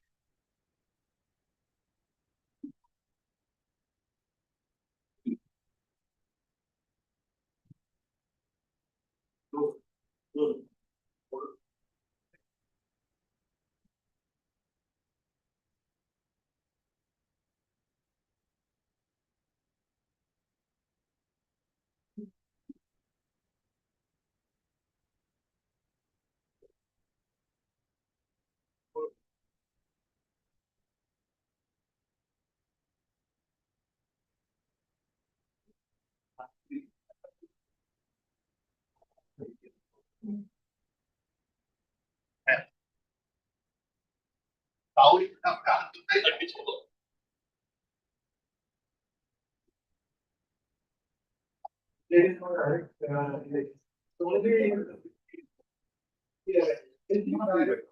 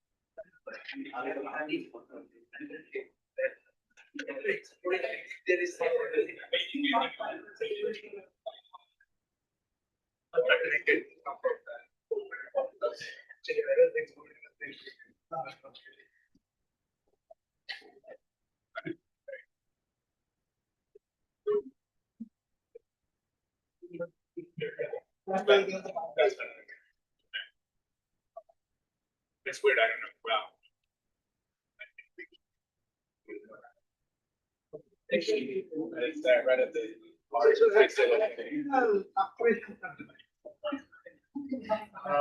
you mentioned it.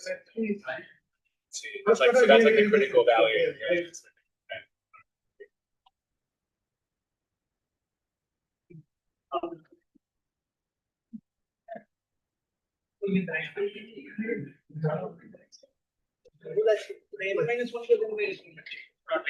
I'm sorry, you get that? Yeah. There's something wrong with Everything is some error.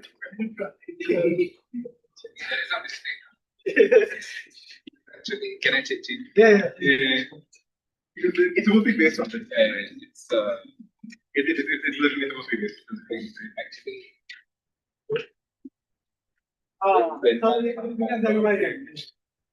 This is a matrix. This is a vector. And my you add a minus one. Then you take the. We multiply things and let's see. No, I think Yeah, trace is much nicer. Like, but let's say if here the xn by root n would be a, and so it's supposed to like this thing. So we have all get it. Yes, it's been like simplifying. I messed up their both sides.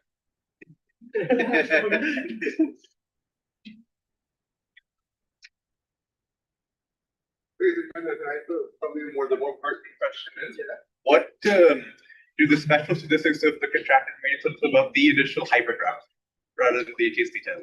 Like, what can we get about the hypergraph? Oh, like you said that thing, right? With the citations thing, if you have exactly one for everything, like, you know, like Right. right. Yes. End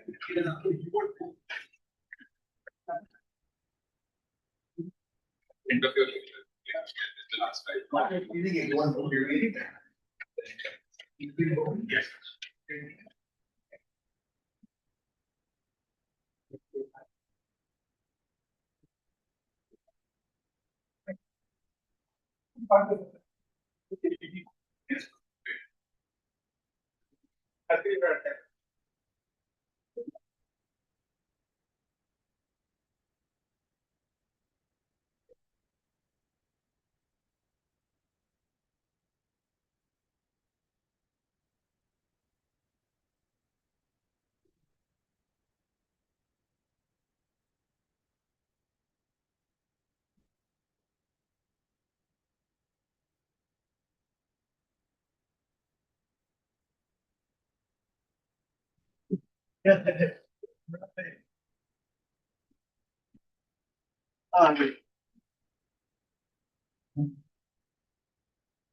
The first time.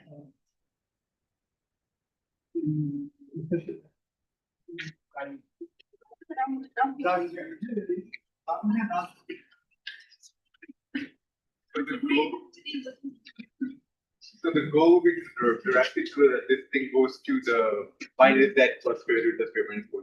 Yeah, now what we do is look at this functional equation and the limit using objects as the things. Right. The standard resolving method.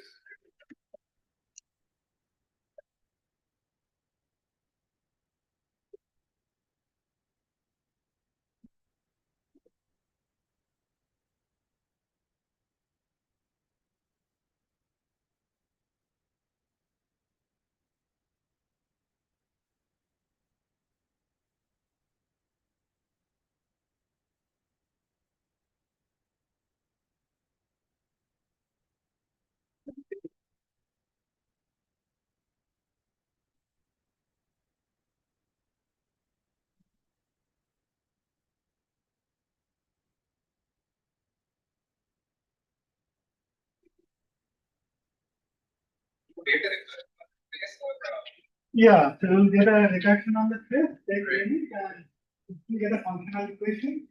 But,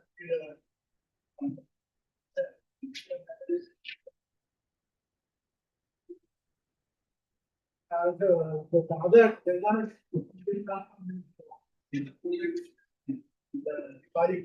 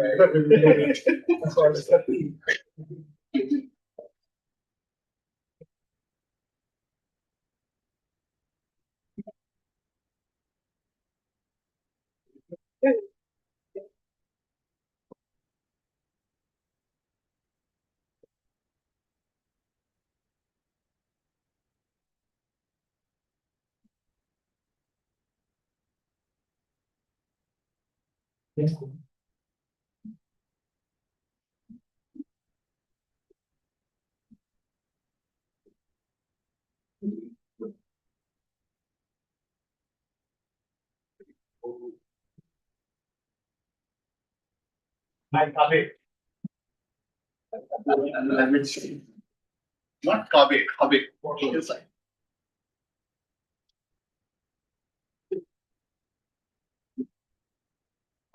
Okay, so yeah, so just forget what was written there. Was it wrong or right? It was something in between. Probably it was not even wrong. The voice of all is not even wrong. Only.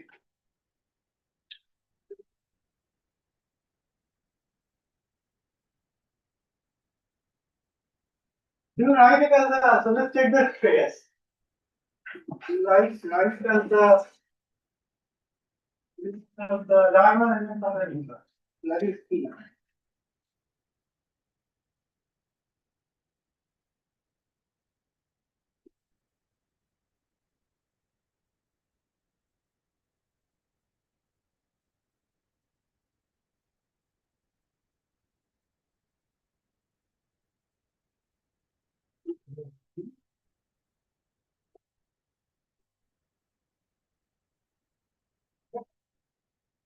I think it the diagonal element of the inverse of the sum. And also let's take an expectation. All of it has expectation. So I am.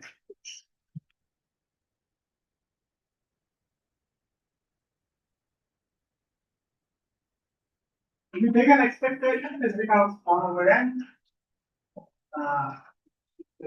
That's the expectation of one.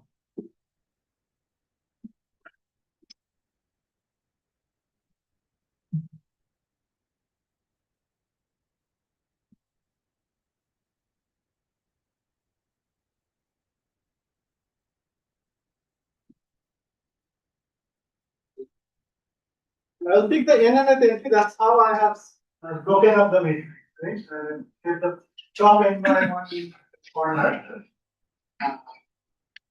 this acceptable. Right? All of them have the same expectation by symmetry, and so for this we have a nice formula. If write the formula here.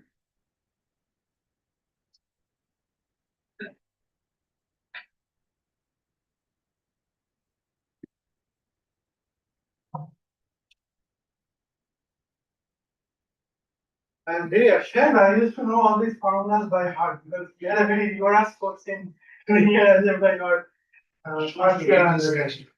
But those days are long gone, sir. Going old. So the nth entry of the inverse will be write as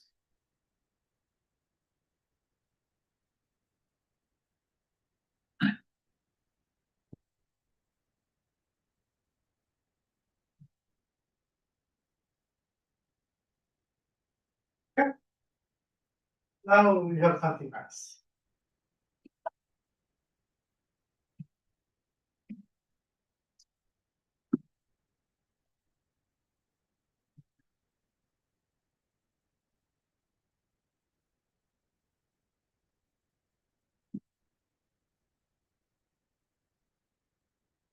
All right. So what is expectation of this given here?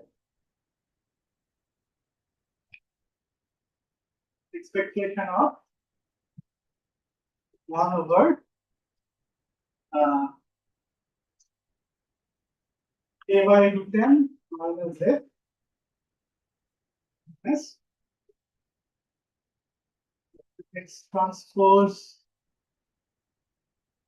So it is xn minus 1 root n minus z versus x This is correct, right?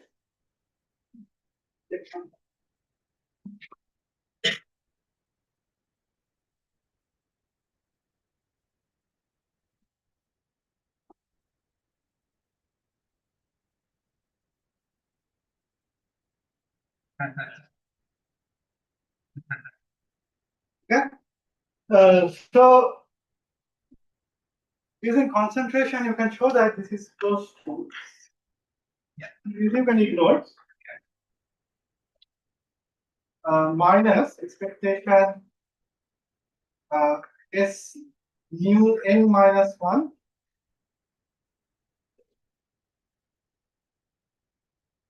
minus or plus. I think it's minus.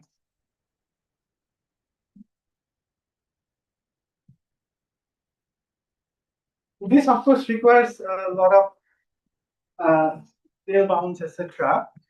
But the rough idea is as follows: you would have this column vector which is independent of whatever is inside. It's a quadratic form. As you have seen, the quadratic form, the typical value of that is like trace of inside matrix. Right? And trace of this inside matrix is precisely the Stieltjes transform of the smaller n by 1 or n by 1. So you essentially get some kind of a functional equation. If you have to show that these are tight, they converge, etc. So whatever the limit points are, they will satisfy this functional equation.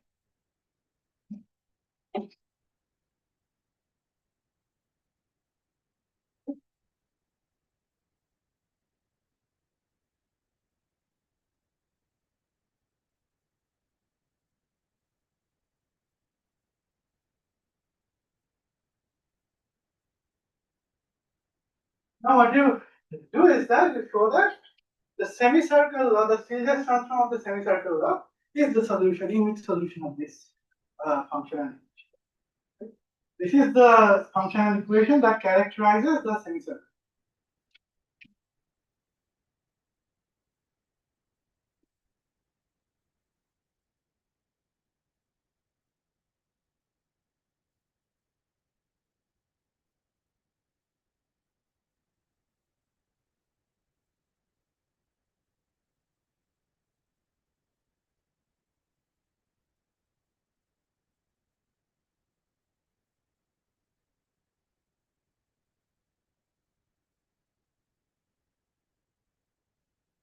If you call it star, then it's the next list transform the. This is a rough idea. So you have shown that this Sn satisfies an approximate functional equation, and that is the limit becomes this functional equation, whose only solution is the Stieltjes transform of the semicircle. So you can from there you can show that the Stieltjes transform of this matrix and this empirical spectral distribution converges. That is roughly the idea of the proof. So now what I want to do is I want to look at the spiked Wigner model. See how we get this theta plus 1 over there. Before that, any further questions about this? Which study?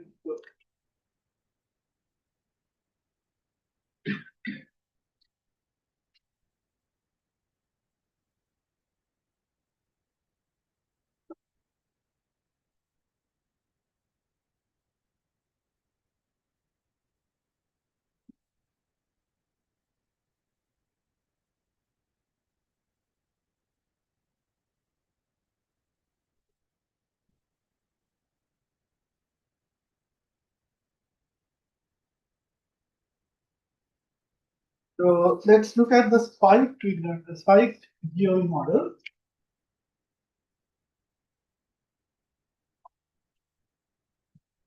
Again, I will do a caricature of it.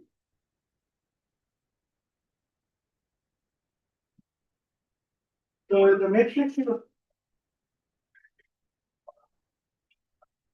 I should go like that, not just time. yeah.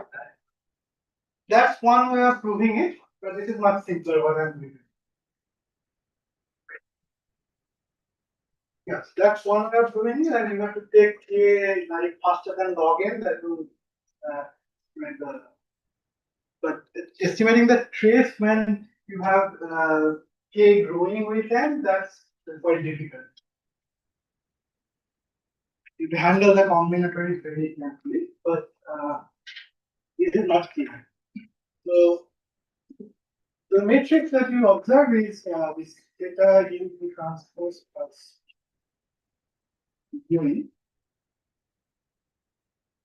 Let's look at the characteristic polynomial of that.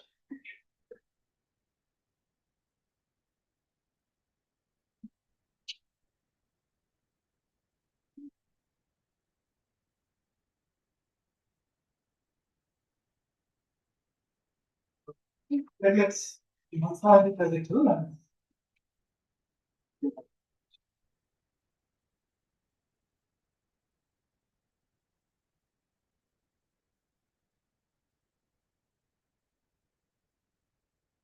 So I will rewrite this as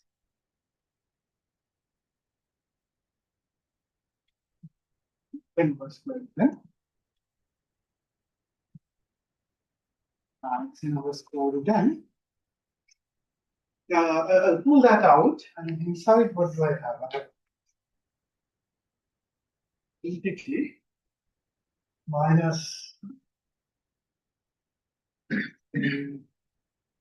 minus 8i minus xn over square root n inverse, and then theta u transpose. Okay. So it's a product of two matrices. And so let's rewrite this as determinant of the characteristic polynomial of the GOD part plus this determinant times this determinant.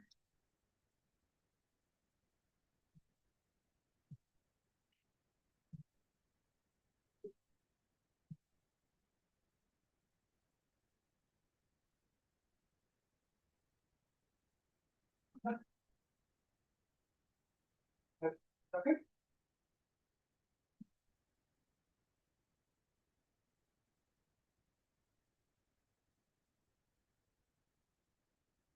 Very innocuous looking entity.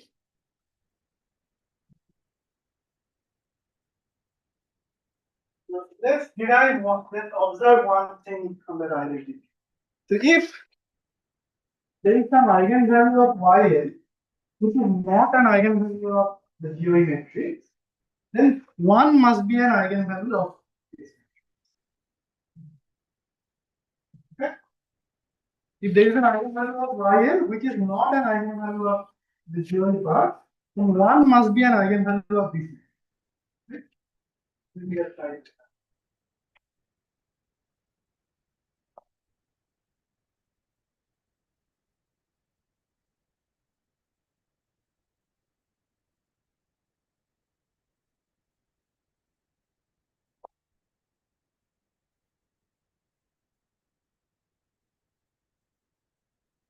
There is not an eigenvalue of GOE part, then one must be an eigenvalue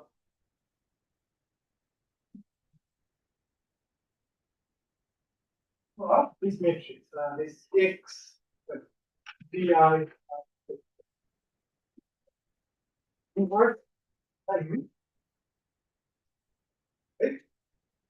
So this is a rank one matrix. So I know what the eigenvalue is.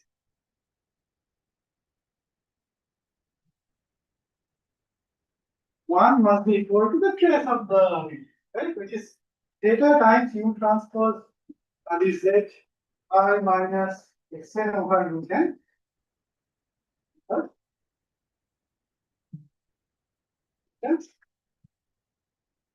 This is the eigenvalue of that matrix.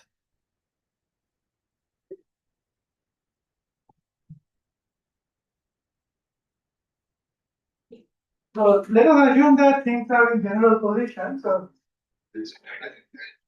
sorry.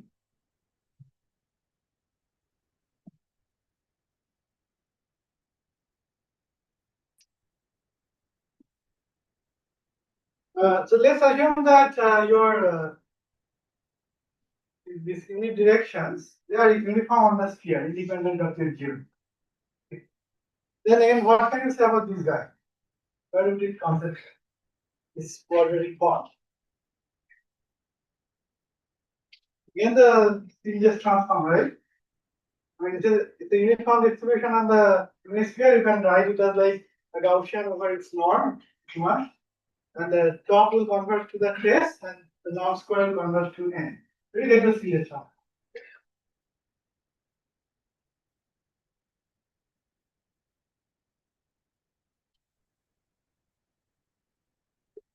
So this guy is approximately equal to theta times the series transform of the GOD part.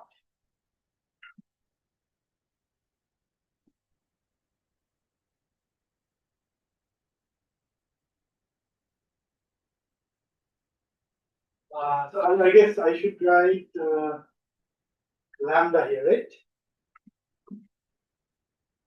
Lambda is an eigenvalue. Okay.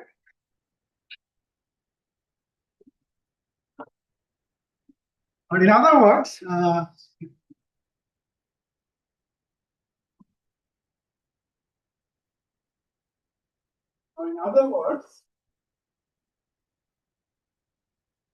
you see that this lambda, the eigenvalue that is not an eigenvalue of the GOE, but an eigenvalue of the Bartok matrix, must be given by.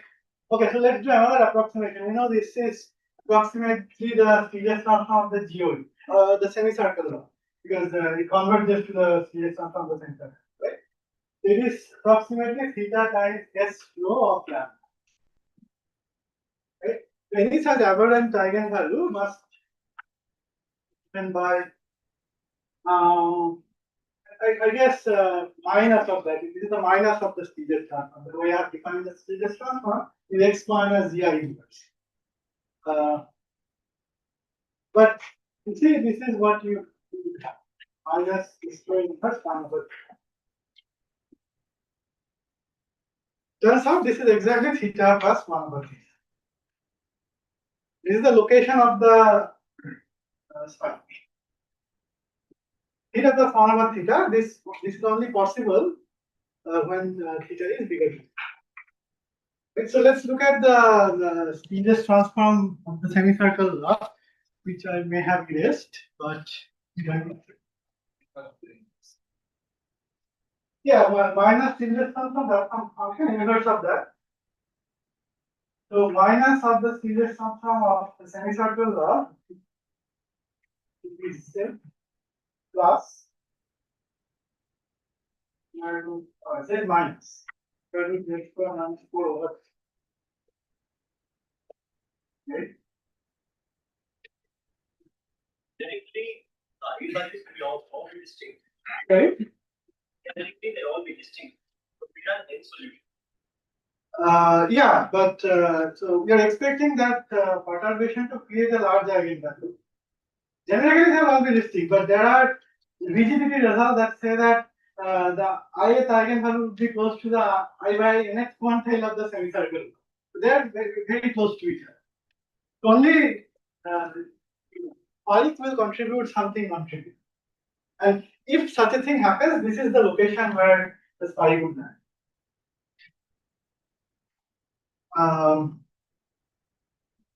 Yeah, so you see that it is, I think it's very easy. If you plug in theta plus 1 over theta, it is like theta plus 1 over theta minus theta minus 1 over theta by 2. It is that one. And this is only possible if theta is bigger than 1. Otherwise, this won't have a solution. Right? So when theta is bigger than 1, you are creating an extra spike at precisely this location. And theta is less than 1, then there is no solution to this. So that's like the caricature of how the spike at this location theta or over theta appears. Question? How much time do I have?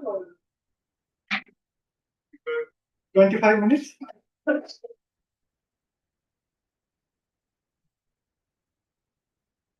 29 minutes, like go for it. Go 4 o'clock. The more the merrier. Okay. So yeah, so this analysis actually is quite general. You don't need to have GOE there. I shown the thing is GOE, but we can work with rotationally invariant matrices. And so you can have multiple spikes, not necessarily one spike. I just left it with this one.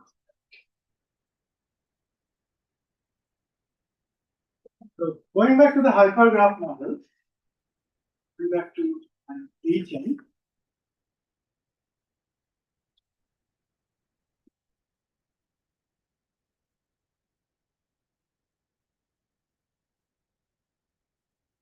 Let's look at the correlation structure of this matrix.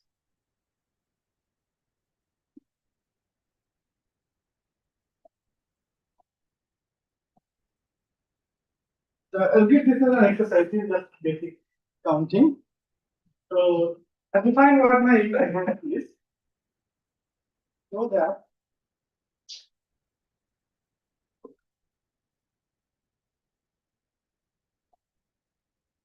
the covariance structure of the matrix system.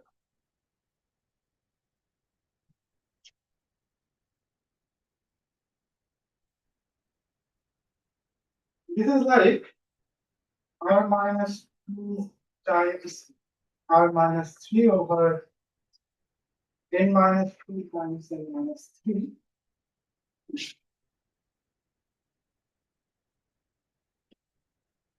I, J, K are the three verticals.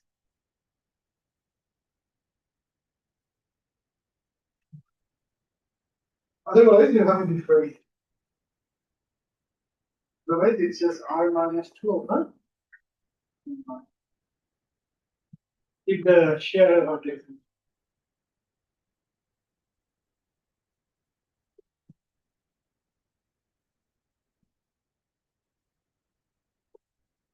That's the precise correlation structure of my hypergraph.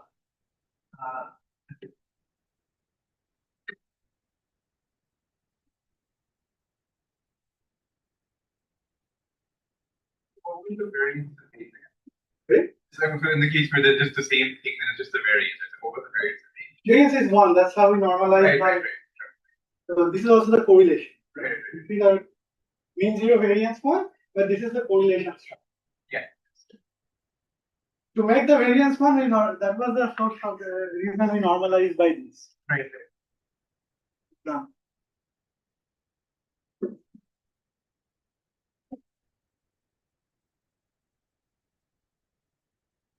yeah, so the idea is you first replace the Bernoullis by Gaussians. When you have a Gaussian random matrix with this linear covariance structure.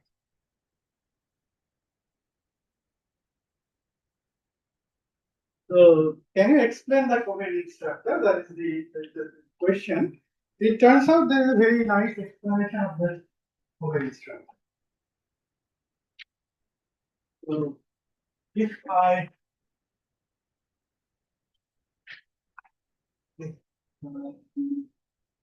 y is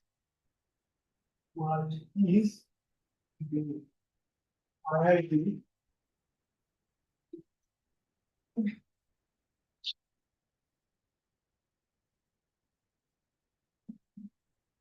then you have a Gaussian random matrix with this correlation structure.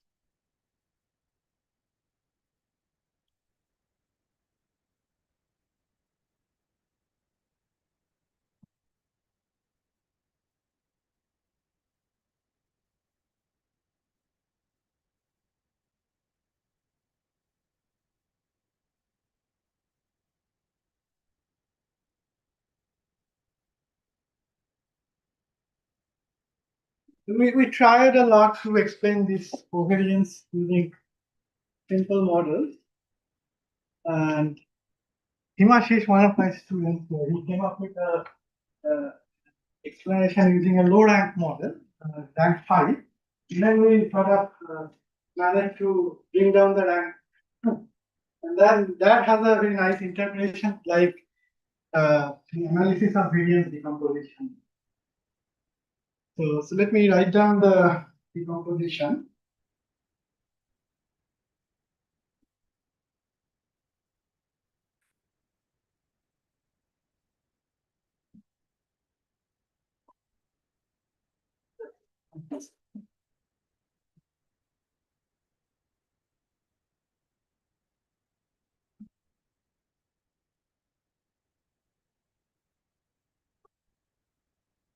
So we'll put an ansatz, which is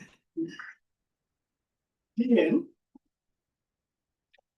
So this is some alpha, some constant alpha we determined times the Gaussian plus another constant beta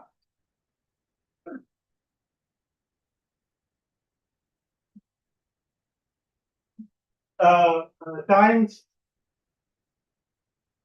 two Gaussians, Vi and Vj, and another constant theta n times another Gaussian Zij. So we have a familiar Gaussian Ij, Zij's. So these will take as the GOE matrix, that's it. Right? And you also have some other Gaussian variables which are independent of this GOE. So the idea is to come up with suitable coefficients so that the covariance structure of this matrix matches the covariance structure I wrote down. This is the ansatz. This is my guess. And I want, of course, I want to do this. Okay, so if you do that, then Gn can also be written in this way. Alpha and Q all ones matrix plus beta n times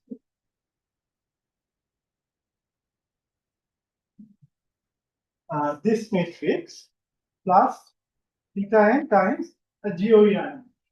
U and V and Z, they are all independent.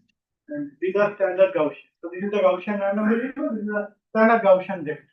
So we want to choose this coefficient such that Gn minus diagonal, okay, it has the same distribution as my H. I want to choose alpha and beta n and theta n with the theta. Turns out you can do that. There is a choice of alpha and beta n and gamma n such that this distribution of identity works.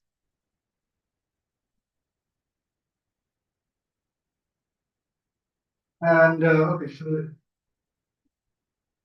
if there is exercising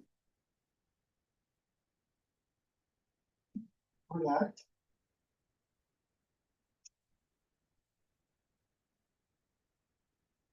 The right choices are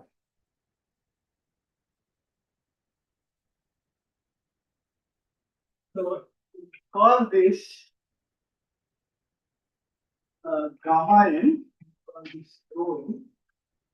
So then in terms of those, the right choices are alpha n equals square root rho n,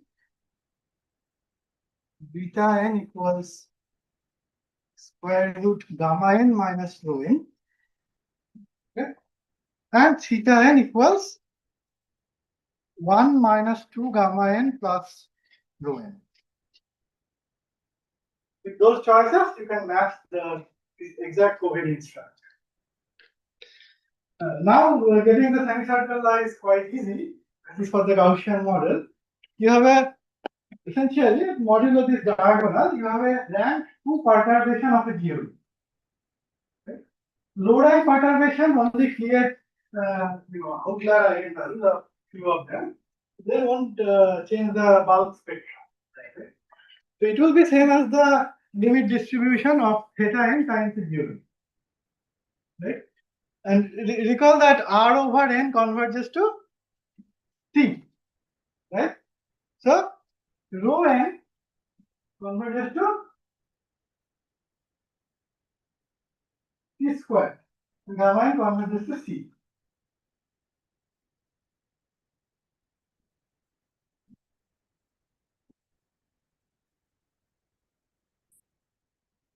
So under this scaling, this you see that theta N converges to, which is 1 minus C. That is how the variance factor of 1 minus C square comes. This shows that the empirical spectral distribution of my Gaussian matrix converges to a semicircle log with parameter minus.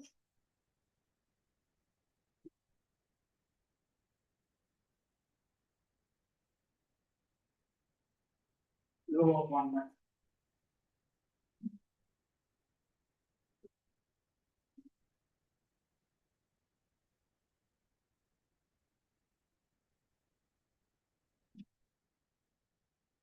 This is roughly the rough idea.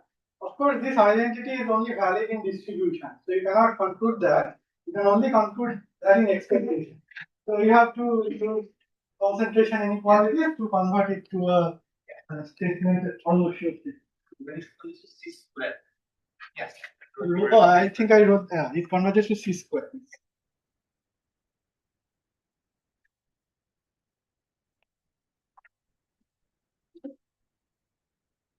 Yeah. Last time, concentration inequality.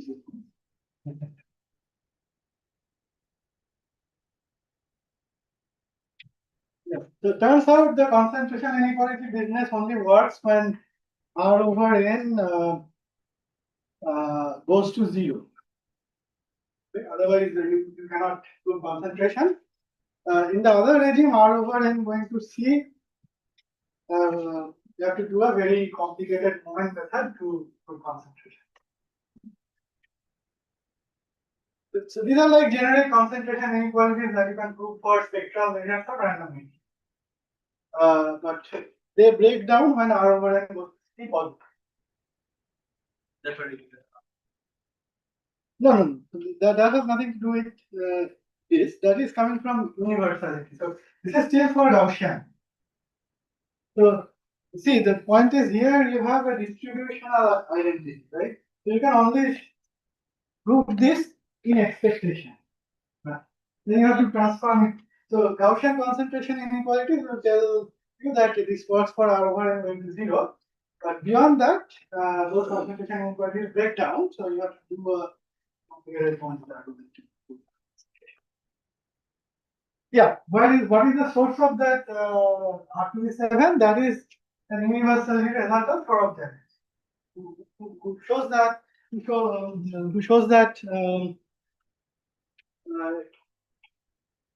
the expected empirical spectral distribution of the Gaussian matrix is close to that of the target matrix, which is Bernoulli.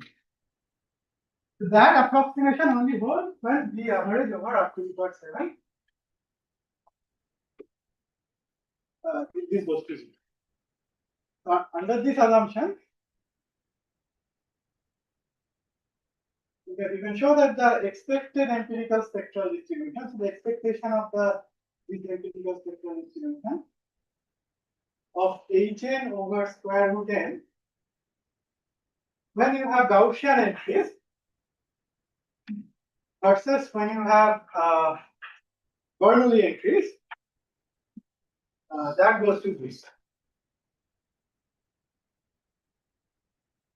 This is the original hypergraph.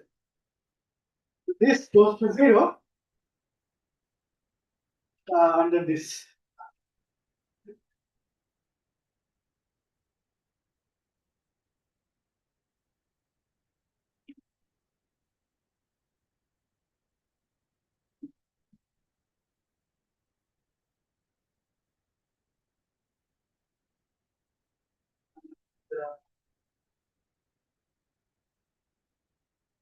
again, now if you come to the edge of the spectrum,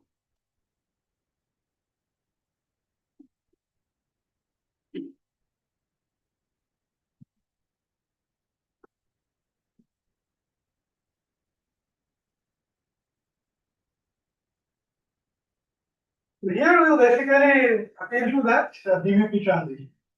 So the matrix that we have is a rank 2 perturbation, random rank 2 perturbation of Z. You have to identify where the largest eigenvalue of the perturbation lies. Okay, so let me take this again as an exercise.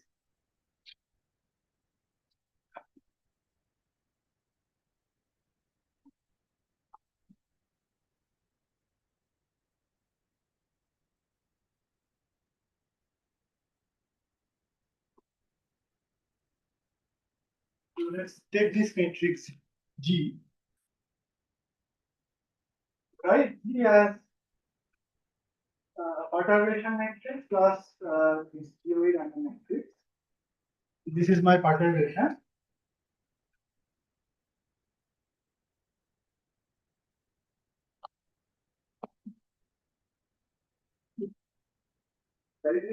So it's a good exercise to find out the eigenvalues of this matrix. This is a rank 2 matrix. So we can show that lambda 1 of PL that is given by this formula.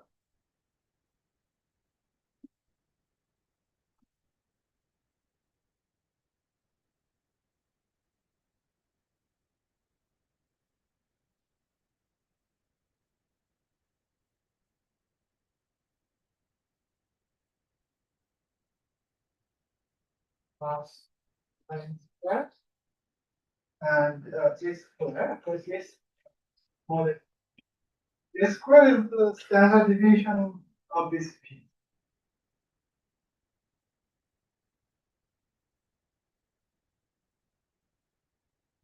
You can show that the largest, there is also a negative eigenvalue, the smallest eigenvalue. It's the same thing, but with a minus here. So they come from a quadratic. So these are the two spikes. And you can show that this converges to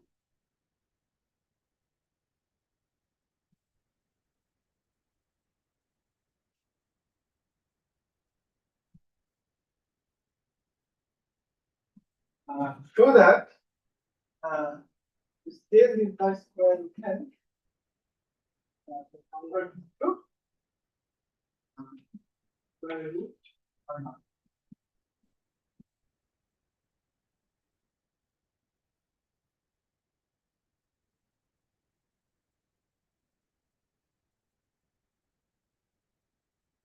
So the perturbation, so yeah, so this Z and the U, we have to scale by root n, of course, to make sure that it's converged in circle.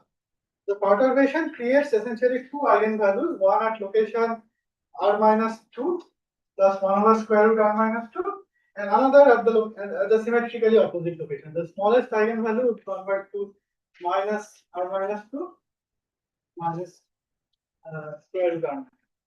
1 over square root r minus 2 minus.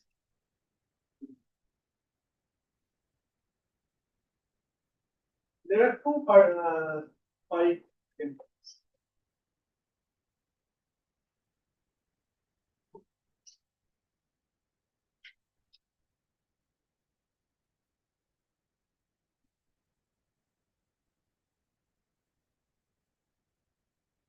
So that basically concludes this proof. Again, you show this for Gaussian, you have to transfer it to the Bernoulli case. For that, you can what we use Ramon Van Andel and his colleagues has recently developed this very powerful theory of universality. So you can use that to show that this also holds for the Bernoulli model or hypergraphs, as long as again you have a degree condition I think because for the Bernoulli case, the degree condition was NP bigger than C log for 4n. We have a very similar degree condition.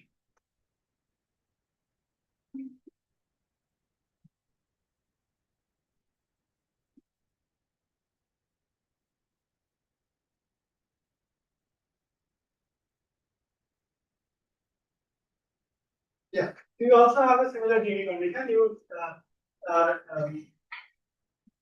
get this is the hypergraph degree. This must be bigger than much bigger than log 32.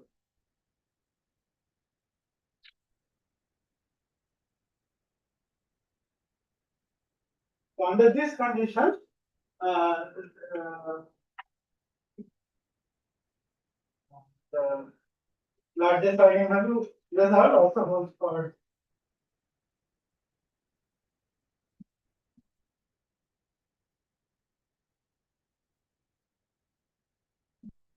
uh, uh,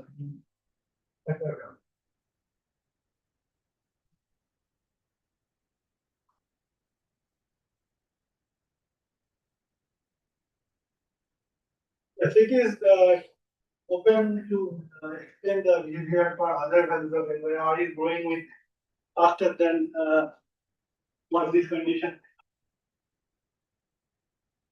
Log means log. No. Or is it log n to the power? Yeah.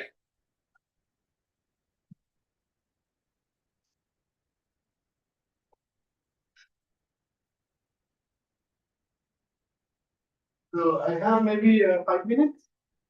I have 5 minutes. Okay.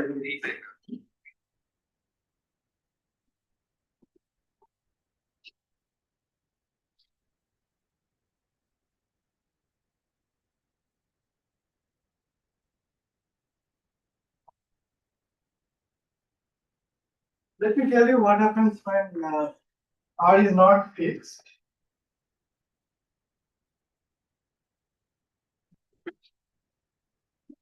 Suppose R goes to infinity, but R by n goes to 0. Then lambda, the maximum eigenvalue of Hn was square root n, it is converted to class 1.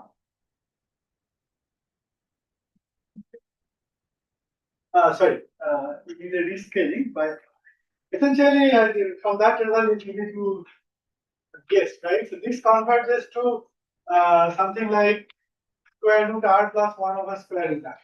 Right? If you divide by a further square root r, that should converge to 1 if r goes to infinity. So that you can take out, so you still get a limit after this rescaling. And otherwise, if r by n should be, in that case, you get a random limit. In that case, so it's not be complicated given the of the largest eigenvalue of the perturbation. So then you can show that this converges in distribution to this random limit.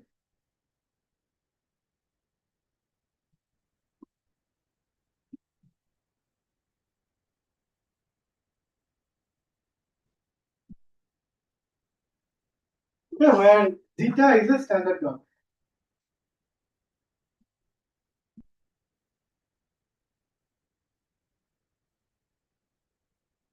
These results are all valid for the Gaussian model.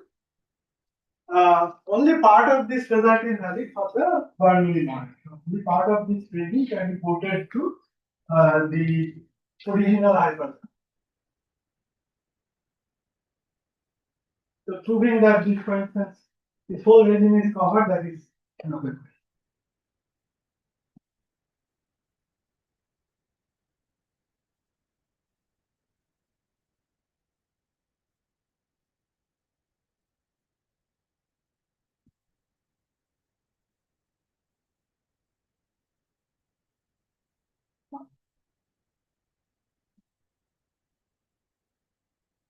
So let me tell you in the last 5 minutes, what happens if I take arbitrary contractions.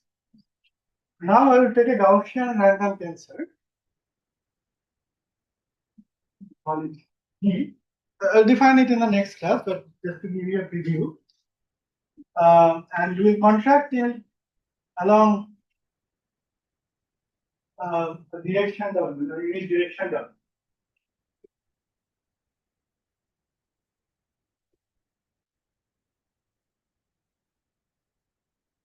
But it turns out again there is a very beautiful identity. The covariance structure can be explained by the following answers.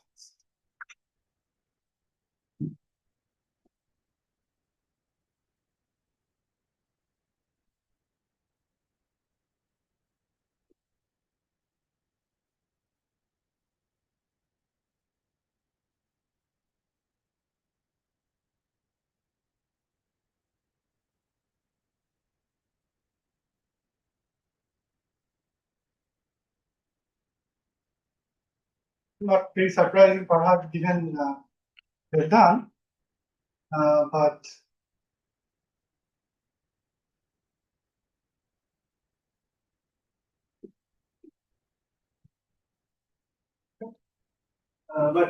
proofs of this that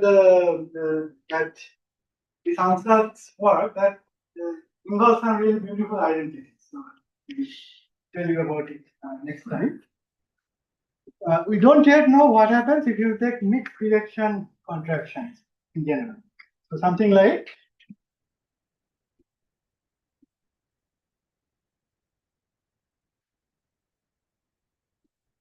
this. So I picked one direction, I contracted along that direction. What happens if I let all of them to be different?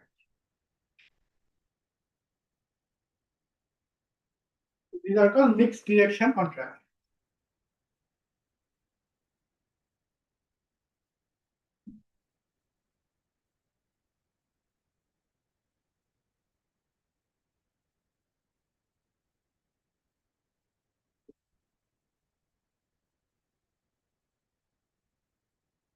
So we have some idea about what. So we actually know how to explain the covariance structure. If you have just two directions, but that is already quite complicated. So this is like R equal to 4, and you have two directions. But this is already quite complicated. We don't yet have a ansatz for this. It's supposed to be a large rank matrix depending on R. We don't yet have a. What's the rank in this case? In this case, it's like something growing with R. So we have a guess, but we don't know how to prove. So here, because all of them are equal, very beautiful multinomial identities pop up. This we have to prove by brute force calculation, and this is out of.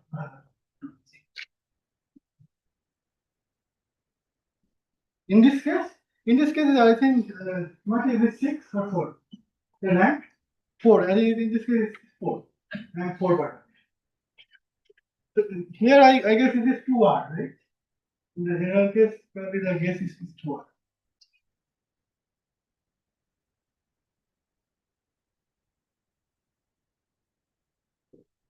Yeah, so why are we starting this? Well, so everything is related to the critical points of that Hamiltonian that we wrote down. So if you can study the whole thing as a process indexed by W and obtain this type of distributional representation, then there is a hope of proving giving a simpler proof of that result that we discussed earlier. But yeah, that will require understanding the full full spectrum of contractions.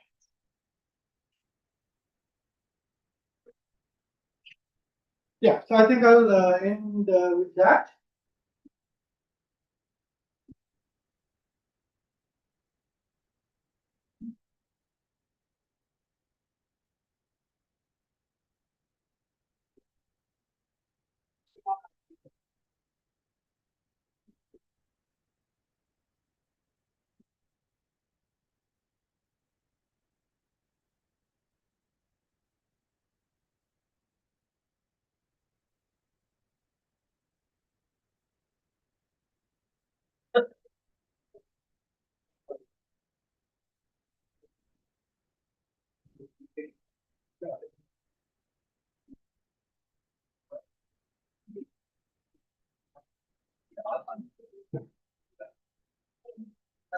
Right,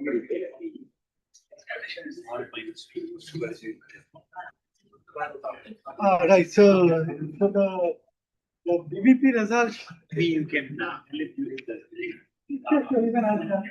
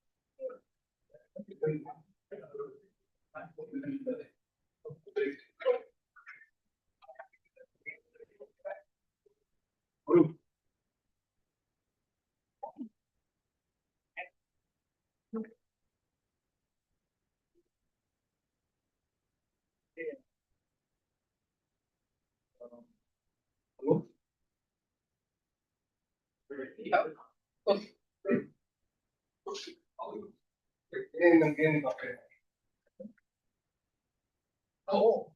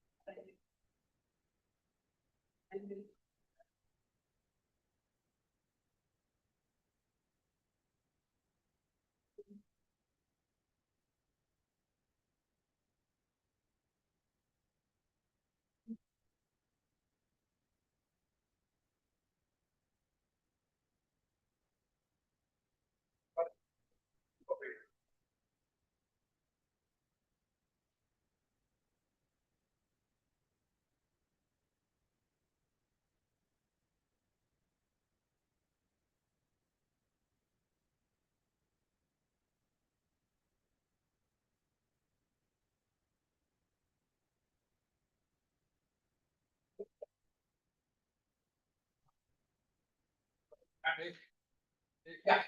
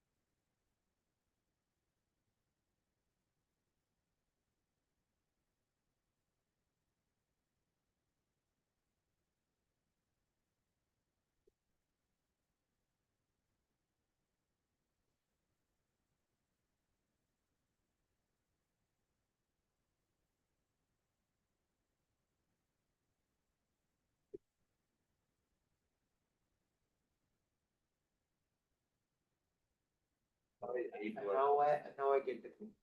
E is becomes this way. There's my friend.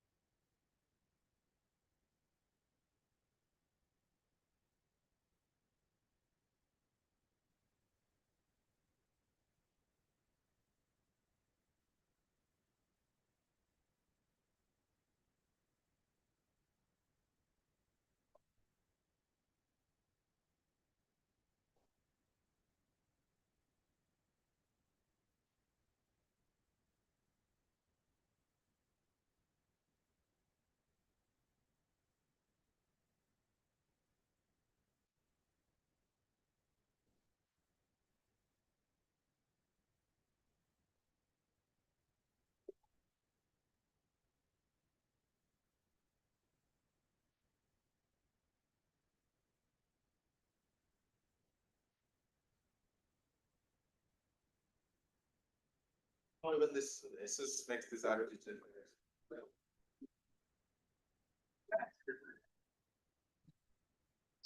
Ready for anything, but it's very sleep.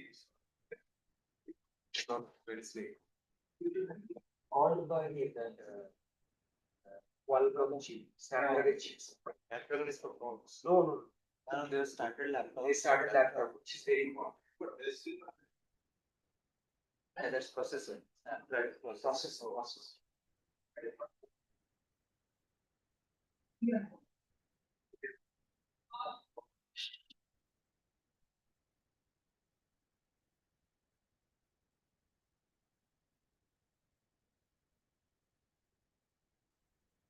Powerful and sleek. But so now it's very expensive. It's 2.8 lakhs. 2.8. Certainly increased in price. I think 3 years ago it was half.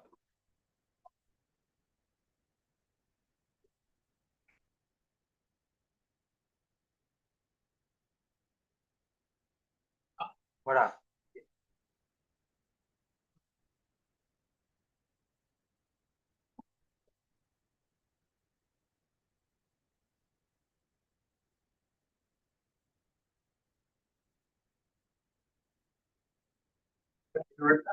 The base response to it was really different. That's other right, John.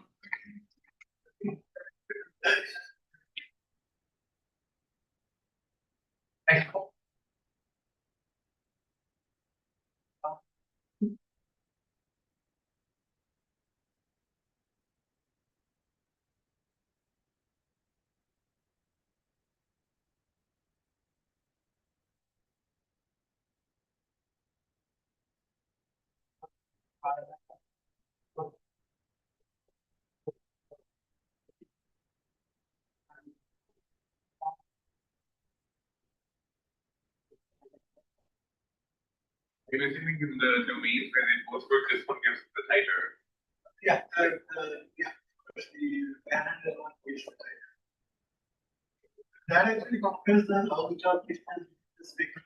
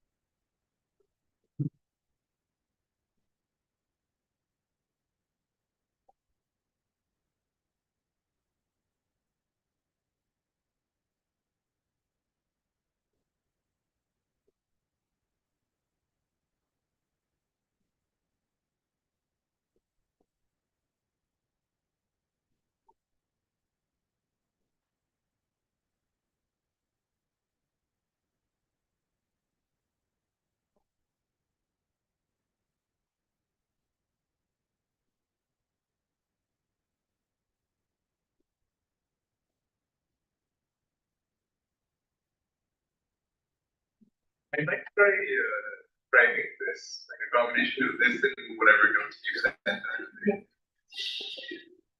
you repeat back for that?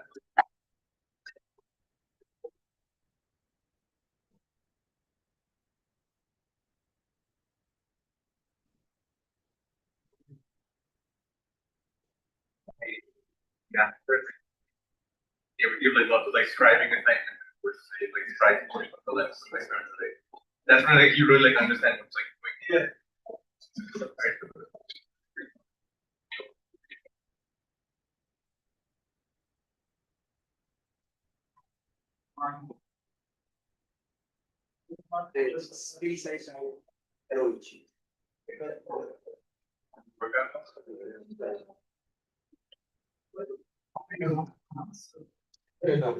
Much time to get back to I think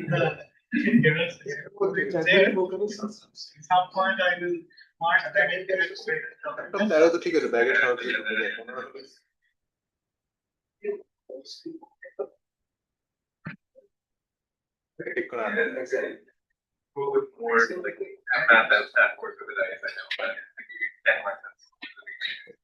এক লাখ দাম দাম কিছু তো কম battery screen quality এটাও কম battery একটুখানি কম Exactly, exactly.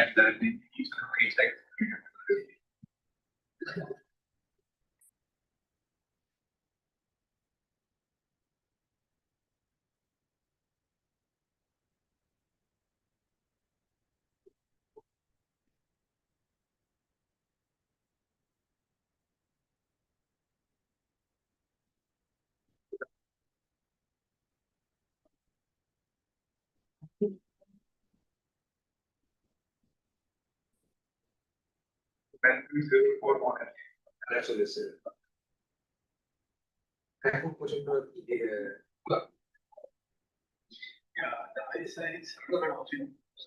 Right, right. Yeah. So for example, if whenever I put to use if you ever do like that, you D at the rate of I, they never, they don't get it. Representative this some like Gmail account of this is not gonna get it.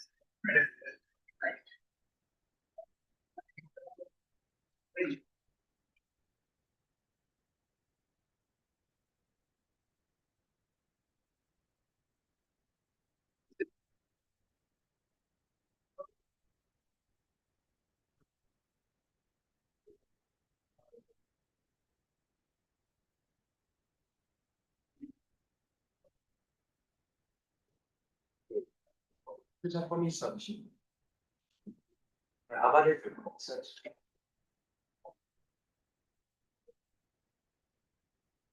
Amazon আছে। Netflix বিশাল দাম। মাসে 150 টাকা চলে গেছে laptop হলো তো 200 টাকা 199 laptop আমি ওই 5 day now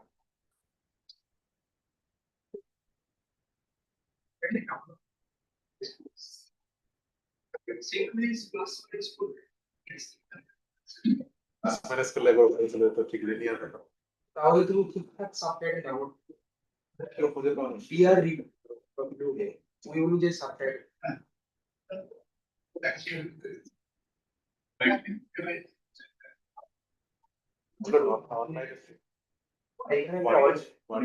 online Online subtitles. You can download too.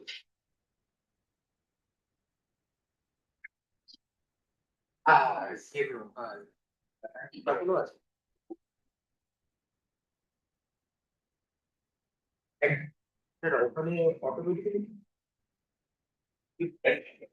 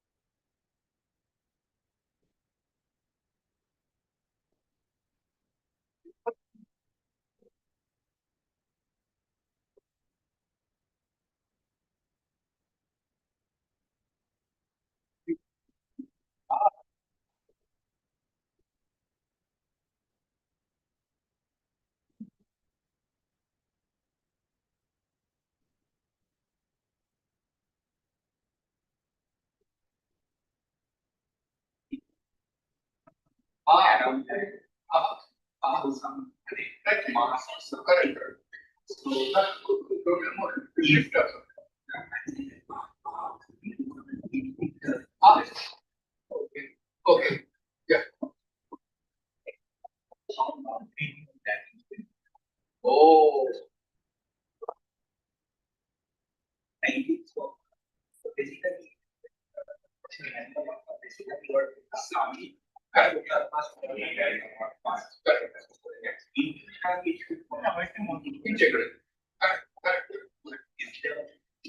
Yes, sir. No, not at all. No, because there's an obligation required. Yeah, no, no, no. And, of course, you might say you can use continuous function theory, right? Something that will get a purpose that we use. Therefore, these some like that. What? Yeah.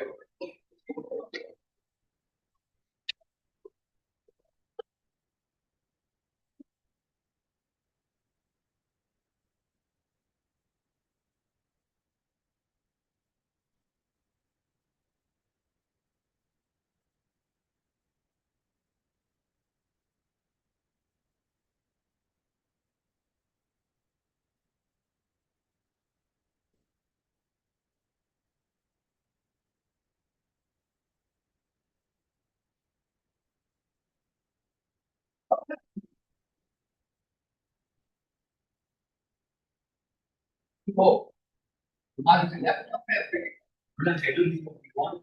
You know, do.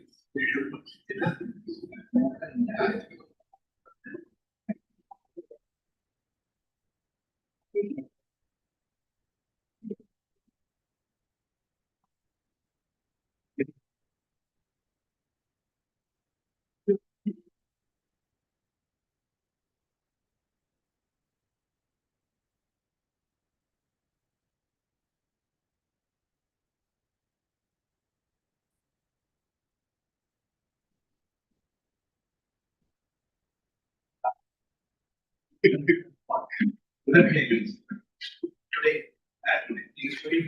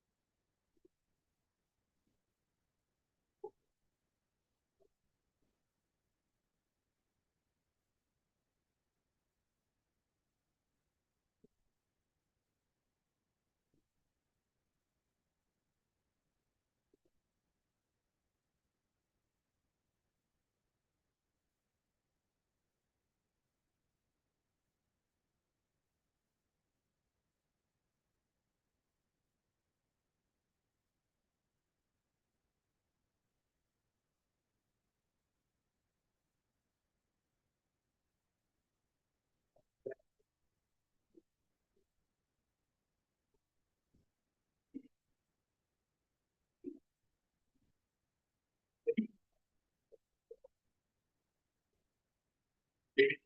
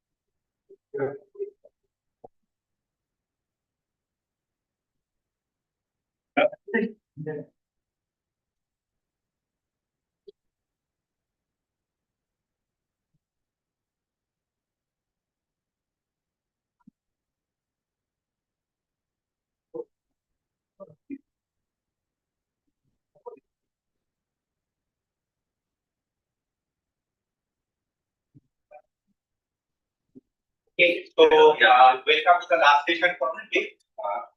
Question from students or comment before taking is another exercise. I think you understand that.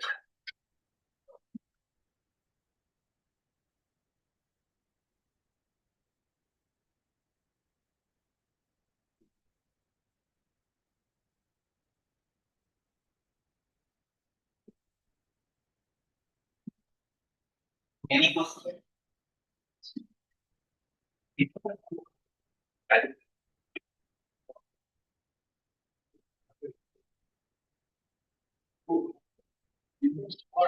have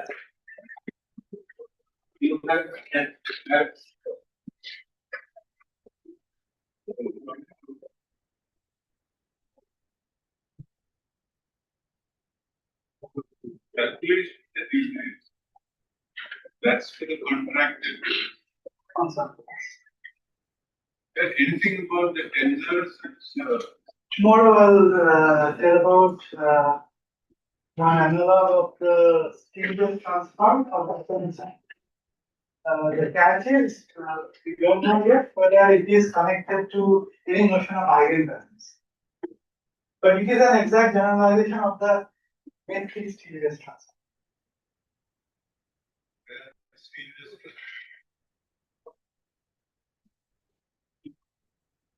related question. Whether the exhaust is a random exhaust, that is chaos expansion. So that Hamiltonian that you know, that's like a polynomial theory, right? The multilinear functional when you let the sigma stay. Yeah.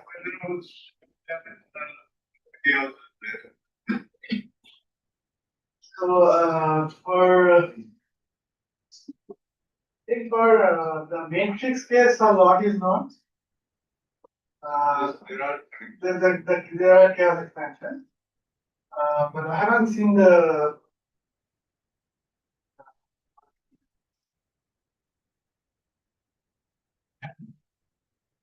Can you tell us how to get from the P scale? Yes. To the agents. Right. So assuming this exercise is done, the matrix that you have, Pn over square root n.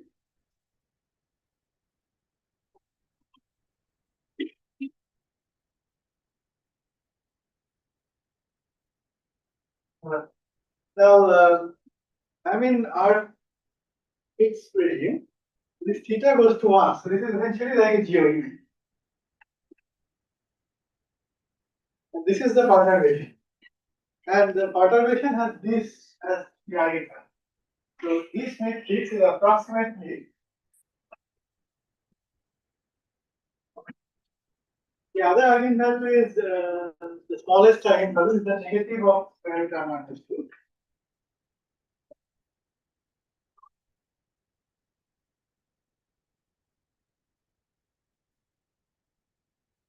Plus this GOE. This is exactly like the DVP, the spiked GOE case, where you had theta u transpose plus here. If theta was bigger than 1, that created a spike at theta plus 1 over theta. So this is the theta, right? So and this is 1 when r equal to 3, so you still don't see a spike. But as long as r is bigger than or equal to 4, this is bigger than 1, so you just r is bigger.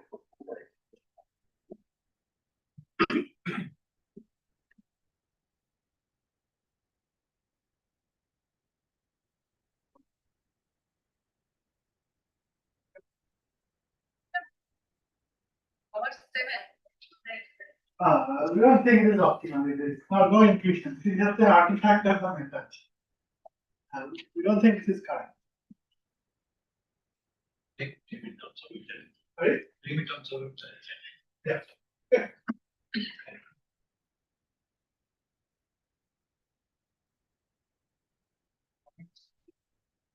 One is mention that small rank perturbation that is the limit itself. The bulk limit. So there is a. In the case of when the rank thing is bounded like one, bounded by some k or. Yeah. So there is a direct inequality. Compare the spectral measures of two matrices. Look at the matrix, probably Levy or some metric. We have inequality. As long as the perturbation is the rank is like little of n, the two spectral measures are. So for finite time perturbation, bounded time perturbation, you can allow more. Maybe. Yeah. So what is the exact issue in the moment method? Which one? Yeah, we do prove it using the moment method when r by n goes to c, but it is much more complicated. For r by n, so see, there is a very nice, we can use the established theory of GOE, but we do use moment method for proving this for r by n going to c, but it is much more complex.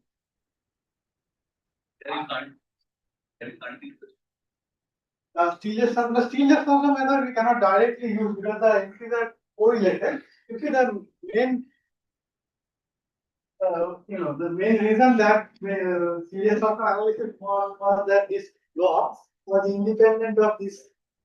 So if you don't have this type of structure, at least some independence, or even martingale type independence, something that you can use to get a recursion body.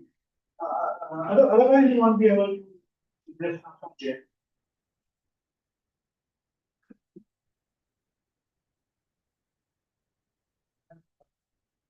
The phase transition is not that main step. So, are there any result where the state parameter that also depends on the direction? You mean this data direct? Yeah, or maybe different directions data, not uncountable. Current trend derivatives have different status, different derivatives, and all of them will got the corresponding eigenvalues will correspond it. So let's say you have a perturbation I this. Let's say this is your perturbation, and the lowest one is bigger than theta. Then the largest one will converge to theta max over 1 over theta max. So the second largest one will converge to theta second largest, and so on. So very easy. You said there's an anomalous connection lower dimension. Yeah. So see the way we decompose is like this plus delta phi I j plus delta data. This is like the global effect, row effect, column effect, and this is exactly like the ANOVA decomposition. So we try to do an exact ANOVA decomposition by projecting onto the space of constant matrices. That will give you something like this. Space of row-wise constant matrices, that will give you something like this. But the trouble is, at the end, you get something which still has correlated entries, albeit to a lesser degree. So you don't end up with the GOE. You get other Gaussian entries, but the correlations are much smaller. But this is much cleaner. You get up with independent entries, so you can directly. This kind of reminds of the row column effect rate decomposition. Why for row and column the speed of But symmetry, like there is no special bias, right?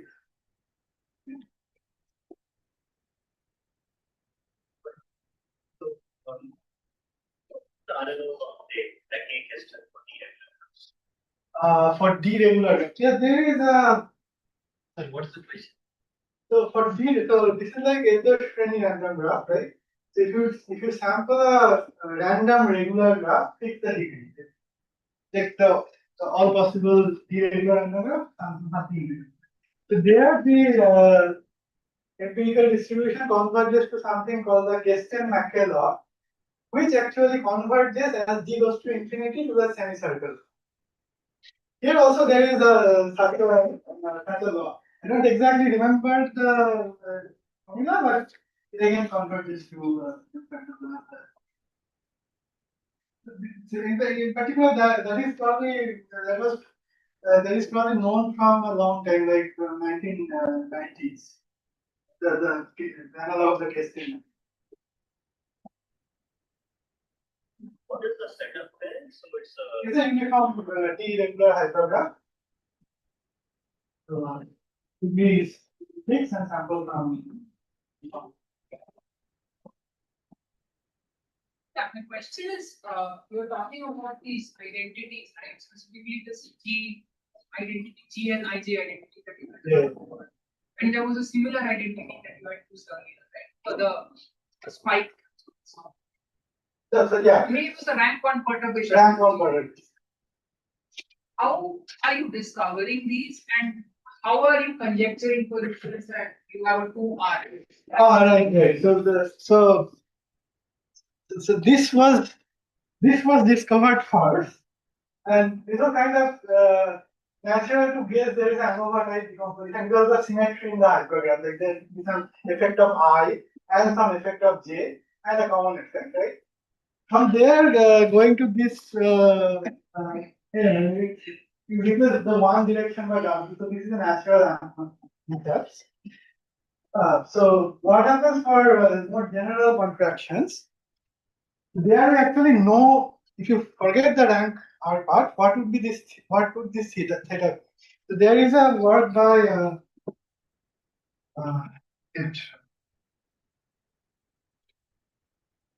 Benson or Berkeley, who actually looked at collections of such features and proved their joint convergence in the sense of C-flow. Right? And they have an explicit description of the limiting object, right? The covariance structure. So from that, it is very easy to guess what this theta would be for this type of generic construction, the contract.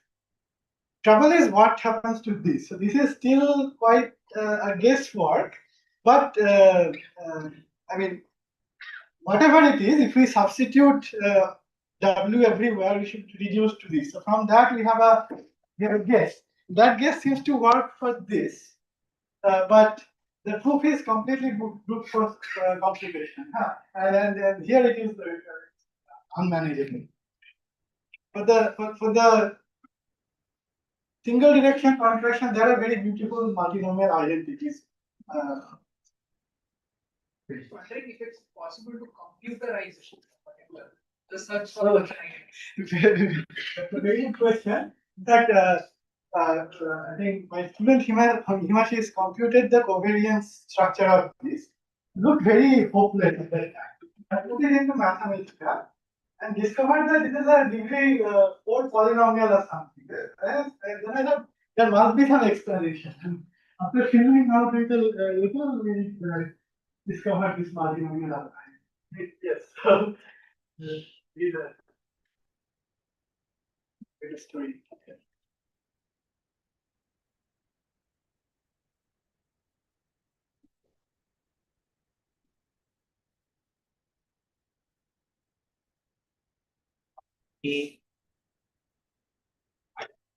Yeah, as long as the smallest one exceeds the BJP condition threshold, you. So many things here would be open, like proving local laws, which are very powerful results. So we prove that the CLS transform converge for every Z, right? The corresponding semicircle law. But if you could prove that you can, let's say, to approach the real line, from that you can derive a lot of nice consequences even for the eigenvectors. So proving such a result uniformly in Z as well as approaches the real line, that would be very useful. That has been done for a very wide class of systems like the group of explorers from Yao. But so they also have some work on correlated matrices, but unfortunately this is beyond that the correlation regime that they. Maybe local law would be I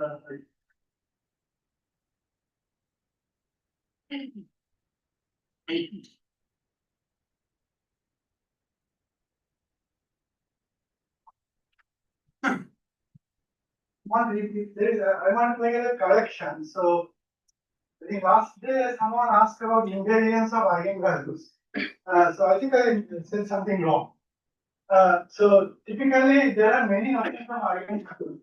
So what people call eigenvalues is not what we defined in class. So I have in the notes I have corrected it. So for E eigenvalues which we have defined, they are actually invariant under basis change.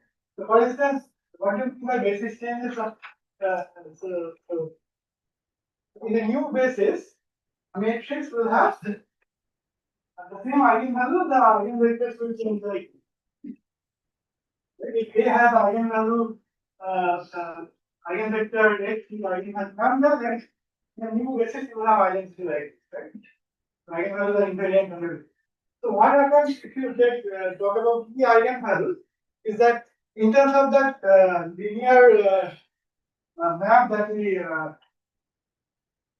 described, there is a transformation rule like this. Right now,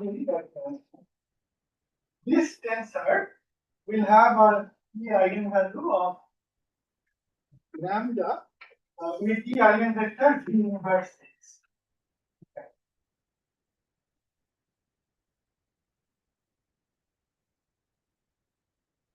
So if the original tensor has the eigenpair, then the eigenpairs are invariant, but the eigenvalues they are not. So I have defined now explicitly what eigenvalues are.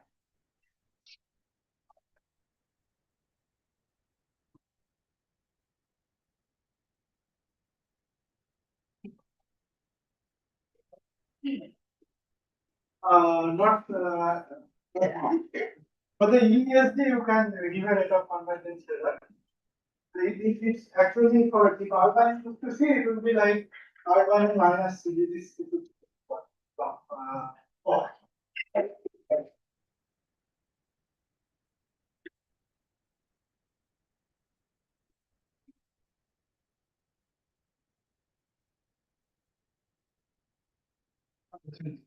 Large goal of Texas.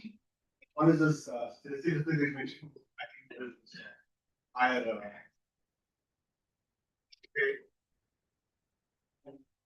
The animal results are important there for you.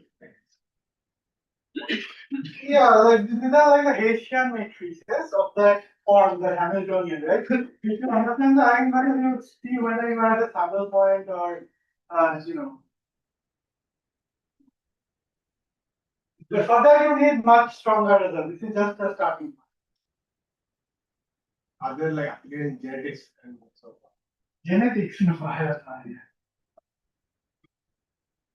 But this five matrix model to have application. So let's say you have a large tensor, which you believe that is coming from the interaction of a few factors, right? So just like you know, the ANOVAs or regressions, people come up with this type of models. That perhaps this tensor is generated by a low rank part, right? And Gaussian tensor, like some Gaussian tensor. That's the norm. And the goal is to recover this low rank. So for this, knowing or obtaining sharp concentration inequalities for T minus expectation of T, that is useful. That will tell you how much you can recover the signal from. So this we have seen some bounds how to control the operator norm.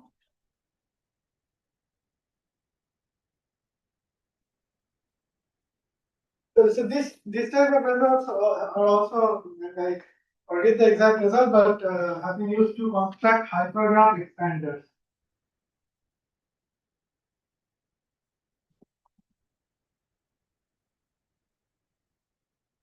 If there is no more question, we can take that. I will do that. I'm sorry.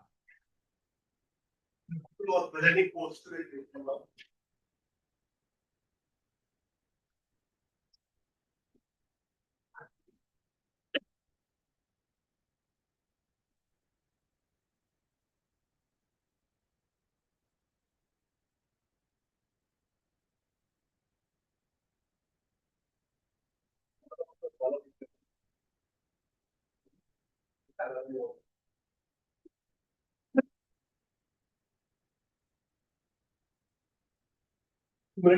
Really work. So I am. So for just a minute, So I am Vivakar Ghosh from IIT Guwahati. So the title of my poster is Semi-Markov Stopping Game with Rig Sensitive Discounted Cross Category. So this is basically a zero-sum game where the underlying state process is a semi-Markov process. That is a pure jump continuous type process where the holding time into any state can be any distribution, not necessarily exponential. Okay, so there are two players. One is minimizing player, one is maximizing player. So what happens that they continuously observe the state process. Suppose they observe that the state process enter state X.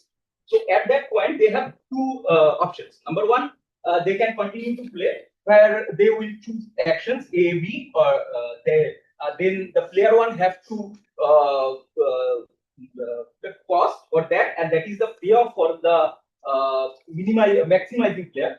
Okay, that is player 2, and for that, after some random time theta, the state will now enter a new state Y. And the interesting case is that the players can also stop at that state. Okay, so if they stop at this state, either of the player can stop or they can stop simultaneously. Then also the minimizing player have to pay a cost which will depend on the current state and the player who will stopping the game. Okay, so basically what we evaluate that the expectation of the exponential of the accumulated random cost. So that's why it is risk sensitive, and the main result is of our this work is that we find a value of these games which has interesting representation. You can watch it in my poster, and also we find a saddle point equilibrium for this game. Good afternoon, everyone. My name is Praveen Dey. I am also from IIT Guwahati. So, in financial risk optimization process, value cash is a very important instrument which captures the quantile of losses. On the other side, average value at risk captures that the expected loss when it is given that we are on the tail. So, I have studied market optimization process under average value at risk criterion. So in my problem, that optimization problem reduces to bi-level optimization problem. One is inner optimization, another is outer optimization, and we have studied for both finite time horizon rules and infinite horizon time tests. Then we have found an optimal policy and optimal cost function for that inner optimization and outer optimization. For finite horizon case, we have constructed a dynamic programming operator, and for the infinite horizon case, we have basically taken a limiting approach to apply from the finite horizon case, and there we have shown that dynamic programming operator basically is a contraction operator in a suitable metric space with a suitable metric, and it has a fixed point which is basically a function. That's not so easy. Please see. Good evening, everyone. I am Anupam, second year. Today I am presenting my poster titled Important Family Quantum Distribution with So Bayesian methods are often used to data, but the procedures are often impacted. So important sampling along with NCMC are often used to the limitations of the procedure. But a Bayesian is also interested in credible intervals which rely on quantity. So in this course, we are going to look at important sampling NCMC based quantum estimators and identify the asymptotic and explore their performance compared to usual. Good evening to all. My name is Samiksha and I'm a research scholar at IIT Delhi.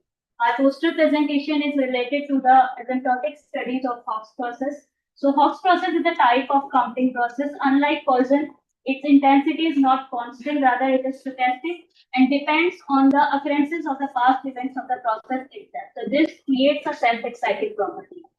So because of this dependency on the previous past events, this process can be viewed and studied through a branching representation. But in the classical representation, there are some restrictions. So we have generalized the model to relax such restriction, and also because of the self-exciting property, this process has been widely used in many fields, including finance, to study the clustering of defaults, neuroscience, seismology, and many others. So in my poster, I will explore such direction and application in risk analysis. So if you want to understand more about the process and its properties, I invited you all to visit to my poster. Thank you. So hello everyone. So hello everyone, I am Mauricio and I am a PhD student from Indian Statistical Institute, Kolkata. So I will be talking about step reinforced random walks, which are generalizations of the classical random walk or the so-called ethical random walk discussed today. So here the random walker at every step repeats one of its previous states at random from the past, or with some probability, or with the complementary probability, it moves independently like the usual walk. So also in contrast to the usual elephant walk, the selection of past steps is proportional to some regularly varying values. In this model, we provide a complete description of the asymptotic behavior of the walk, and we prove functional limit theorems when the walk is viewed on a linear time scale. So the key results that we have obtained in our work are that we have shown a law of large number result, and this corresponds to when the increments are finite. And we show the existence of novel phase transition boundaries from diffusion to substitution when the increments are finite variance. Thirdly, we have been able to show weak invariance principles in the that the walk has a decreasing growth and strong functional theorems in the supercritical regime that the walk has a super. And lastly, we also integrally analyze the critical regime where the weak scale walk can have either weak or almost shear limits, in contrast to the visual results observed in this equation. And also we show that the scalings are often comparable to the already for this type of type. So for more companies, I invite you all.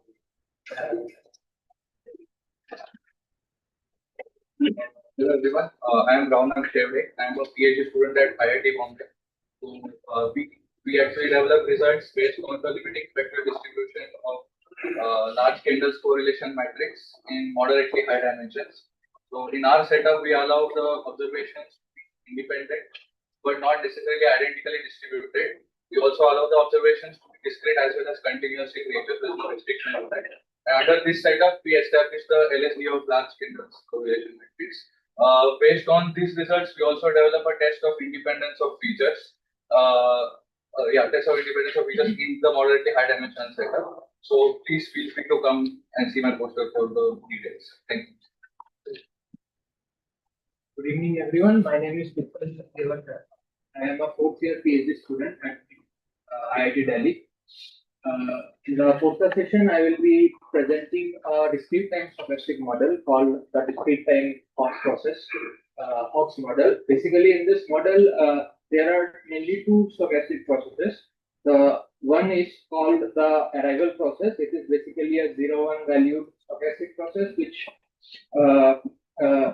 decides whether an arrival has happened or not. And then we consider its cumulative sum process, which counts the number of arrivals that has happened up to time n. The core property of this stochastic model is the self-exciting nature of it, which is incorporated into the arrival process. In a joint work with my supervisor, we have analyzed the asymptotic behavior for this discrete time model.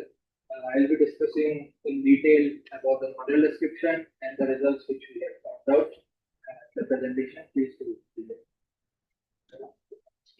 Hello everyone, I am Dipranjan from ISI Kolkata. My advisors are Shubhajit Goswami and Sundar Mukherjee. So it is well known that if you scale a Wigner matrix by curve n, the largest eigenvalue converges to 2 almost surely. So one natural question would be what happens if you introduce some correlation among the entries. So consider a random symmetric matrix whose all entries are Gaussian with mean 0 and variance 1, but any two entries have correlation, and correlation decays with n such that the decay is bigger than 1 by n squared but less than 1 by n.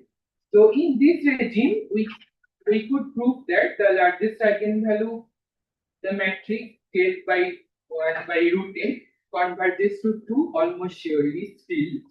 And also we have this type of result for the largest eigenvalue, and the entries have non-zero mean. So please visit my poster for further data. Thank you. And with the continual ongoing work on establishing inclusivity for is in problem on the Poisson limited effect. So the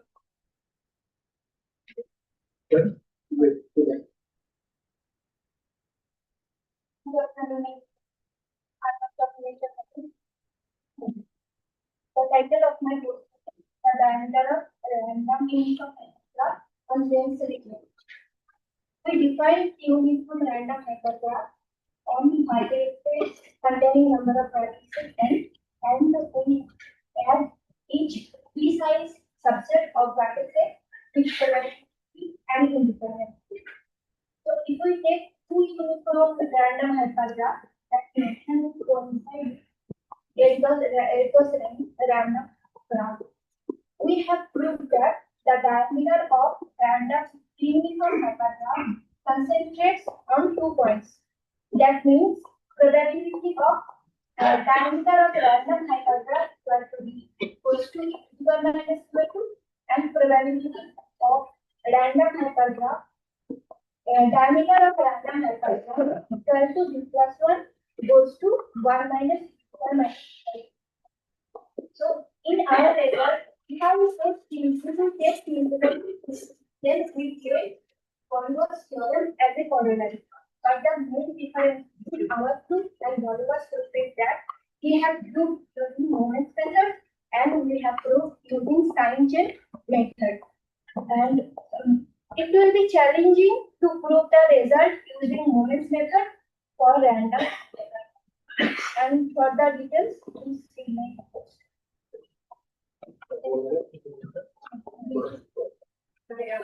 I will be presenting a long-term work establishing minimum wage factor problem on coordinated. For example, when ladies run this correspond to the minimum wage perfect. And it turns out that these optimization problems can be described by points of certain recursive distribution or equivalent recursive.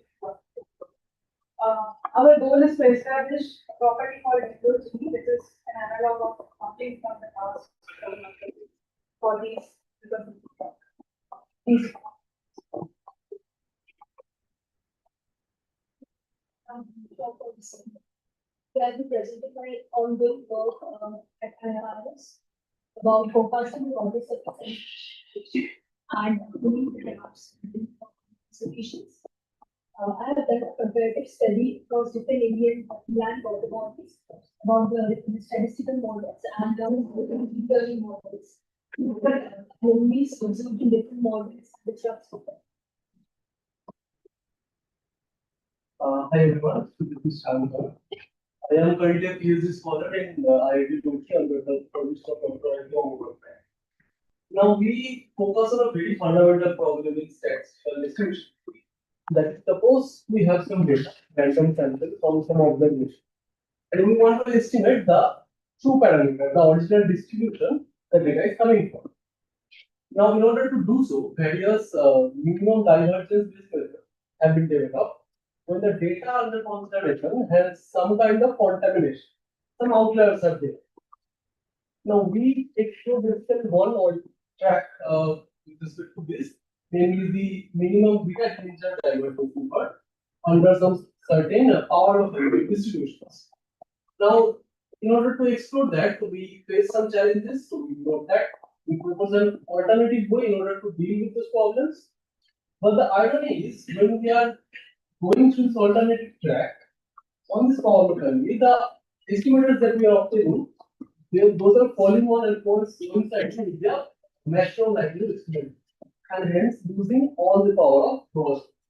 So yeah, please visit my poster. It is named a power less tale of power tails. Please come, we talk. Thank you very much. Good on.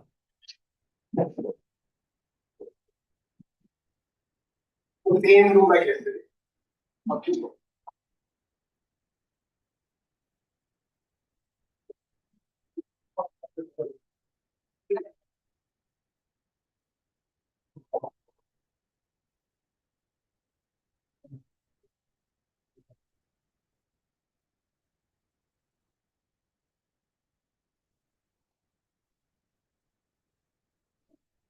Okay.